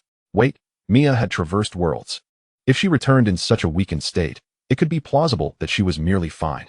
Kenjaku had also mentioned that Miya had said not to worry. But had she truly returned to her original world? The fleeting joy that had surged within him was doused with a bucket of cold water, leaving Gojo frozen in place. as if abandoned by the entire world. Damiya was enveloped in a sphere of golden light, swiftly traversing a kaleidoscopic tunnel. The tunnel was rife with terrifying energy storms. Even with the golden light shielding her from the majority of the energy, it still stung her eyes. Time became a blur as she felt herself pierced through an unseen barrier, warm sunlight bathing her face. Slowly, she opened her eyes to reveal a grand hall before her. This hall, suspended among the clouds, was supported by colossal vintage pillars, permeated by a serene yet indifferent aura. This place felt hauntingly familiar. It was where the divine being often summoned her for their chats. "Mia, you finally returned. It's been so dull without you." A youthful voice, clear and bright, echoed from behind, speaking at a rapid pace. "I merely dozed off, and upon waking, I found you missing." Damiya, pressing against the plush carpet beneath her, shook her dazed head, finally clearing her thoughts. "It was you who brought me back?" she inquired. "Indeed, I discovered your whereabouts long ago. Yet I struggled to pinpoint your exact location until you invoked divine intervention." The deity strolled leisurely to Damiya's side, hands clasped behind his back, gazing at his long-lost saintess who had vanished for months. It appears to be not as dire as I had imagined." The youthful god, with his golden hair and eyes, bore a gentle smile. Though his features were somewhat boyish, they radiated an aura of luminosity. At first glance, one would instinctively lower their guard in his presence. "Why did you bring me back?" Damiya shouted in fury, gripping the carpet tightly, unable to fathom the sorrow her friends must be feeling. This narrative of vanishing post-battle, was it not synonymous with death? And what about what? She could hardly bear to consider what her companion might be feeling right now. She had no desire to return. In this world, she had neither family nor comrades, and certainly no what. "But you had wandered to another realm," the deity responded, perplexed by her anger. He crouched down, speaking with patience, concerned that his saintess might suffer hardships beyond their world. Upon awakening, he had tirelessly searched the small realms for traces of her. "Well, it seems you haven't endured any suffering after all," he noted. Damiya opened her mouth, then weakly closed it. She felt the deity's concern, rendering her unable to sustain her ire. "I'm sorry. Thank you for continuously searching for me," the golden-haired girl murmured, her cat ears drooping in fatigue. "No worries at all," the deity replied, cradling his chin with a smile. His companion had finally returned, dispelling his earlier boredom. Conflicting emotions swirled within Damiya as her anger dissipated. A wave of weakness washed over her, as if her strength had been entirely drained. Her hand slackened, and she collapsed onto the soft, cloud-like carpet, succumbing to slumber. Following divine intervention, a prolonged period of weakness ensued. The deity's power was not easily borne. The youthful god squatted before Damiya, tenderly stroking her head, and smiled at her serene sleeping face. "It seems you've gained a bit of weight." In the realm of sorcery, a crimson sigil resounded, effortlessly shattering the doors of the headquarters. What stepped into the office, his countenance as cold as ice. The Star Pullers relocated them, then sent Kogain abroad on a work assignment. And subsequently, the Shinjuku incident occurred. What an uncanny sequence of events. Each event intricately linked, creating a rather convenient scenario for the headquarters. The once bustling hall of the headquarters now stood deserted. Upon receiving news of the Shinjuku battle, sorcerers devoid of lineage sensed an impending storm. Who would dare approach the headquarters? Yet, for those of noble lineage and the high-ranking officials, this place represented their very lifeblood, and they would not relinquish it easily. Knowing that the humans had hidden away what felt no inclination to waste words, he unleashed his cursed energy, creating a gaping hole in the roof of the chamber. The sound of wood and stone colliding echoed, and in an instant, the recently constructed headquarters hall was left with only its lower half. Blinding sunlight streamed in, startling the old sorcerers hiding in various rooms, some shrinking beneath tables in fear. "I told you not to provoke the second years." These individuals were neither a match in combat, nor did they possess any substantial authority. It was utterly infuriating. The headstrong members of the main faction exchanged glances. Realizing that this could not continue, summoning their courage, they opened the door. After all, these high-ranking students would not resort to murder. At most, they would deliver a beating. What was there to fear? They had all felt the erosion of power, having tasted the intoxicating authority to decide the fates of others. How could they easily relinquish it? Their objective was to systematically dismantle the quartet of second years. A single confrontation could resolve a major headache, a calculated exchange. They approached Watt, demanding to know his intentions. What regarded their indignant expressions, laughing in frustration. "You dare inquire about my plans? Do you think you can bind yourselves with promises that you've done nothing wrong?" His fists clenched, and for the first time, he felt the urge to kill. Gazing at the loathsome faces of the old sorcerers, he could no longer contain his disdain. "Reform is always accompanied by bloodshed, I assent to it." Their desire for a smooth unveiling of the Sorcery Association was never a feasible endeavor. Have you not seen how this group of old sorcerers fights tooth and nail? The main faction fell silent, each adopting the demeanor of a pig unbothered by scalding water. At that moment, Suguru arrived, having learned of Damiya's disappearance. He rushed to the headquarters to comfort his dear friend. Observing the tense atmosphere in the hall, he refrained from intervening, instead opting to converse with What About Intelligence. There remained many unknowns concerning the Shinjuku incident, including the enigmatic stitched man, the white-haired assassin, and the straw doll that Miya had taken with her. What exhaled a deep breath, his white hair fluttered without wind, and his once youthful visage shed its innocence. Unbeknownst to him, some flesh had vanished from his cheeks, molding him into a man. The sorcery techniques spun and fused, constructing the virtual form, Ji. With a thunderous roar, he did not unleash his techniques upon the old sorcerers of the headquarters, but instead directed them to the side, piercing through the headquarters stronghold. A wave of purple energy erupted, flattening everything in its path, leaving behind a smooth, circular incision. The sheer destructive force left the onlookers in shock. From this day forth, the Sorcery Association is officially established, he declared, turning to leave. Welcome, all sorcerers and auxiliary supervisors, to join us. Suguru smiled and added, we are glad to have you. Chapter 117, The Post-War Life of a Young Couple, 520. What in Miya's abode? A gentle breeze lifted the translucent curtains, and the bright sunlight streamed onto the large bed within the room. The mobile phone resting on the nightstand buzzed and vibrated, emitting a cheerful and comical ringtone. The two slumbering figures on the bed, initially still, instinctively clung tighter to one another, paying no heed to the sound. As time passed, the volume of the ringtone escalated, ultimately reaching a piercing crescendo. Damiya's fluffy ears twitched in annoyance before she quickly burrowed beneath the covers. She extended a hand to press the blanket against her ears, restoring the world to tranquility. In a sleepy haze, Wood instinctively tightened his embrace, only to find the space beside him empty. He fumbled about, searching for her, and then dove beneath the covers alongside her. He held her tightly, burying his face in her neck, inhaling the familiar sweet scent, and soon drifted back into deep slumber. In an unnoticed corner, the phone rang and ceased, only to ring again. Finally, on the 19th ring, What was gently nudged awake from his cozy cocoon. Answer the phone. What? Damiya mumbled, pushing him away with soft hands. Although the sound was muted beneath the covers, the incessant buzzing remained bothersome. What struggled to open his eyes, placing a tender kiss on the hand that rested against his face before leisurely crawling out of bed to answer the call. He had a habit of not wearing pajamas at home. His broad shoulders and narrow waist exhibited a well-toned physique, clad only in loose shorts. Hello, Suguru? He queried, his voice tinged with confusion, uncertain why his friend was interrupting his dreams so early. What? The class bell has been ringing for 10 minutes already. Where are you? Yujin and the others have reported to me. Hurry up and get to class. The furious voice of Suguru Geto echoed from the other end of the phone. Oh. It appears today is indeed my class day. Satoru Gojo finally opened his drowsy eyes, revealing his dazzling cerulean orbs. He had completely forgotten about attending class. After all, Miao-chan was rare to rest at home, so how could he possibly remember? On the other end of the line, Suguru clenched his fists in frustration, utterly exasperated with his perpetually tardy friend. In any case, just get over here. All right, Satoru drawled lazily.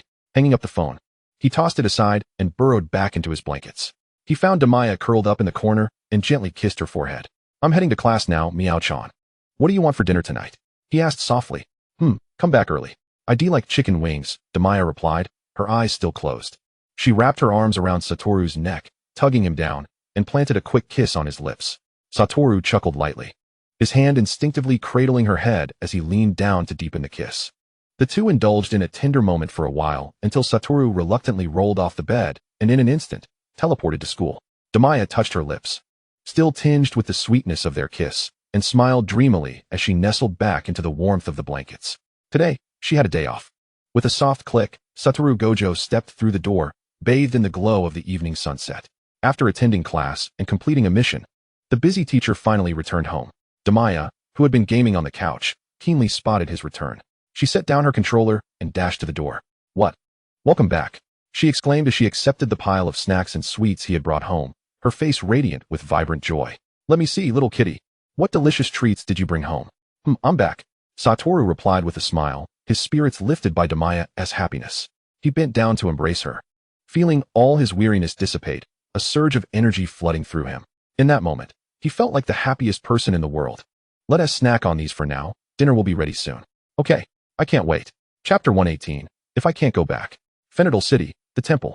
Damiya leaned against the window, gazing at the familiar vintage architecture and towering statues outside, letting out a soft sigh.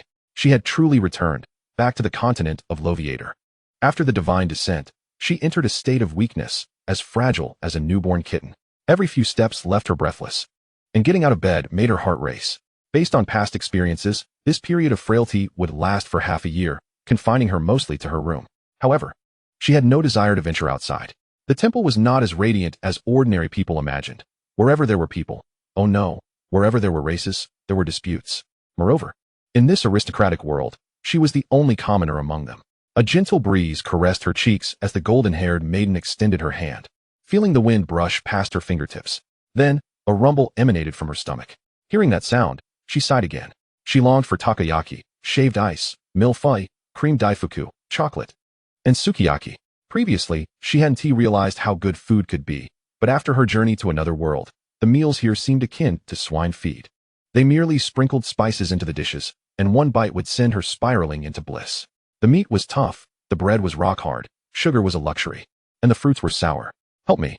Damiya banged her head against the window, wishing she could knock herself back into the modern world. She had been starving for 2 days. It was only out of sheer hunger that she resorted to nibbling on some bread. If it weren't for her lack of energy, she would have cooked for herself. Just as she was fervently reminiscing about that world, the door to her room burst open with a loud bang. A noble lady with golden hair and pink eyes strode in with an air of arrogance, followed by a small entourage of maids. With her chin held high, she spoke in a mocking tone. So, you really came back, Damiya. Why didn't you just die out there? The position of the saintess is now being inherited by a filthy commoner like you. I truly worry for the future of the temple.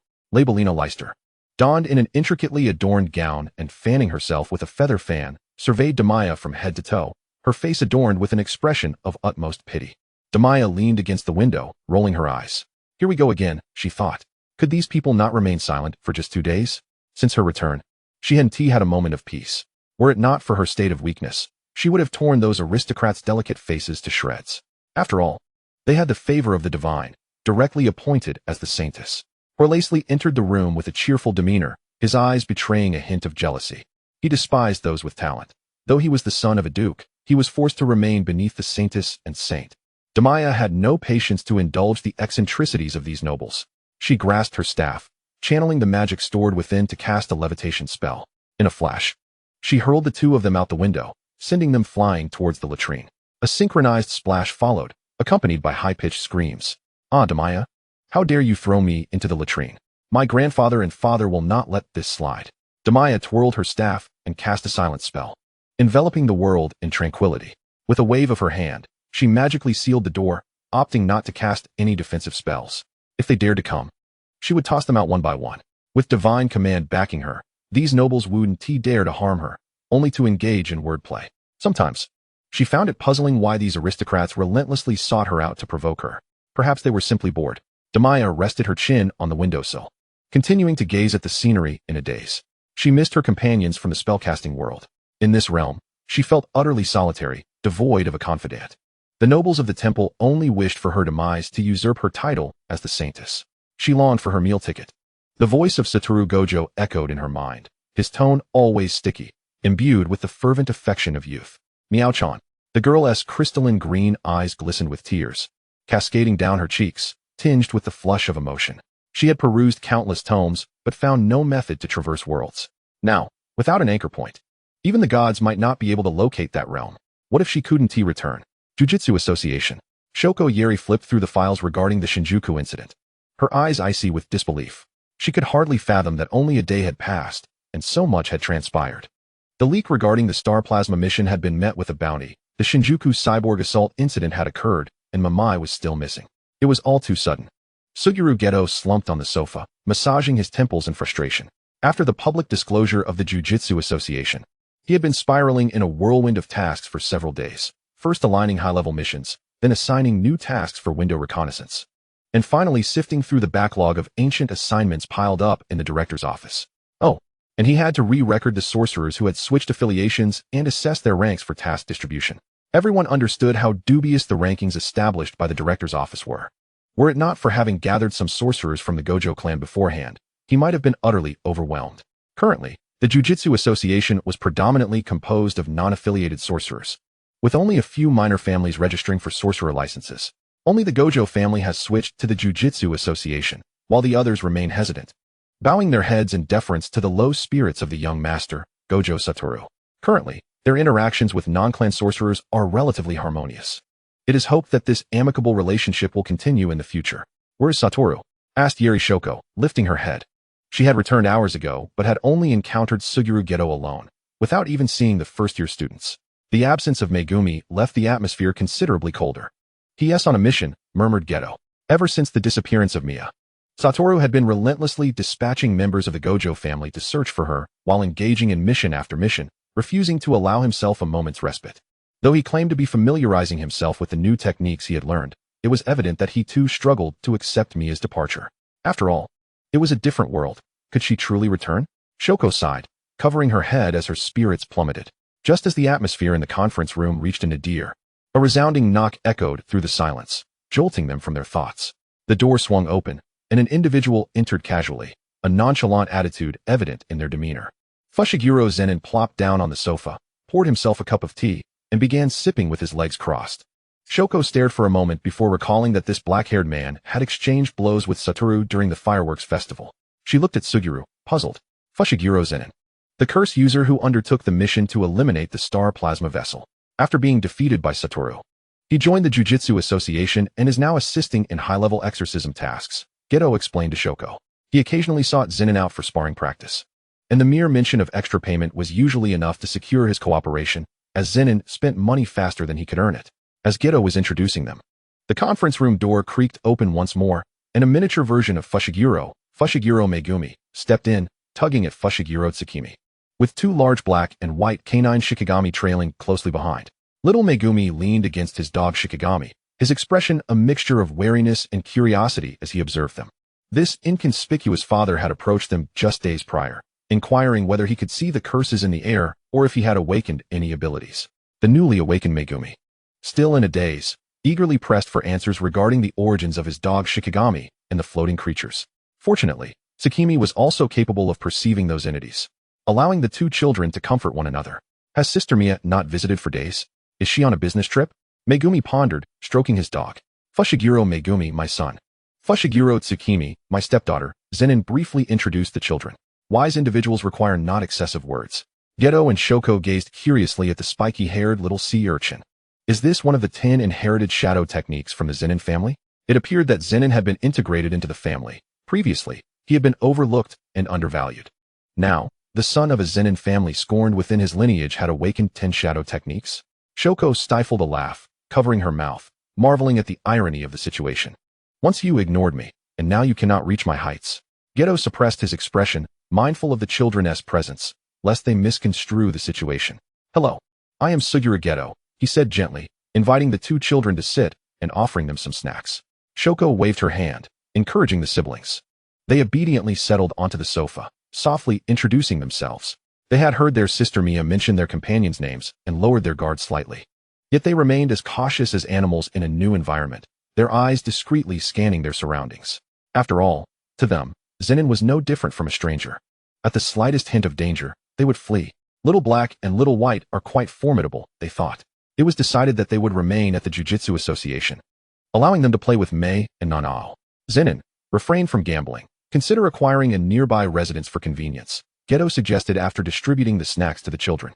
Observing the promising future of the sorcery world in these young souls, he felt that all his current exertions were worthwhile. Such fine seeds must not be tainted by the mire of the Zenin family. He and Satoru would gradually reform the organization, ensuring that the sorcerers would no longer dance with death. Stop rambling, Zenin grumbled, feeling a sense of inexplicable loss after so many years of carefree living. Shall I send you the training fees for the past few months? Geto raised an eyebrow, teasingly inquiring. Encouraging Zenin to save money proved to be quite the challenge. His earnings were only marginally less than those of Geto and Satoru, yet he rarely managed to keep his funds for more than a week. He could not bear to let the children continue sleeping in the Jujutsu Association's lounge. Hurry up, Zenin snapped after a moment of silence, realizing that despite his earlier nonchalance, he had ultimately been ensnared by the little ones. Curse it, if only I didn't want that child to attend a certain Zenin campus. Suddenly, a violent commotion erupted. and a tall figure clad in a blue-black uniform emerged from the smoke. His dark sunglasses obscured his eyes, while his tousled white hair framed his sharply defined features, emanating an air of coldness. Gojo Satoru flicked the cursed blood from his hands and addressed the assistant supervisor with a nonchalant, "Next. Lord Gojo. You've already completed 5 tasks in succession today. Would you not consider taking a break?"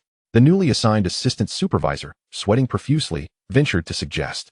The directive from Yaga was to gently persuade Satoru to rest, yet this inquiry had already pushed his limits. "No, let us go," Satoru replied tersely, turning back to the car, staring blankly at the scenery outside. The relentless pace of the past few days had left him somewhat fatigued, yet he was unwilling to halt. With each new location, he circled the city using his 6 eyes, not for any particular reason. Simply to see if he could catch a glimpse of a certain cat-ass trail. What if Miya hadn't returned to her original world, but had merely been transported elsewhere? Geto and Shoko were also conducting a thorough search, having nearly scoured Tokyo and preparing to expand their search to other cities. They would not relent until they had turned over all of Japan. The assistant supervisor quietly climbed into the vehicle, starting the engine once more to head to the next mission site. That matter concerning the young master's wife, he sighed. Previously, he had often worked alongside Gojo Yaga and was acutely aware of the close bond between Gojo Satoru and Damiya. The passionate and sincere nature of youthful love made such a sudden separation difficult to accept. He silently prayed for the swift return of the young master's wife. In the back seat, Gojo Satoru retrieved a small bell crafted from golden threads, shaped like a sphere. He shook it gently, listening to the crisp chime as his thoughts drifted elsewhere. This was a small gift he had brought for Miya. Each time he traveled for work, he would explore the local area, selecting interesting souvenirs to bring back. Miya would also gift him tokens, an endearing exchange between lovers. They had even set aside a room in their home in Tokyo specifically to showcase the gifts they had given one another. What an enormous mango figurine! With its peculiar and unorthodox style of kappa pottery, necklaces strung with shells, life-sized figures, abstract oil paintings, and so forth. A veritable cornucopia of oddities and treasures. Each gift is imbued with cherished memories. Yet, this bell, he refrained from giving away. Satoru Gojo clutched the bell tightly, shutting his eyes as he leaned back against the rear seat, his handsome visage shrouded in darkness, enveloped in an atmosphere of low pressure. He longed, desperately, for Nico-chan. Every fleeting moment over the past few days had been consumed by an overwhelming yearning for her. He wished to see Nico-chan again. He was unwilling to let things end this way. He yearned to tell her that he had mastered the techniques of Heki and Z. To express the profound pain inflicted by that man's blade, to hold her tightly, never to part again. It was unclear when his affection for her had burgeoned into a torrent, a relentless flood. The obsessive, almost pathological thoughts lingered on his lips, and time and again. He found himself tempted to voice them, to deepen their connection with curses. Though ultimately subdued by reason, he remained uncertain how much longer he could endure. Love, indeed, is the most twisted of curses. Yet, he savored it willingly. Chapter 120, 2 years and 5 years. During her year in Fandom, Damiya had nearly taken up residence in the library. She perused every tome, seeking a means to traverse worlds.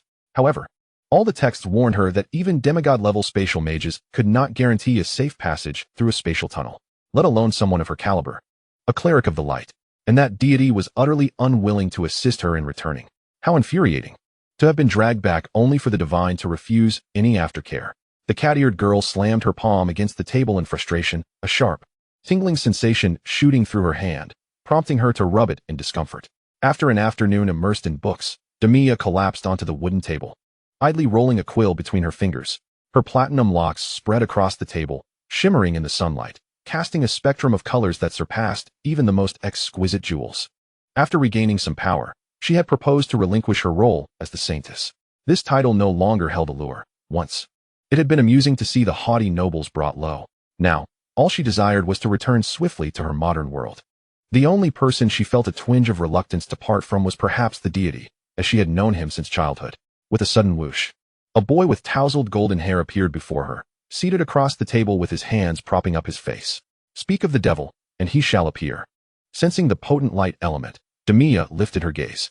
Damiya, must you truly go? The deity inquired, observing her determination after over a year of steadfastness. He had not anticipated that his saintess, who had merely ventured to another world for a brief span, would exhibit such resolve. After all, they were separated by an entire realm. With the abilities of an ordinary catfolk, no matter how hard she tried, crossing worlds was impossible. Of course, humans were equally incapable. I must go. Sensing a shift in the divine stance, Damiya straightened her posture, responding with unwavering certainty. Regardless of the consequences, she was determined to return. That world held companions she could trust, and the one who captured her heart. Even if I may become lost within the spatial tunnel, or if the world you send me to is entirely different, the deity queried, tilting his head and blinking his eyes. Even so, I must try, Damiya asserted resolutely. The deity fell silent, merely gazing at the girl, lost in thought. Ultimately, he acquiesced to Damiya's request. Very well, I shall assist you. Thank you, Damiya exclaimed. Leaping with joy, she danced in place, expressing her gratitude by enthusiastically shaking the deity's hand. Unaccustomed to offering prayers, she recited a lengthy passage of genuine praise and blessings directed at the divine for the first time. The golden-haired deity basked in the flattery, indulging in the attentiveness of his saintess. With the deity's support, Damiya spent nearly half a year in the research room before finally using the jade bracelet gifted by Satoru Gojo to pinpoint her location in the modern world.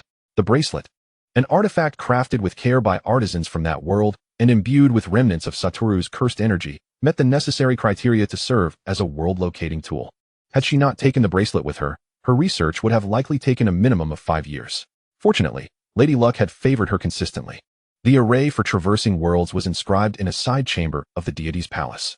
Damiya donned the uniform of the high-ranking sorcerer once more, standing within the array as she steadied her emotions. After 2 years of diligent study, she had finally succeeded. I am ready. Once her breathing had calmed, she looked up at the deity. She was prepared, even if the transfer might fail and land her in another world. Everyone was waiting for her. The deity sighed softly, observing Damiya's determined expression, reaching out to stroke her hair. In the blink of an eye, you have grown so much. He had watched her blossom from a frail kitten into a formidable saintess through her own efforts. Damiya met his gaze, her eyes reflecting a tumult of emotions. Their relationship was one of both mentor and friend, yet lacked the intimacy of true closeness. Nevertheless, the attention and favor she received from him provoked envy among others, who longed to take her place. The deity had always remained a distant, noble figure, uninterested in the affairs of the myriad races below, observing the world from the divine realm as it swelled and settled. If this endeavor fails, do not worry, I will bring you back, the deity assured her, gently tousling the girl's hair, his eyes conveying a sense of reassurance. If you succeed, I will visit you in that world. All right, thank you, Damiya replied, unable to meet his gaze, lowering her eyes. The deity had become the sole entity she truly cared for. The golden-haired deity stepped back from the magic array, infusing it with divine power, causing the array to hum with energy as blinding golden light filled the chamber. Once the brilliance faded, only a circular magic array remained. Damiya, as before, was enveloped in golden light, swiftly traversing the colorful tunnel. The jade bracelet on her wrist flickered, guiding her toward the world she sought. It was uncertain how long she traveled, until she was propelled by the golden light into a pristine sphere of water. Cursed returned to the world. 5 years later, following the establishment of the Shinjuku Incident Cursed Association, this organization became the recognized sorcerer faction within the realm of Jujutsu. The Supervisory Council faced overwhelming criticism, and after losing 2 powerful sorcerers, Satoru Gojo and Suguru Geto, their mission success rate plummeted. Within a month, only the Zenin and Kamo families remained capable of undertaking missions, while sorcerers from lesser clans and smaller families had long since aligned themselves with the Cursed Association. By the second month, even the most obstinate old-timers began to submit to the Cursed Association. Having grown accustomed to a life of ease, they could hardly endure daily missions. After a prolonged absence from exorcising curses, they found themselves outmatched even by second-rate sorcerers. However, the Jujutsu Association rejected them, turning away all individuals who had ever served as directors or elders, as well as those languishing in idleness. The association warmly welcomed all sorcerers, with the exception of enemies, and would never support anyone without merit. Challenges were always welcome for those who dared to defy. These words belonged to Suguru Geto and Satoru Gojo. In the end, the directorate faded into the annals of history, with only the members of the Gojo family occasionally stepping forth to trample upon it, praising their master for his wisdom and strength, and extolling the virtues of the current Jujutsu Association. Of course, peace was not entirely prevalent within the association. Chapter 121, Returning to the Modern World. Thanks to Suguru Geto's presence, the once malleable sorcerers without lineage began to assert themselves. The 2 factions, those of lineage and those without, occasionally clashed, tearing at each other's hair, but due to the presence of 2 formidable leaders, they only dared to engage in verbal skirmishes. Anyone who dared to escalate the conflict would find themselves the unfortunate victim of their superiors' wrath. serving as a warning to others. They were astute enough to understand that Gojo and Geto were merely observing, waiting for the opportune moment to rectify the discord within the association. They would not grant their superiors such an opportunity. Currently, the benefits provided by the Jujutsu Association were exceptional, with accurate task notifications and a guarantee of safety for sorcerers on missions. With Gojo, Geto, and Zenin Fushiguro at the helm, perilous assignments were far beyond their reach. Only a fool would dare to instigate trouble. The two factions, having exchanged a few sharp words, dispersed as the monthly open day of the Clergy Mutual Aid Association approached. They sought to witness which outstanding members had graduated, as these exceptional individuals would become their preferred partners for future missions. Though the Clergy Mutual Aid Association resided within the Jujutsu Association building, it operated as an independent entity. They routinely opened their doors for recruitment, sheltering sorcerers of lesser combat prowess and teaching them healing arts, without imposing any stringent requirements for membership upon mastery. The Clergy Association had nurtured numerous healers within the sorcerer community, significantly reducing the high mortality rates that plagued it. It was a sanctuary for weaker sorcerers and the most trusted among them, their 39th Doctor, 39. If any organization could boast unanimous acclaim, it would be the Clergy Mutual Aid Association. "I heard she hasn't returned yet," murmured the bald man to his companion while waiting for the elevator. "No. It's been so many years, and Vice President Shoko only allows others to call her Vice President," replied the slender man quietly. "Both Geto and Gojo have been searching for her, haven't they? I truly hope she is safe and returns soon," he added, a hint of nostalgia in his voice. He was one of those who had participated in the Shinjuku incident.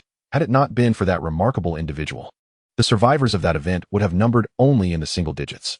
They were all immensely grateful to Damiya, often offering her blessings and prayers. "We all hope for that." The slender man nodded in agreement. In recent years, it was not only the higher-ups who sought her. They had also taken it upon themselves to search. Though their combat abilities as lineage-less sorcerers were mediocre, they could only resort to this humble method of quietly seeking her out. Meanwhile, the lineage sorcerers gathered in another area, waiting for a different elevator. Upon overhearing the bald man's conversation, they exchanged glances, confirming that none of them had any news, before returning to their own affairs. The lineage sorcerers were also subtly searching for Damiya, some genuinely concerned, while others sought to curry favor with their superiors. However, 5 years had passed, and they were still at a loss. With 3 separate groups having searched abroad without any leads, the elevator doors chimed open simultaneously, allowing the waiting individuals to step inside. Kumamoto Prefecture. A golden light flashed through the depths of the forest, vanishing moments later. Takashi Natsume brushed aside the tangled branches, following the footsteps of the calico cat as they navigated the thicket. "Is it just ahead, cat teacher?" he inquired, brushing off the leaves clinging to his clothing. 5 years had passed. He had grown taller and appeared far healthier and more vibrant than before. "It's just ahead. Stay close, Natsume. The energy of that thing up ahead is quite formidable." The calico cat, Nyanko-sensei, deftly maneuvered through the trees, occasionally glancing back to ensure Natsume was keeping pace. Upon returning to Kumamoto, he sensed something was amiss. Following the unfamiliar energy waves into the mountains, he felt an unprecedented pressure. Perhaps he should not have allowed Natsume to accompany him. What if the arrival was not benevolent? Yet, no matter how he urged, Natsume insisted on accompanying him, stating he could not let the people of Kumamoto fall into danger. "It's all right, cat teacher. I've learned quite a bit over these years," Natsume reassured. Sensing the cat's concern, he had acquired skills from the exorcists to protect himself. He would never allow cat teacher to face danger alone. He was there to safeguard everyone.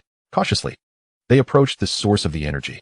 Nyanko-sensei, having transformed into his larger form, carefully used his paw to brush aside some leaves, investigating the situation ahead. He slowly leaned in, first scanning the sky for threats, finding none, before lowering his gaze. A young girl with long golden hair and cat ears lay unconscious on the grass, enveloped in a golden sphere of light emanating the unknown energy. This sphere was clearing the area, ensuring the safety of the target. Nyanko-sensei quickly concluded what he saw, but upon a second glance, he realized the woman seemed somewhat familiar. Damiya. Natsume, peering from behind, recognized her at once and swatted Nyanko-sensei's paw away, eager to check on the girl's condition. "Calm down, Natsume. That defensive sphere has aggressive properties," Nyanko-sensei cautioned, pulling Natsume back. Observing the vast waves of energy surrounding them, he knew that sphere possessed considerable power. "What should we do?" Natsume asked, anxiety creeping into his voice. He hadn't anticipated their reunion would be under such circumstances. He was deeply worried for Damiya. "Wrap that sphere in gentle spiritual energy and carry her home," Nyanko-sensei suggested after a moment's contemplation. Perhaps due to Natsume's gentle nature, His spiritual energy was likewise soft, making it feasible to attempt contact with the potentially violent defensive sphere. All right, I'll give it a try, Natsum declared, channeling his energy as he slowly extended it toward Damiya's direction. When his power made contact with the defensive sphere without eliciting a backlash, both Natsum and Nyanko-sensei breathed a sigh of relief. Natsum enveloped the golden sphere in his energy, cautiously lifting it. Thus, they stealthily carried Damiya and the sphere back home, evading all prying eyes through the window. Thank goodness Aunt Taka and the others aren't here. I truly wouldn't know how to explain this, Natsum said as he sat in a corner, covering his face in embarrassment. There's south no place safer or more convenient than here. Nyanko-sensei lounged next to him, chuckling softly, only to be silenced by a playful punch. Yet, Natsum couldn't help but glance at the sleeping girl, feeling the need to voice his thoughts. Why did it seem like Damiya hadn't changed much at all? 5 years had passed for him. He had gone to university, grown taller, and matured. Yet Damiya appeared almost the same as when they first met, exuding the same essence. Curious thoughts? Why not simply ask her yourself? Nyanko-sensei suggested, playfully waving his tail at the now awakening girl. Chapter 122. He missed her so much. The Jujutsu Association building. After completing today's tasks, Satoru Gojo stepped out of the lounge, his coat in hand. This week, Suguru Geto was presiding over the Jujutsu Association, and once he finished, Gojo could slip away. Compared to 5 years ago, Satoru had undergone considerable change. He had grown to a height of 193 centimeters, his handsome visage partially obscured by a black eye mask, while his snow-white hair defied gravity, standing upright in a gravity-defying manner. He had shed much of his youthful naivety and had become increasingly enigmatic. With the Jujutsu Association now operating smoothly, there were no longer those who idled away their time. The sorcerer's hurried steps had slowed. Although the summer peak season would still be busy, it was far less chaotic than the spiraling turmoil of the past. Gojo, Geto, and Zenin Fushiguro were now only tasked with high-difficulty missions, with one of them remaining at the association each week to address any emergencies. They had promoted several assistants, alleviating the burden of being buried under mountains of paperwork. Everyone was saying that a golden age for sorcerers had arrived. As he strode down the corridor with his long legs, Gojo casually donned his coat and greeted Geto, who was seated on the sofa. Hey, Geto. Geto looked up from his documents, his long black hair cascading over his shoulders, with the top portion styled into a bun. His narrowed phoenix eyes flickered with amusement as he tilted his head to acknowledge his friend. You have class at Jujutsu High tomorrow, right? Don't be late, Satoru. Teacher Yaga has complained to me numerous times already. As he spoke, a serious expression returned to Geto's face. How could a teacher be late? You are being exceedingly negligent. Satoru. All right. Gojo replied dismissively, not taking it to heart. He would arrive before the class bell rang. Geto, at a loss for words, sighed in exasperation, rubbing his forehead as he observed his friend's nonchalant demeanor, feeling an urge to intervene. 5 years had passed, yet Satoru remained the same. Lost in thought, Geto called out to Gojo, who was about to press the elevator button. Satoru, how about we gather tomorrow evening? It's been ages since everyone got together. We could invite Shoko and Nanami to hang out. Gojo stepped into the elevator without pausing, leaving behind a casual remark. The time of a handsome man is quite precious. You know, I'll need to check my schedule before confirming such last-minute invitations. He declined the offer. Watching the elevator doors close mercilessly, Geto furrowed his brow. Concern etched in his eyes. It had been 5 years since the Shinjuku incident, and while everyone believed Satoru's emotions had gradually calmed, an encouraging sign, Geto felt otherwise. He would prefer it if Gojo returned to his former, more emotive self. Sometimes, the more serene the surface, the more turbulent the undercurrents. Geto sensed something was amiss with Gojo but felt powerless to intervene. He could only keep a watchful eye on him, ready to intervene if necessary. He typed a message to Shoko, informing her of the failed invitation. After leaving the Jujutsu Association building, Gojo retrieved his phone and called Yoshinobu Gojo. How is the collection coming along? He inquired as soon as the call connected, his demeanor shifting from the relaxed manner he exhibited with Geto to one of anxious urgency. I have already gathered some materials, but there are very few books related to space, and some belong to other families' treasured collections. Yoshinobu's voice conveyed concern. Have them make an offer. No matter the price, acquire them immediately, Gojo instructed without a hint of hesitation. He was focused on gathering techniques related to space. 5 years had passed, and despite the silence on his lips, he was acutely aware of the truth. Miao-chan was no longer in this world. Thus, he resolved to find a way himself.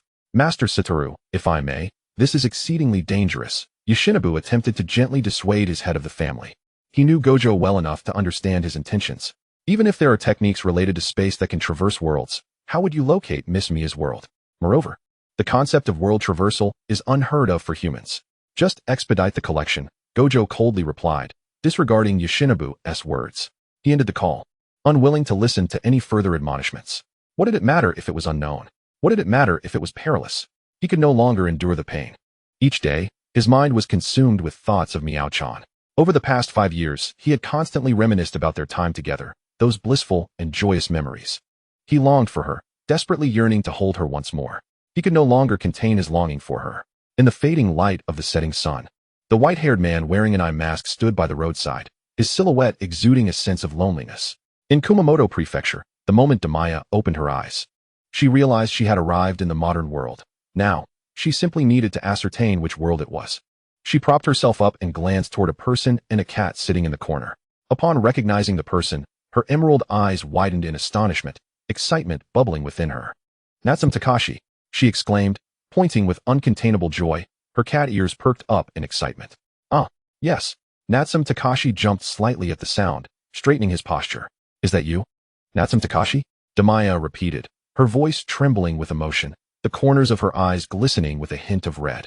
Unable to contain herself, she marveled at the reality before her. Yes, it is I, Damiya-san, Natsume replied, his tone gentle, sensing her emotional state. Though he was uncertain of the circumstances, he could tell that Damiya was exceedingly happy. Upon hearing his response, Damiya covered her face, concealing her emotions. I've really returned.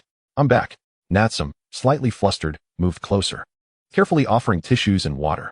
The calico cat remained in place, chuckling softly as it watched Natsume bustle about. After a while, Damiya managed to regain her composure, wiping away her tears and expressing gratitude to both Natsume and the cat. Thank you for bringing me back. No need for such formality, Miya-san. 5 years ago, you helped me as well. Natsume quickly waved his hand, urging her not to be so polite. Later, Fushiguro explained to him much about the sorcerers, and he held great admiration for those brave enough to exorcise cursed spirits. The calico cat approached, eager to assess Damiya's condition, knowing that someone of her caliber wouldn't faint in the depths of a forest.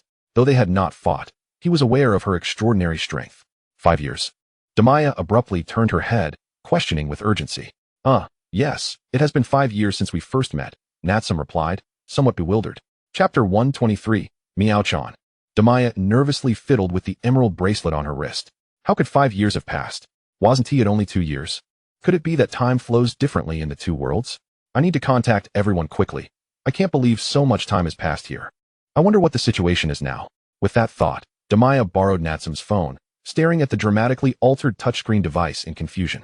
Under Natsume's guidance, she navigated to the dialing page, falling into silence. Natsume scratched his head, observing her stillness before turning to the cat. You don't mean to say you've forgotten the phone number, do you? The calico cat clicked its tongue, striking straight to the heart of the matter. Damiya closed her eyes heavily, realizing that the calico was correct. She truly had forgotten the phone numbers of her friends. Back in 2nd grade, they were inseparable. Who could possibly memorize their companions' numbers? 2 years had passed, and her phone had long since run out of battery and shut down, and she lacked the patience to wait for it to recharge. After a moment of contemplation, she resolved to take the Shinkansen back to Tokyo directly. Are you leaving? Is your health all right? Upon hearing Damiya's plan, Natsume Takashi donned his coat, preparing to accompany her. He was concerned about Damiya venturing out alone. I'm fine now. I need to rush to Tokyo to see someone, the sooner the better. Damiya deftly gathered her disheveled hair and neatly folded the blanket that had just covered her. Noticing Natsume's actions, her gaze softened. Thank you so much, Natsume. I can manage on my own. No, let me accompany you. I'll see you to the Shinkansen and then return. It's no trouble at all. Natsume Takashi gently declined the cat's suggestion, resolutely stating his desire to escort her. I'll be with Natsume on the way back, so let us hurry. The cat, Zen, scratched its head and trotted ahead to lead the way. Seeing the cat dart ahead, Damiya no longer insisted and accepted the goodwill of both the young man and the feline. After a bit of commotion, Damiya boarded the Shinkansen, excitedly waving goodbye to Natsume and Zen outside. Goodbye, Natsume, Zen. Thank you. I'll come back to play with you soon. Goodbye, Miya-san. Please take care of yourself and don't overexert. Natsume Takashi waved back, still under the impression that Damiya had merely fainted from exhaustion. In her haste to return to Tokyo, their interaction was limited, perhaps due to some sort of magic from Zen, as Natsume entered the building with the cat. Others seemed oblivious to their presence. Goodbye, next time I'll treat you to a drink, Zen meowed, having always held a fondness for the one with cat ears, 39. Of the same kind. After a heartfelt farewell, the Shinkansen set off. Damiya watched as Natsume and Zen became mere silhouettes in the distance, her heart racing with anticipation. "I'm off to Tokyo." As she strolled home with the tortoiseshell cat, Natsume Takashi suddenly recalled something. He freed one hand to retrieve his phone and opened the chat interface with Hybra AI. Ever since they exchanged contact information 5 years ago, they had become good friends. Both were aware of the hidden world lurking beneath mundane life, and casual conversations had become a daily occurrence. "Hybra, is there something significant happening in the Jujutsu world lately? Are you very busy and tired?" Natsume inquired. "You should take care to balance work and rest. Don't overdo it." Hybra AI responded. "Nothing much. Everything's normal recently. There are 3 seniors stationed at the Jujutsu Association, so there shouldn't be any major events." Upon reading Hybra's reply, Natsume pressed his lips together. Did he not understand Hybra? Over the years, he had been working late and early, tirelessly enhancing his abilities. If it weren't for the fact that Jujutsu sorcerers now all had healing teammates on missions, Hybra might be spending half of each month recuperating in the infirmary. "Stop hiding things from me. I ran into Miya-san fainting alone in the mountains. You all need to balance work and rest." Hybra sprawled in the lounge, widened his eyes in disbelief at the message. "Who? Miya-senpai? Are you sure?" He shot upright, suppressing his excitement as he trembled while typing. On the other side, Nanami Kinto glanced over, puzzled by his friend's sudden fervor. "Natsume, I'm sure it's Miya-san. She woke up and took the Shinkansen back to Tokyo. So please don't keep anything from me. I can help if there's a problem." The moment he received Natsume's affirmative response, Hybra sprang to his feet, grabbing Nanami and dragging him towards the elevator. "What is up, Hybra?" Nanami stumbled, quickly keeping pace with him. Had it not been for the agility of Jujutsu sorcerers, he would have surely fallen just now. Natsume saw Miya-senpai.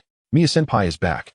Hybra frantically pressed the elevator button, unable to wait for its slow ascent, and instead dashed towards the staircase. He needed to inform Gojo and Suguru about this matter. Nanami stood there, blinking in confusion, then a smile spread across his face. His phone buzzed with incoming messages as Hybra rapidly typed away in a group chat. "Tokyo's Outstanding Graduates Group. Everyone, Miya-senpai is back." Upon exiting the Shinkansen, Damiya was taken aback by the dramatic transformation of Tokyo. Why has it changed so much? The surrounding buildings were completely different from 5 years ago, and she could only vaguely recognize a few familiar landmarks. She stood there, contemplating which way to go. All the cash in her bag was borrowed from Natsume. Unsure if it would suffice, she decided to be frugal. "First, I need to find an ATM. I wonder if my card still works." As Damiya lingered at the entrance of Tokyo Station, a few kind-hearted girls approached her to inquire if she needed assistance. A few keen-eyed talent scouts, clutching business cards, also approached, asking if she was interested in becoming a star. In no time, she found herself surrounded by people, unfamiliar with the concept of stardom and disinterested. Damiya swiftly declined the talent scouts and began conversing with the kind girls. She specifically asked how much it would cost to take a taxi to the residential area where Fushiguro lived. After receiving an approximate figure, she counted the money in her bag and decided to take a cab. It would be best not to overexert herself. Tokyo had transformed so drastically that she could hardly remember the routes. After some gestures of gratitude towards the kind girls, Damiya hopped into a taxi. However, reality proved as she had feared. Even though the taxi dropped her off at the location, she could not find Fushigiro's house. Back at square one, Damiya covered her face in despair. She was lost. Just as she was at a loss for what to do, a familiar voice called out from behind. "Miao-chan?" Chapter 124, Reunion. Gojo Satoru was walking home alone, ignoring the incessant buzzing of his phone. It was likely that Geto had sent someone to persuade him, and the noise was undoubtedly from Hybra. He didn't want to see it. He didn't want to look. As he reached the sidewalk, the traffic light turned green, and countless pedestrians brushed past him while he walked against the tide. His tall figure stood out, enveloped in solitude. Students waiting across the street caught sight of this scene, covering their mouths in hushed gasps. Look, that handsome guy with white hair. Ah, so handsome. He exudes such an air of loneliness. Could it be that he is heartbroken? Even such a handsome person can experience heartbreak? Shoo, quiet down. He is looking over. The female university students immediately hushed their chatter, cautiously glancing up at the white-haired young man. As Gojo Satoru crossed the crosswalk, he abruptly halted, gazing towards home as if entranced. His 6 eyes, smooth as silk, scanned past the group of students, seeking something in the distance. At last, they landed on a familiar silhouette. In the next instant, he dashed through the crowd like a gust of wind, swiftly closing the distance towards that figure. The female students merely sensed a fleeting silhouette rush past them, its speed so extraordinary that it left nothing but an ephemeral shadow, obscuring their view. Satoru Gojo had pushed his speed to its utmost limit, his heartbeat pounding fiercely as though it might leap from his throat. He repeatedly confirmed in his mind the information transmitted by his 6 eyes, striving to ascertain whether this was yet another manifestation of his dreams. He had encountered her countless times in his dreams, only to awaken with a heart full of wistfulness. Nevertheless, upon catching sight of that figure, he instinctively rushed to her side. After traversing several street corners, he finally arrived behind her. He swiftly removed his eye mask, allowing his white hair to fall freely, and softly called out, "Naya-chan?" Upon hearing that achingly familiar voice, Damiya turned just in time to be enveloped in a fierce embrace. The sweet, creamy aroma engulfed her, and without needing to look up, she instinctively knew who it was. "Gojo!" she exclaimed. Hearing Damiya's voice, Satoru tightened his hold on her. His grip so forceful it felt as if he intended to meld her into himself. Damiya stifled a cry of pain, refraining from interrupting his fervent embrace. At that moment, they had both waited far too long. The years of unease and longing imbued this reunion with a profound sense of reality. They had truly crossed worlds to reunite. Damiya reached out, gently tousling Satoru's hair as one might soothe a restless beast. Sensitive to emotions, she sensed the unease radiating from him. With tender gestures, she patted his back and stroked his hair, skillfully calming him so he could finally relax. "Gojo, I'm back," she said with a smile. "MHM," he replied gruffly, holding her for what felt like an eternity before reluctantly releasing her. He brushed aside the disheveled bangs that had fallen over her forehead, his gaze fixed on her, the turbulent emotions in his eyes burning with intensity. Before Damiya could utter another word of reassurance, he cupped her face and kissed her fiercely. His actions were passionate and unrestrained, as if he sought to affirm something through that kiss. Damiya felt a wave of tingling sensations course through her, nearly losing her balance. In desperation, she reached out, firmly tapping Satoru's broad shoulder, attempting to urge him to temper his fervor. "We're still outside, Gojo." He grasped her hand, wrapping his arm around her slender waist, deepening the kiss and swallowing her protests whole. Ultimately, Damiya found herself swept away. The white-haired man kicked the door shut with his foot, cheerfully entering the living room and placing her gently on the sofa. Soft kisses rained down upon Damiya's forehead and cheeks, and she felt as though she were being steeped in a creamy embrace. She attempted to push his face away, wishing for this overly clingy man to create some distance. However, her limbs felt weak, and her feeble attempts only left an imprint on his handsome visage. Satoru turned his head, brushing his lips against Damiya's flushed fingertips. "I missed you so much," he murmured, his voice laden with longing. "I missed you too," Damiya stammered in response.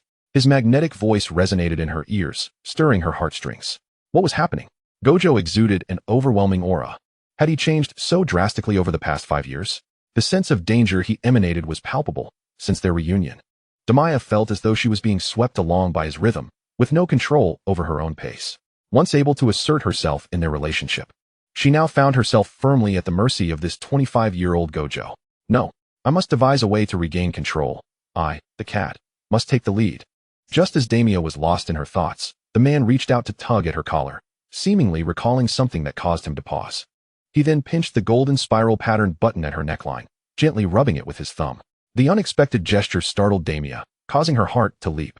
But upon observing that he displayed no unusual behavior, she gradually calmed her racing heart. Stealing a glance, she noted that Satoru was fixated on the button. The moment they reunited, he had sensed something amiss about her. 5 years had passed, and he, along with Megumi, Tsukasa, and the younger students, had shed their youthful naivety. Yet, Naya-chan still appeared so innocent. "Naya-chan, how old are you?" he asked gently, as though afraid of startling her. "I just passed my coming-of-age ceremony. In this world, 5 years have gone by, but in my world, only 2 years have elapsed." As she spoke, Damiya fought to suppress her embarrassment, grasping Satoru's hand firmly. She understood that the one who had waited the longest would feel the most pain. "I have been striving, seeking ways to meet you." Satoru's expression softened as he lowered himself to embrace her waist, his towering frame nestling into her embrace. "Naya-chan, you're amazing, so wonderful. But I, Gojo, have not been very capable, failing to find a way to reach you for so long," he said, his voice heavy with frustration. He resembled a large, despondent white cat, its ears and tail drooping in search of comfort from its owner. "You have tried so hard, Satoru. Without the god's assistance, I wouldn't have returned so swiftly," Damiya reassured him, affectionately ruffling his hair, coaxing a contented sigh from him. Satoru nestled against Damiya, inhaling her unique scent, his long fingers lifted. At that moment, a gurgling sound emanated from Damiya's stomach. Chapter 125. I've starved myself thin. Upon hearing the sound, Damiya silently covered her face, her earlobes turning crimson. She was starving. She hadn't eaten all day, having been busy since the early morning, with only a glass of water at Natsume's house. Listening to the cheerful gurgle, Satoru burst into laughter, and the once tangible tension between them transformed into a joyful atmosphere. He seized Damiya's irritated hand, his laughter growing louder. "I'm sorry, Naya-chan. It's just I feel overwhelmingly happy," he exclaimed, the joy feeling so long overdue. "You're still laughing. What is wrong with being hungry? Do you not feel hunger as well?" Damiya retorted, indignantly shaking his shoulders. She felt an urge to smack him. "Ha!" Satoru's laughter grew even more boisterous. Damiya devoured her curry udon, swiftly consuming the crispy fried chicken pieces atop her dish. The delectable, tender fried delicacies brought her to the brink of tears. What a difficult 2 years she had endured. Satoru unscrewed a can of mango soda, inserting a straw and offering it to Damiya. She tilted her head, taking a satisfying gulp, her eyes closing as she savored the juice, fully immersed in its deliciousness. After Damiya's stomach gurgled, Satoru promptly called a nearby restaurant for takeout. There was no alternative. He hadn't tea cooked at home in ages, and the fridge was utterly bare. Typically, he managed dinner at Jujutsu High. Watching as Damiya swiftly eliminated the fried chicken pieces from her noodles, he rested his chin on his hand, grinning as he fed her the drink. Each time Damiya slightly turned her face, the straw was promptly positioned at her lips. Delicious. As Damiya finished her can of juice, she let out a sound of longing for more. The modern world is truly marvelous. You know, Wudo, the world I grew up in, the continent of Lovia, had the most dreadful food. They hardly ever study culinary arts. They merely mix all spices together to flaunt their noble status. The taste is so atrocious that it feels as if one has been cursed. Damiya pouted and animatedly recounted to Wudo the challenges she had faced over the past 2 years. It was exhausting just to sift through books in the library. And upon seeing the dinner served at night, her appetite vanished entirely. "I've grown so thin," she exclaimed, pointing to her gaunt little face. "How could it be so horrid? That world is utterly disappointing. Let us not return there anymore, shall we, Miao-chan?" Wudo reached out to wipe the smudge from Damiya's face, coaxing her with a gentle tone. While he appeared nonchalant, his heart raced as he awaited Miao-chan's response. Damiya twirled a strand of udon noodles into her mouth, and upon hearing his words, she nodded, her voice muffled as she declared, "I won't go back. I'll stay in this world. I miss you all so much. Are you all well?" "Very well," he replied. "In a couple of days, their essay gathering. And everyone will be there. You'll get to see them then." Upon receiving the answer she desired, Wudo's smile radiated brightly. He mentioned the class reunion while conveniently omitting the fact that he had already declined Sugiru's invitation. "Hooray!" exclaimed Damiya. After finishing her meal, it was nearly 11 o'clock. Damiya, well acquainted with the surroundings, skipped up the stairs to her room. Wudo followed leisurely behind, his eyes never leaving her. Upon opening the door, she was greeted by a clean and tidy bedroom, which piqued her curiosity as she inspected every corner, expecting to find dust. But to her surprise, everything was immaculate. Approaching the wardrobe to retrieve her pajamas for a wash, she opened it to find it filled to the brim. The wooden wardrobe, which reached the ceiling, was divided in half, one side holding her old clothes and the other, Wudo's shirts and jackets. Damiya blinked, still processing the sight, when suddenly, she felt a weight on her shoulder. "I miss Miao-chan so much that I occasionally stay here. Only in this room can I feel your presence. Please don't be angry, Miao-chan," came Wudo's magnetic voice from beside her. He leaned against her shoulder, using that long-lost sweet tone. Such a simple statement was delivered with a captivating allure. The warmth surged to Damiya's cheeks as she flusteredly tucked her golden locks behind her ear, her gaze darting aimlessly around the room. "It's okay. I'm back now," she stammered, her mind a chaotic whirlwind, utterly lost for words. Just as the warmth on her face intensified, Wudo reached from behind her and skillfully pulled out his pajamas from the wardrobe. "I'm heading to my room to shower," he said, planting a quick kiss on her cheek before humming a tune and leaving. Damiya covered her face in astonishment as she watched him exit with such ease. She had expected to have to persuade him for a while before he would leave, but he had been so swift. Had he changed? It seemed that after 5 years, everyone had transformed significantly. She wondered how Natsuko and Sugiru had changed. Damiya retrieved her own pajamas from the wardrobe, pondering the appearances of her friends as she stepped into the bathroom. Once she joyfully washed away the dust of the day and emerged with her long hair dried and brushed, she spotted someone sitting on her bed with a cheerful smile. She froze. Wudo, clad in loose light blue pajamas with an open collar, sat on the bed with his legs crossed, his azure eyes fixed intently on her, akin to a predator eyeing its prey. Sensing Damiya's palpable tension, his gaze softened, filled with the sweetness of honey, inviting her to approach and discover more. He remained silent, merely observing her. Deep down, he yearned to draw closer, but he restrained himself, his fists clenched tightly beneath the hem of his clothing. Damiya stood at the bathroom door, locked in a gaze with those brilliant eyes, nearly drowning in the tumultuous emotions they conveyed. Even as her face flushed crimson, she did not avert her gaze, for she knew what her answer was. After a long pause, she walked toward Wudo. After taking merely 2 steps, he pulled her into his embrace, and they both tumbled onto the soft mattress. Delicate kisses trailed from her forehead to her lips, finally landing on her neck. "What?" she exclaimed. "It's all right. There are no limits." The waves crashed and roared, relentlessly pounding the shore until dawn. Chapter 126. Dare You Not? The sunset filtered through the translucent curtains, casting a rosy hue on the illuminated spaces. A gentle breeze swept into the room, tousling the stray locks between them. Wudo propped his face on his hand, smiling as he watched Damiya's peaceful sleeping countenance. He had been awake for quite some time, thoroughly engrossed in the serene sight of her slumber, his sapphire eyes brimming with affection. After a while, his gaze fell upon the cascade of silky golden hair spread across the bed.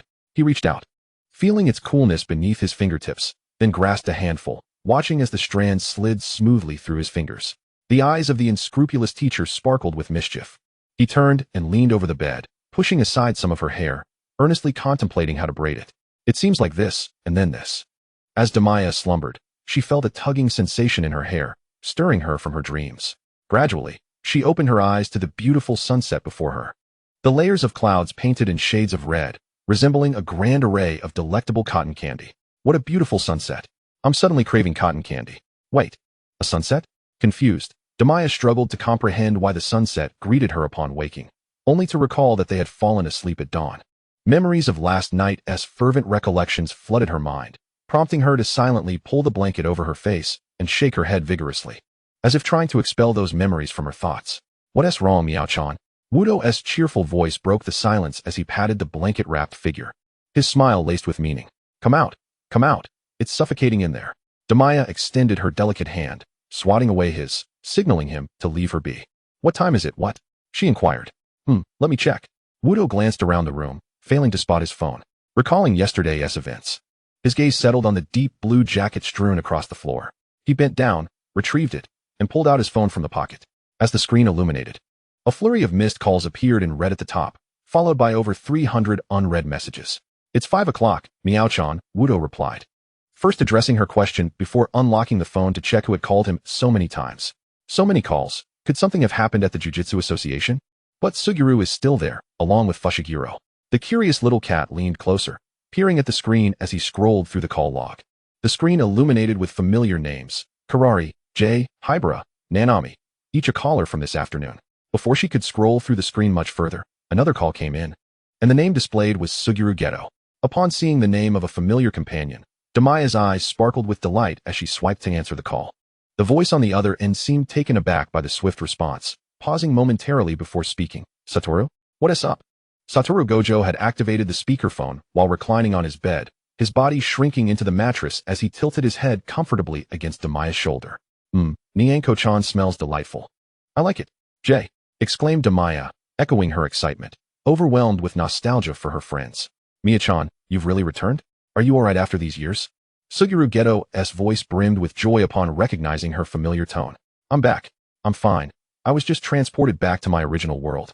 Damiya replied with a smile, asking Suguru to relay her good news to their comrades at Jujutsu High. "Alright," Suguru responded gently. Satoru Gojo squinted at the phone, feeling a twinge of neglect as he observed the lively exchange between Nyanko-chan and Jay. After so many calls, he wondered if there was anything significant. "What's the matter? You've made so many calls," Satoru interjected, squeezing into their reunion. Even Jay's presence in a romantic rendezvous might not be appreciated. "We stayed up quite late last night," he began, but before he could finish, a petite hand swiftly covered his moist lips. "Satoru," Damiya hissed through gritted teeth, her cheeks flushing with embarrassment. "What on earth are you saying? Last night? Is that even appropriate to mention?" I just meant to say we haven't gotten out of bed yet." The muffled voice protested, gazing up at Damiya with wide, pleading eyes. "Be quiet," she retorted, knowing this tactic would not work on her. There's a gathering at 6 this evening. Everyone will be there. I just wanted to let you know, bye." After a prolonged silence, Suguru finally mustered the courage to relay the gathering information at a rapid pace. With that, he abruptly hung up, not allowing for a response. Karari, with her keen hearing, sat across from the desk, observing Suguru with a penetrating gaze, her eyes glinting with intrigue. "Don't involve me, Karari. I'm innocent." Suguru nervously raised his hand, speaking cautiously. Otherwise, he might as well sever ties with Satoru Gojo, having been dragged into trouble countless times over the years. What use is a friend like that? Humph. Kirari scoffed, retracting her sharp gaze. After receiving a message from Hybra earlier, they had sent numerous texts to Satoru, all unanswered, and decided to head straight to Satoru's residence.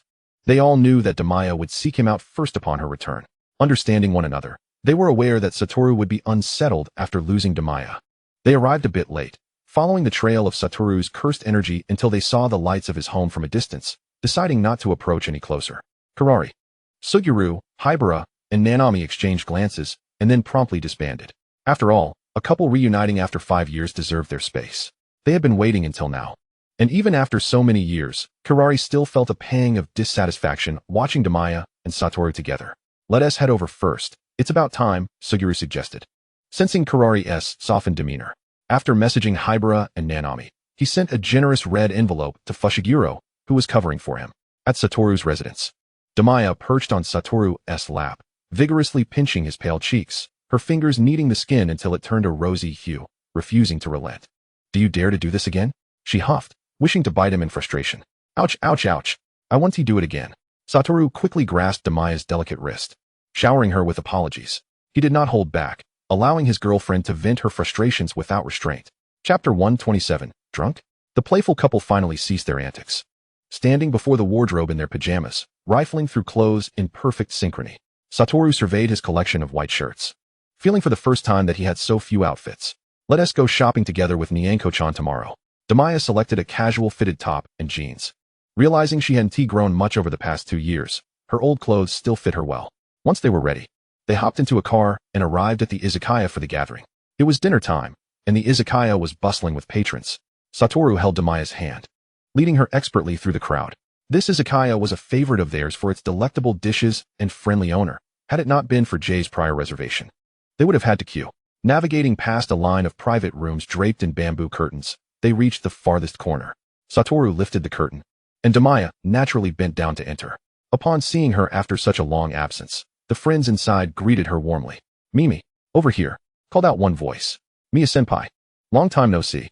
Kirari immediately stood up, pulling Damiya beside her, gently inquiring about her experiences over the past few years while ignoring Satoru's sulking complaints. Kira. Satoru grumbled, plopping down next to Suguru. These people were infuriating, each vying for Nyanko-chan's attention. Ha ha, we missed you too, Miya-senpai, Hybra remarked, noticing Satoru's pout. You can't monopolize Miya-senpai all to yourself. Leisurely sipping his drink, Nanami playfully tapped Hybra on the head, cautioning him to tread lightly or face Satoru's wrath. Satoru, we've already ordered some dishes. Let us know if you want anything else, Nanami said, passing the menu to divert Satoru's focus. Raising an eyebrow, Satoru accepted the menu. Today, he wasn't wearing his blindfold, revealing his strikingly handsome features, particularly his captivating sapphire eyes. Throughout their walk, anyone who met Satoru's gaze found themselves enchanted by those celestial orbs. After glancing at the menu, he called over the staff to order an abundance of items. The first to arrive were 2 glasses of orange juice. The room was arranged around a rectangular table, with Suguru and Kirari sitting opposite each other, while Nanami sat against the wall, leaving one side open. Satoru pushed 1 glass of orange juice toward Damiya, encouraging her to drink something to tide her over. They had gone nearly a day without eating. Noticing the chill of the glass against her hand, the blonde girl smiled at Satoru and flashed him a heart sign in gratitude. Kirari squinted, observing Satoru's cheerful demeanor and feeling quite disgruntled. Her dear friend had returned only to be monopolized. As dishes began to arrive, the atmosphere in the private room grew more vibrant, with everyone reminiscing while enjoying their meal. Damiya shared snippets of her adventures in the other world while enjoying her noodles, and her friends expressed keen interest in the deities of that realm. Wait, so Miya-senpai, you're only 18 now? Hybra asked, astonished as he munched on a tofu skewer. They also observed that Damiya had not changed much in the past 5 years. It was astonishing how the passage of time felt so different. Miya, the senior, now appeared younger than him. Damiya nodded in acknowledgement. She noticed Gojo Satoru scooping a spoonful of cheesy corn to feed her, and promptly opened her mouth to receive it. The cheese corn, cooled after being blown on for a while, was at a perfect temperature, and the sweet, creamy flavor burst on her palate, causing her eyes to twinkle with delight. So delicious. I want more, Satoru. Isn't it delightful? The cheese from my family is more aromatic than others, he replied proudly, having received her affirmation. He cooled the corn in the spoon again and offered another bite. Nyanko-chan had a cat's tongue. What felt tolerably warm to an ordinary person would seem scalding to her. Even after all these years, he remembered this well. I want more. The enchanted little feline nodded eagerly, slurping up the remnants from the spoon. Sugurageto, savoring the crispy fried chicken skin, watched the little couple's warm interaction with a bittersweet smile, filled with fond nostalgia. 5 years had passed, and finally, he was witnessing this familiar scene again.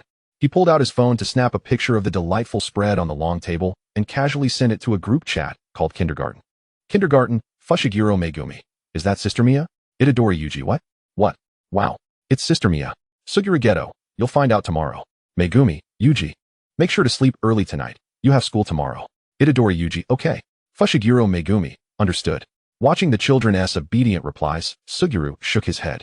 Their agreement seemed too easy. It was unlikely they would follow through. Tomorrow, Nanako and the others would probably come to report them.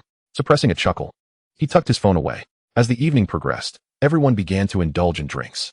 Friends reunited. The atmosphere became jovial as they sipped their drinks. The boisterous Kuriko Inui boldly challenged 3 male compatriots, swiftly overpowering them with her drinking prowess. In the private room, only Damiya and Gojo Satoru continued to sip on orange juice. One had never tasted alcohol, while the other was nursing a single cup. Watching everyone else indulge, Damiya felt a stirring curiosity. The last time she had tried that fruit beer, nothing had happened, so surely she could handle it this time. She grabbed a can of beer, cautiously opened it, and took a tentative sniff. Gojo, propping his face up with his hands while sipping his juice, noticed her little antics, but chose not to intervene, a playful smile flickering in his eyes. They were adults after all. What harm could there be in trying? He too was curious about how Nyanko-chan might behave when intoxicated. After sniffing for a while, she found the scent somewhat pungent. Damiya raised the can and took a small sip. She smacked her lips. The bitter flavor spread across her taste buds. It doesn't seem very pleasant, she thought, daring to take a larger gulp, perhaps hoping for a sweet aftertaste. The brave little cat took several hearty swigs, but when she stopped, an indescribable bitterness surged in her mind, causing her to shudder. She spat out the remnants of the drink, her delicate face contorted in distaste. What a dreadful beverage. Damiya finally confirmed that it was not merely her imagination. Alcohol was truly an unpleasant concoction. Ha ha ha. It's terrible, isn't it? Gojo Satoru teased mercilessly from across the table, offering her a box of mango daifuku. The golden-haired girl scrunched her face, reaching out for the daifuku in Gojo's hand, only to grasp at thin air.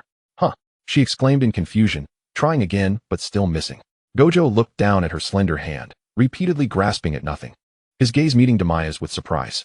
Just moments ago, her clear cerulean eyes had clouded with a thin veil of mist, and a charming crimson hue tinged the corners of her eyes. Nyanko-chan, are you drunk? Gojo asked, a hint of excitement in his voice. He beckoned her over, urging her to sit beside him. Damiya blinked slowly, obediently scurrying over. In the midst of their drinking contest, Kuriko had yet to notice that her drink had been pilfered. After clinking glasses, the three immediately gulped down their drinks, competing to see who could consume faster. Gojo shifted slightly, making space for the cat to sit, then leaned in with a playful whisper. Who am I, Nyanko-chan? Satoru. Damiya tilted her head, responding. No, who am I to you? His tone held a teasing lilt as he intertwined his fingers with hers. Boyfriend? The slightly dazed Damiya paused before speaking. How about something even closer? Gojo leaned in closer, their breaths intertwining in an intimate dance. He had spent the entire previous night coaxing her, but she had remained tight-lipped. Damiya pondered slowly, hesitantly suggesting, husband? At last, he heard the title he had longed for.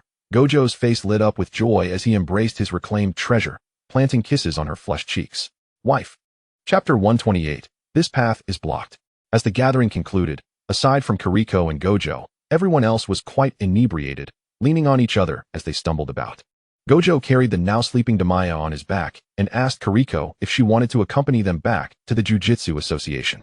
Kuriko shook her head, pointing at the 3 men who were dragging each other along. I'll keep an eye on them as they crawl back. Call me if you need anything, Gojo nodded, refraining from asking further. With Damiya on his back, he strolled leisurely home. The golden-haired girl lay soundly asleep against him, her face flushed and snugly wrapped around his neck. Gojo could feel her soft breaths brushing against his ear, each inhale and exhale a vivid reminder of her presence.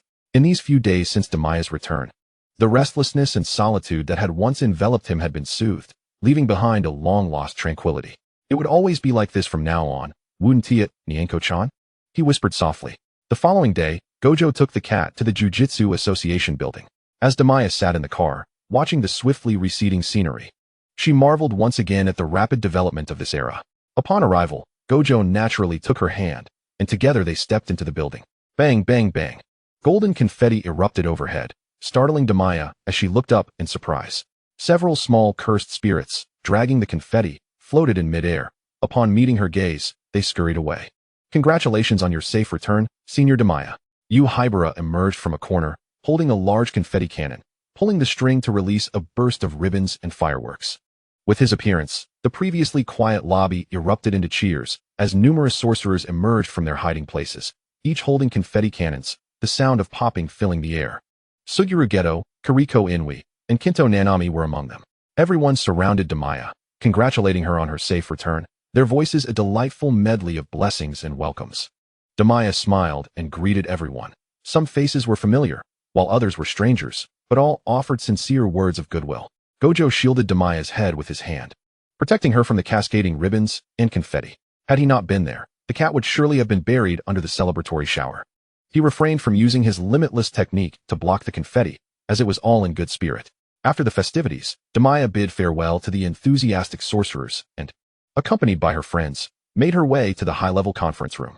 After a brief discussion of the current situation, the group began to review the Shinjuku incident from 5 years ago, as many details had been lost due to Damiya's disappearance at that time. Thanks to the reminders from SAE and the juniors, they arranged for Yuji Itadori and his grandfather to be brought to the Jujutsu Association for protection, pairing them with Megumi Fushiguro and the Kumo twins for school. The mastermind behind it all, the cursed sorcerer So, has been missing since the Shinjuku incident.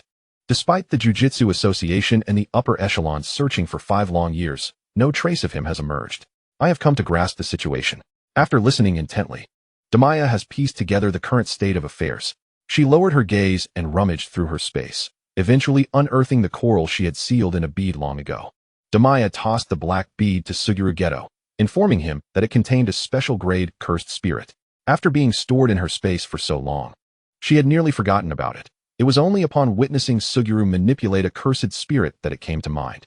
In truth, there exists another special-grade cursed spirit, Mahito, but he is too tainted with sin to deserve life. Taking a sip of her milk tea, Damiya rested her chin on her hand and stated coolly, "That wretched creature does not deserve to serve as Geto's cursed spirit." "Thank you, Miya-chan," I concurred. Suguru Geto pocketed the bead, reminiscing about the gruesome records of the modified beings from years past. He would never wish for a cursed spirit like Mahito. The mere thought was too ominous. Satoru Gojo lounged beside Damiya, idly playing with her silky hair. All of the information was his meticulous compilation, and he could recite it verbatim. "Let us try braiding a scorpion tail this time. They looked splendid in the videos," he mused, feeling the gentle tug on her hair. Damiya shot a resigned glance at the already distracted Gojo. Previously, I had used the spell Apocalypse Prayer to drag So into an alternate space for an assault. Although he ultimately escaped using his technique, I had left a contingency plan in place.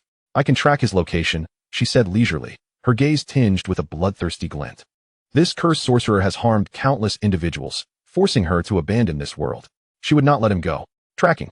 Suguru Geto keyed in on the crucial phrase. If it truly could be done, it would be splendid. This cursed sorcerer had evaded them entirely, leaving no trace in the modern world, most likely hiding deep within remote mountains. This should be entertaining, Satoru Gojo smirked, a chilling glint in his eyes. He had long awaited the opportunity to eliminate that cursed sorcerer. In a secluded mountain, Jogo sat upon a makeshift wooden chair, perusing the latest news brought by his underlings. Following the death of Mei in Shinjuku and the annihilation of the cursed spirits, he had narrowly escaped, but severely injured and barely clinging to life. He could only hide in the mountains to recuperate. This rustic wooden cabin was of his own making. Over the years, as he watched the Jujutsu Association flourish, he cursed Damiya daily, convinced that if she hadn't intervened, his plans would not have unraveled into such disarray. Now, with the executive board facing defeat and the entity he had become reliant upon being seized by the Jujutsu Association, even his underlings were slipping from his control. His rage was palpable. He feverishly flipped through the news until he froze at the last page. "Damiya has safely returned to the Jujutsu Association. The next transmission time is uncertain. You should hurry and pack to escape." Jogo's expression darkened instantly, crumpling the documents in his hands and hurling them against the wall in a fit of rage. "She is still alive. This woman is truly tenacious," he cackled, his handsome features twisting into a sinister mask. "Then I shall resort to my contingency plan," he uttered coldly, retrieving a long, withered finger and stepping into the dimly lit room. Meanwhile, In Tokyo, Kagaku Koyanagi and Tsuchiya Kai hurriedly navigated through alleyways. Their expressions fraught with panic as they frequently glanced behind, fearful of enemies pursuing them. Damn it, following that person around like a beast of burden, only to end up with nothing. Now we're fleeing like dogs in the rain. Kagaku cursed, his frail physique succumbing to exhaustion from the escape. Less talk, more running. Tsuchiya urged, maintaining his pace and quickly creating a distance between them. He had brought this unfortunate soul along to divert attention. But Kagaku's frailty was only slowing them down. Utterly useless, Tsuchiya thought as he resolved to abandon him. They could no longer afford to linger. The Jujutsu Association's agents were not to be trifled with. Moreover, it was rumored that those dispatched this time were. This way is blocked, a deep, magnetic voice echoed from ahead, as a tall, white-haired man stepped forward, obstructing their escape route. The moonlight cast an angled glow upon his chiseled features.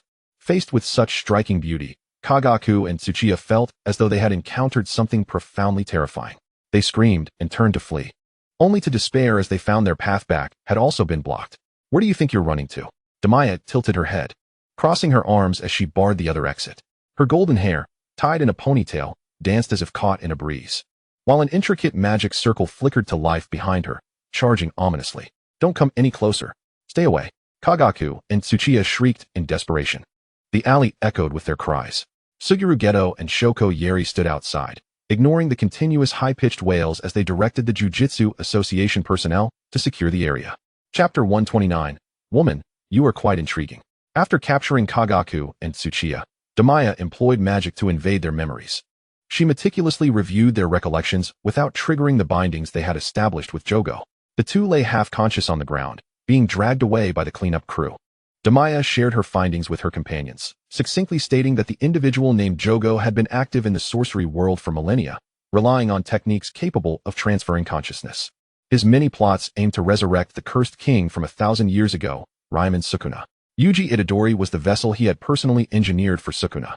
He aspired to optimize cursed energy and usher the world into another era of sorcery's golden age. A ruthless character indeed. After hearing the entire account, Shoko Yeri remarked coolly. Like a maggot, how disgusting. Satoru Gojo commented, just listening to these underhanded schemes makes me want to crush him. The previous executive board's petty machinations were likely orchestrated by Jogo himself. Fortunately, Miao-chan had inadvertently thwarted many of his plans. Otherwise, Suguru Geto pondered.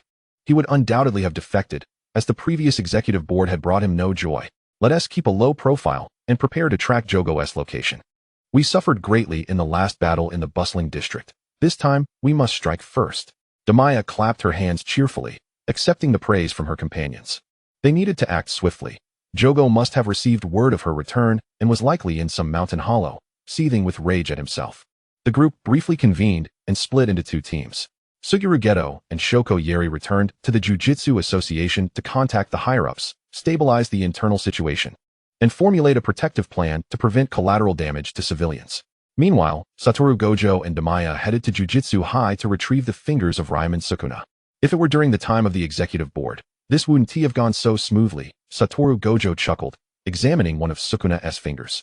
After analyzing the information with his 6 eyes, he tossed the finger into the air, aiming it with a cerulean blast. Following a deafening noise, the finger fell unscathed to the ground. Indestructible, is it? Let me test it.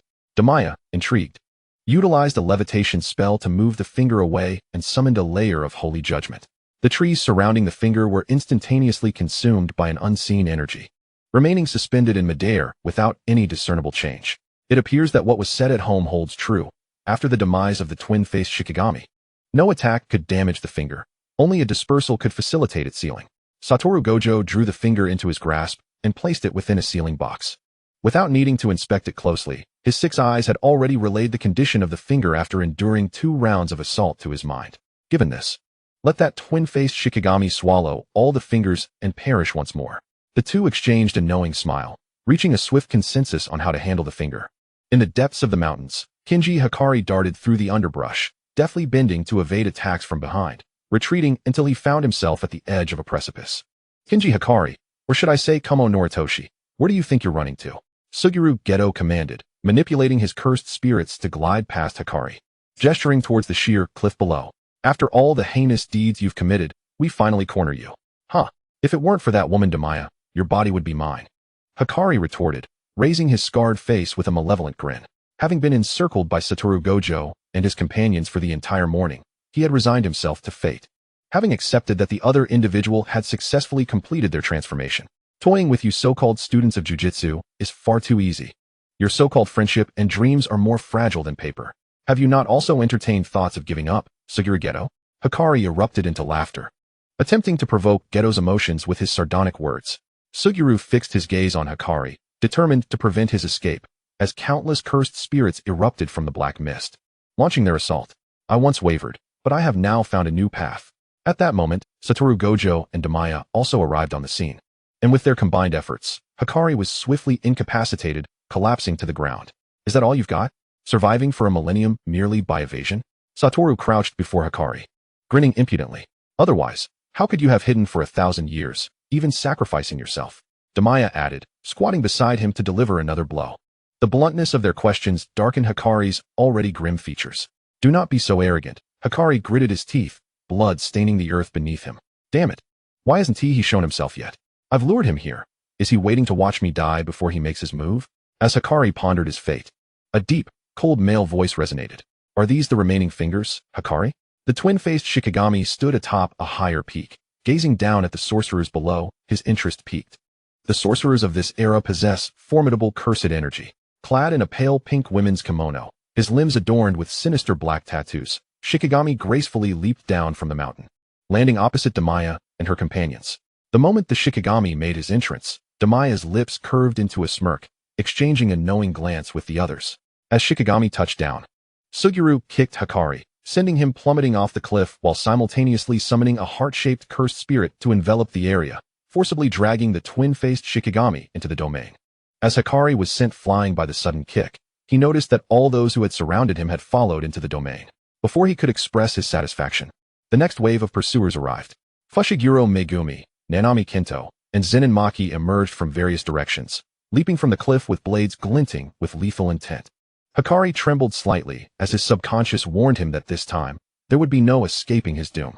Within the heart-shaped cursed spirit's domain, amidst a flurry of cherry blossoms, Damiya, Satoru Gojo, Suguru Geto, and the twin-faced Shikigami stood in opposition.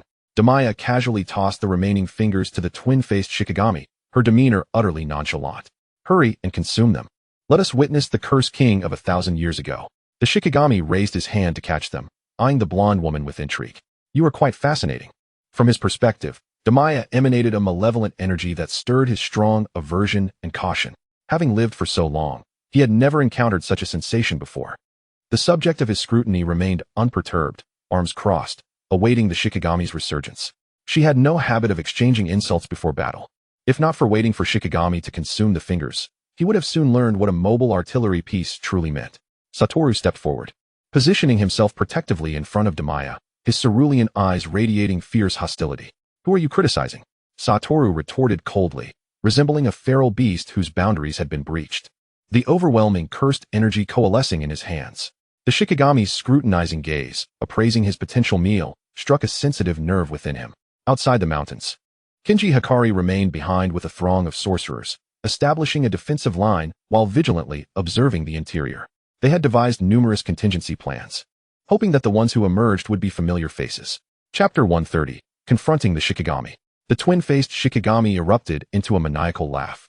Refraining from further dialogue as he stuffed the remaining fingers into his mouth, his malicious eyes fixated on the trio, contemplating how best to torment these arrogant sorcerers. As he swallowed, the cursed energy within him intensified, emanating like a cursed black hole, radiating an unfathomable aura of danger. The expressions of Damiya and her companions grew serious, their bodies taut and ready to strike at any moment. Damiya raised her staff, a colorful aura enveloping the three of them as she invoked a buff of the Song of Light, enhancing their offensive and defensive capabilities. In battle, swift resolution is key to avoid setbacks.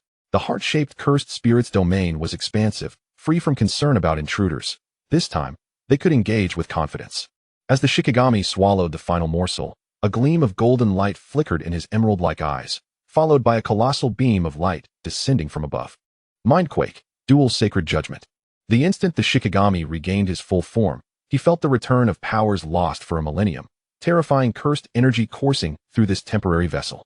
Muscles twitching violently, accompanied by an overwhelming sensation of cerebral rupture, eliciting a muffled groan from him.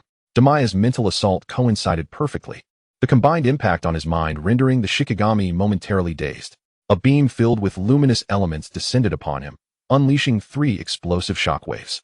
Despite the Shikigami's formidable strength and agility, he lost the initiative under this adverse state. He had not anticipated that the current sorcerers would engage in such a brutal and straightforward manner, with no time for verbal sparring. Unlike a millennium ago when insults would fly for ages before combat commenced, enduring 2 direct shockwaves, the Shikigami swiftly employed a reversal technique to heal himself, sidestepping the beam's range, narrowly evading the 3rd strike. However, he had relaxed too soon. The blinding light of the beam obscured his surroundings, and he failed to notice Satoru Gojo, who awaited him, crashing into him with a blood-red strike. With another thunderous explosion, Satoru erupted into laughter, applauding. Truly the Curse King. Magnificent, simply magnificent. As the smoke began to dissipate, the Shikigami emerged, his robes tattered and his expression disheveled, one hand mangled and bleeding profusely. He heard Satoru's taunts, gritting his teeth as he summoned his cursed energy, yearning to employ a reversal technique to mend his arm and alleviate his throbbing mind. As he sought to heal himself, a formidable black serpent materialized behind him, its gaping maw unleashing a foul, venomous spray. Hanami summoned tendrils that surged towards Sukuna with overwhelming force. Jogo perched atop the rainbow dragon, soaring above his companions, surrounded by a myriad of cursed spirits. He focused intently on Sukuna, initiating their previously devised plan of attack. Sensing the impending assault, the dual manifestations of Sukuna swiftly appeared behind the serpent, their hands brushing against its icy scales as they employed the technique, slash. The powerful strike cleaved both the serpent and the tendrils into countless fragments, obliterating the area surrounding Sukuna. Before he could exhale and mount a counterattack, a golden star hurtled toward him from behind, colliding with him almost instantaneously as he dodged to the rear of the serpent. The 2 embodiments of Sukuna pressed against the radiant star, veins bulging on their foreheads and hands, incredulous at being so thoroughly bested by 3 youthful sorcerers. Initially, he had intended to feign indifference to the domain, but now he found himself bereft of any opportunity to invoke it. Realizing the star represented an irresistible force technique, he was compelled to unleash his domain extension to counteract Satoru Gojo's limitless technique. Sukuna was propelled skyward by the star's impact, while Gojo, poised with his gestures, unleashed a barrage of 10 songs in quick succession, the brilliant blue luminescence illuminating the nocturnal battlefield with a cerulean hue. The ground trembled as Sukuna was driven deep into the earth, a cloud of dust enveloping his form. Merely 5 minutes into the skirmish, the first point was scored. Damiya, the 3rd participant, executed her combination with fluidity and grace, a spectacle to behold. Had it not been for Gojo's desire to witness Sukuna's domain, he would have already unleashed his own technique. Sukuna lay in the depths, struggling to extract his hands and feet from the ground, his reversal technique rapidly mending his injuries, bringing him back from the brink of death. His trembling arms pressed against the earth, half quivering with rage and half due to the misalignment of his body. In the face of such fierce combat, his limbs began to tremble uncontrollably, accompanied by a bone-deep agony emanating from his mind. Kinjaku, you worthless thing! How dare you provide me with such a feeble vessel? Yet, with the situation having advanced this far, there was no retreat. Sukuna shut his eyes and unfurled his domain. The demon's kitchen, a black, semicircular domain unfurled, swiftly enveloping the area, unleashing a torrent of slashes intended to rend every living being within its confines. Prepared and keeping a safe distance, Jogo remained unscathed, floating high above, commanding the cursed spirits with unwavering vigilance. It wasn't he that he wished to refrain from engaging. Gojo's technique was indiscriminate in its assault, and it was illogical for the 3 of them to join hands in battle. He simply declined. Once Sukuna's domain materialized, Gojo grasped Damiya's hand, activating his own domain, Infinite Void, inundating Sukuna's mind with a plethora of information while launching a fierce counterattack. Damiya raised her staff, unleashing a barrage of light explosions that shattered all of Sukuna's incoming slashes. Sukuna leapt from the pit, his form shrouded in a thin membrane. While simultaneously employing a domain extension and forcibly activating his domain, he bore the weight of Gojo's Infinite Void, his body beginning to seep blood and crumble. However, he could spare no attention for such matters. His singular focus was to vanquish these sorcerers and redeem himself. He strained against his own body, observing the 2 standing resolutely together, noticing that Damiya appeared untouched by any assault. He realized there might be a way to unravel this domain. Sukuna charged toward them, moving so swiftly that he left only an afterimage in his wake. Not a chance. Damiya's sweet voice rang out, her radiant smile illuminating her face as she raised her alabaster staff high. Over 20 comets formed, suspended in the air, plummeting towards Sukuna's position. The comet fall technique, imbued with tracking properties, required no further effort from the caster once successfully invoked. The meteors would pursue their target relentlessly until impact.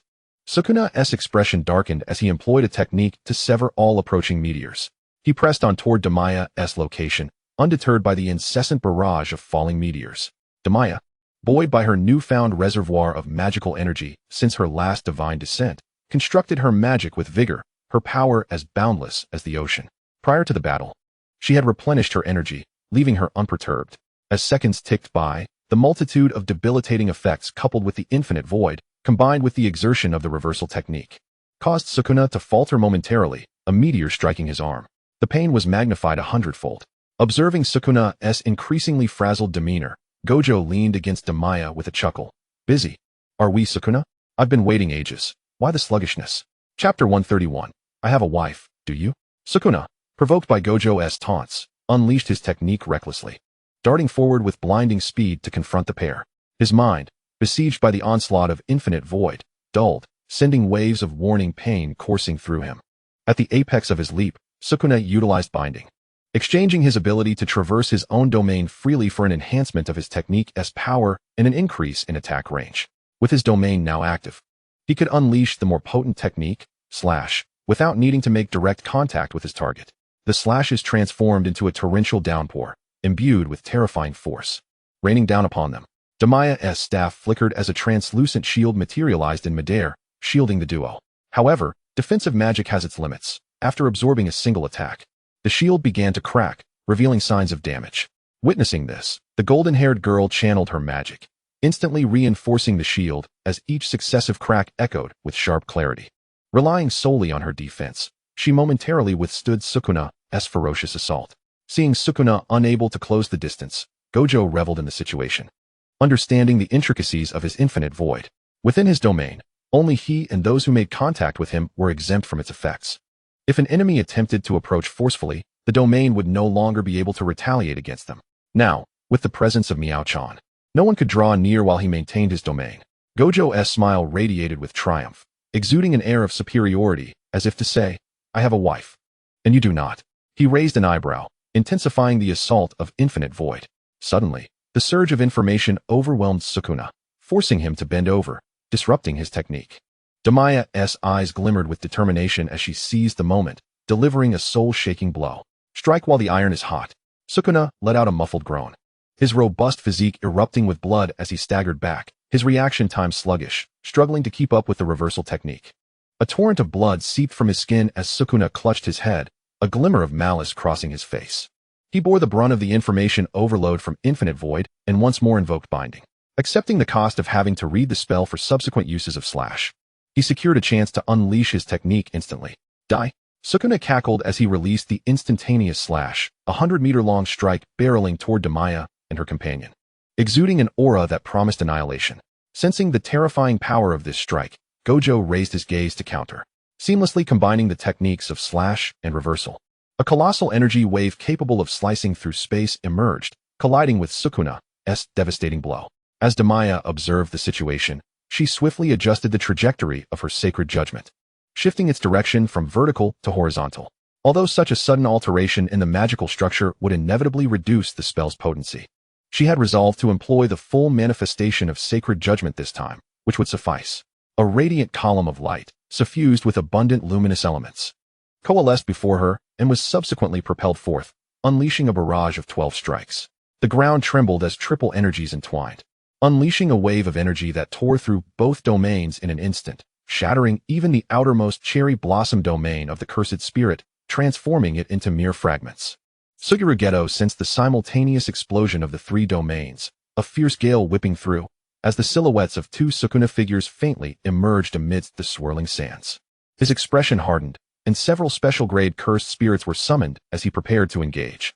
However, in the next moment, a gleaming flash appeared, and a mystical magic circle expanded rapidly, ensnaring the emerging Sukuna once more.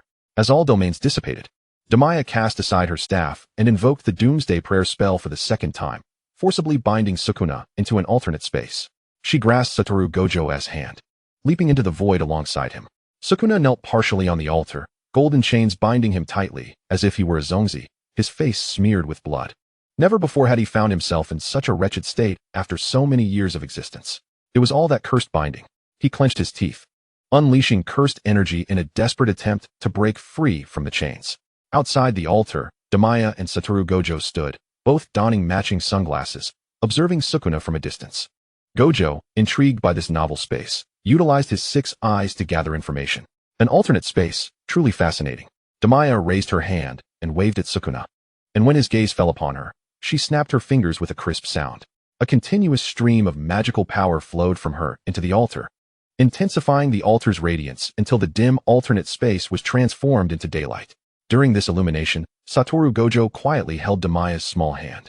Even behind sunglasses, the brilliance of the light pierced through, compelling him to switch off his 6 eyes.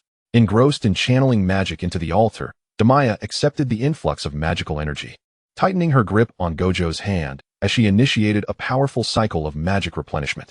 This time, without invoking divine intervention.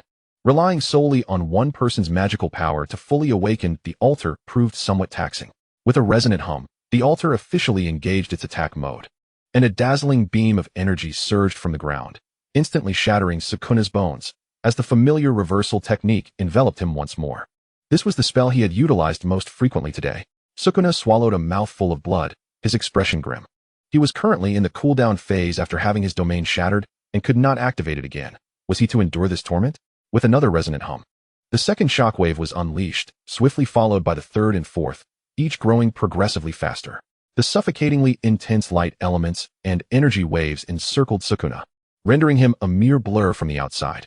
Sukuna felt the shockwaves incessantly assaulting and eroding his body, each strike extracting something ineffable. Yet amidst the relentless barrage and excruciating pain, his mind was consumed by the reversal technique, leaving no room for analysis of these inexplicable sensations.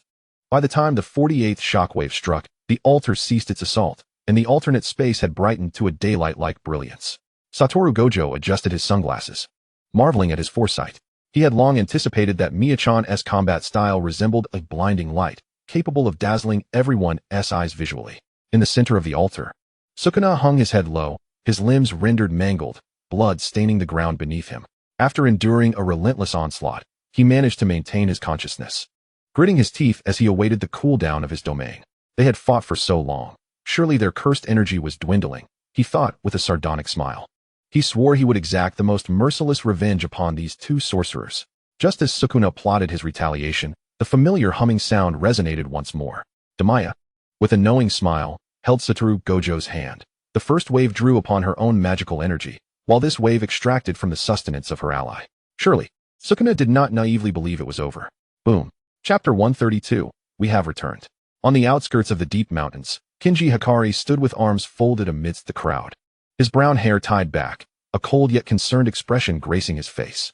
Beside him were Yujibara and Kento Nanami, while Zenin Fushiguro was unaccounted for, having wandered off somewhere. Don't worry too much, it's not 5 years ago anymore, Kento Nanami reassured softly, adjusting his glasses. They were no longer the powerless second-grade sorcerers facing special-grade curses and kenjaku. Satoru Gojo and the others had made terrifying advancements, and the sorcery realm now only recognized 3 remaining special-grade sorcerers, with no ranks above that. Indeed, Senior Hikari, take heart.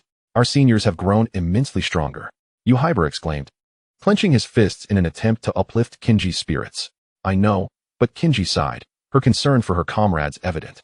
Ignoring their attempts to dissuade her, she pushed her way into the rear defense line, determined to stay in a position where she could assist her friends. Yujibara and Kento Nanami exchanged glances, patting each other on the shoulder. They too harbored worries for their seniors, but concealed them well.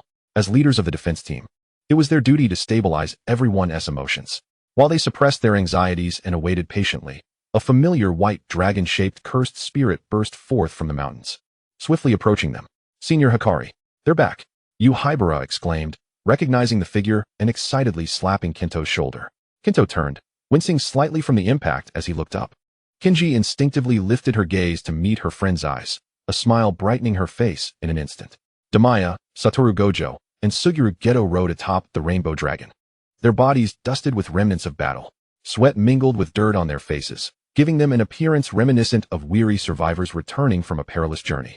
However, despite their disheveled appearance, they bore no significant injuries. "Thank you all for your hard work. It's all over now," Suguru Geto called from atop the dragon. Waving gently to the crowd, his demeanor warm. "We're back, Kinji." Damiya waved to her close friend on the ground, her golden hair shimmering in the sunlight, radiating a dazzling brilliance. "Hey, the spicy teacher returns victorious. Let us give a round of applause," Satoru Gojo proclaimed from the dragon, one hand propping up his face while the other waved energetically at the gathered sorcerers.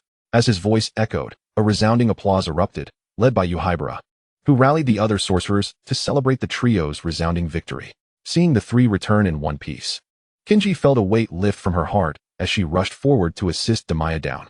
Kinto and Yuhaibara also exhaled in relief, directing the other sorcerers to retreat in an orderly fashion to allow their seniors some much-deserved rest. At that moment, Fushiguro Zenin emerged from seemingly nowhere, poking at a lump of white matter with his knife. "Here, Kinjaku." Weak as ever, took just 2 blows to finish.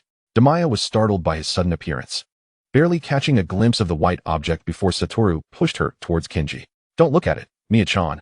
Ugh, it's genuinely a bit revolting," Satoru remarked with distaste, shielding her eyes from the sight of the cat-like creature. Damiya was pushed aside, yet she stubbornly insisted on looking.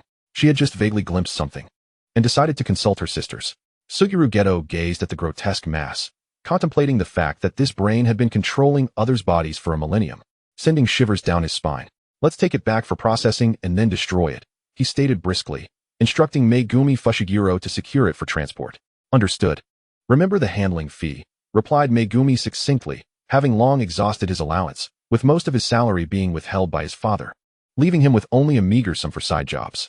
"You truly are something." Suguru Geto stifled a laugh, sending a message to his assistant. He was rather impressed by Megumi Fushiguro's abysmal luck, yet it seemed the worse his luck became, the more obsessed he grew. "The first black sheep of the Jujutsu Association." "Ha ha." Wataru Witoto jeered, pointing at Megumi, provoking an immediate glare of ire from him. However, Megumi ultimately refrained from retaliating. He was not foolish enough to engage in a fight that would yield no benefit. Considering the quick and generous financial gains from the Jujutsu Association, he chose to bypass any further argument with Wataru. The millennia-old conspiracies of the Jujutsu world had been shattered, and tranquility returned. The group journeyed back to Tokyo, bustling into the Jujutsu Association building, animatedly discussing where to celebrate that evening. Waiting eagerly were Yuji Itadori, Megumi's sister, and the Kasumi sisters, who had rushed to the Jujutsu Association that morning only to find the adults away on matters, not seeing anyone until the afternoon. "Master Geto." The Kasumi sisters surrounded Suguru, anxiously checking for any injuries. Although the Jujutsu members had not disclosed their activities, the tense atmosphere within the building hinted at danger.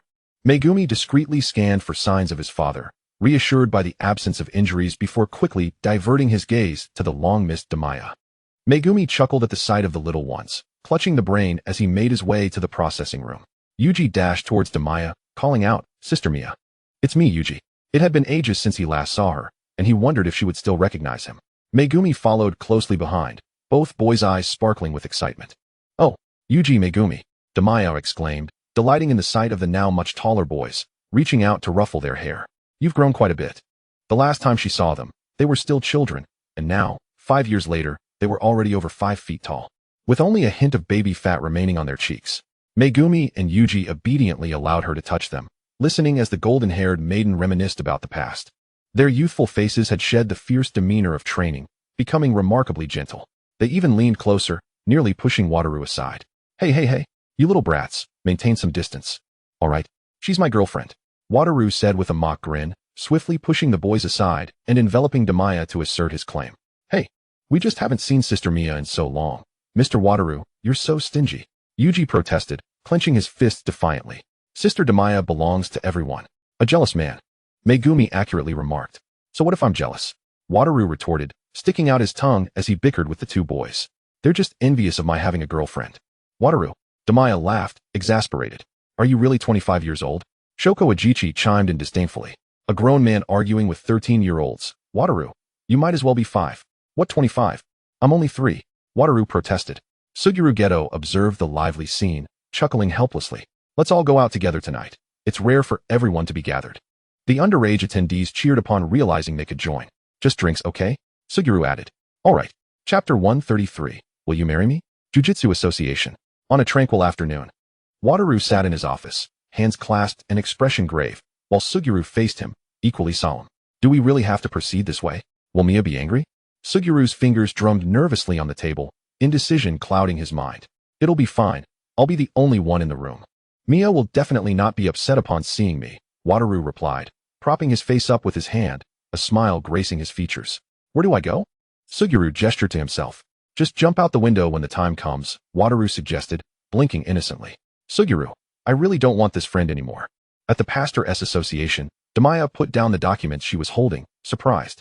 Today, she had dressed exquisitely in a simple white dress, her golden hair elegantly pinned up, adorned with white floral accents. Her mixed heritage face was lightly made up, stunningly beautiful, almost ethereal. Yes, they're arguing quite fiercely. The two adults seem ready to come to blows, Wataru Yagyu said anxiously, his face etched with concern. Yuji Itadori, following closely, added, Mr. Wataru looks so serious. It's the first time I've seen him with such a cold expression. But isn't it normal for them to argue and fight? Damiya countered nonchalantly, as she had plans to accompany Shoko to a banquet later. This time is truly different. Miss Miya, Wataru Yagyu implored, moving closer to her. Please come with me to see. You're the only one who can stop them. Yes, Sister Miya, come with us. Yuji urged, tugging at her sleeve. He had just entered the office to ask the teachers about cursed energy and unexpectedly stumbled into the argument, leaving him stunned. He had never witnessed Mr. Suguru and Mr. Wataru quarrel. Damiya looked at their hopeful expressions before turning to Shoko. You can go and check on them. I'll wait for you, Shoko said, arms crossed. Offering no assistance, merely stating the obvious. Damiya nodded and led the group to the elevator. Upon reaching the designated floor of Wataru and Suguru's offices, Damiya sensed the taut atmosphere. Jujutsu sorcerers clustered together, whispering and casting furtive glances toward the office. Now, Damiya began to believe that the argument was indeed severe, as the sorcerers appeared wary, as if anticipating an imminent explosion. Yuji nervously followed Damiya, the charged atmosphere heightening his anxiety. It's all right, Yuji, you wait here. I'll go check it out, she said, patting Yuji's head as she approached the office door. If the two really began to fight, it would be safer to maintain distance. Sister Miya, I want to go with you. Yuji protested, unwilling to let Damiya enter alone, having faced the oppressive aura of a special grade sorcerer firsthand. It's fine, I'm a special grade too, Damiya reassured him, her tone light and carefree. She approached the door, sensing that everyone within would be left dumbfounded by her presence. Those managing the floor had retreated to a safe distance. And as Damiya stood before the office door, she listened intently but heard no sounds of conflict. With a hint of confusion, she gently pushed the door open. The office was dimly lit, the curtains drawn tight, blocking out the sunlight.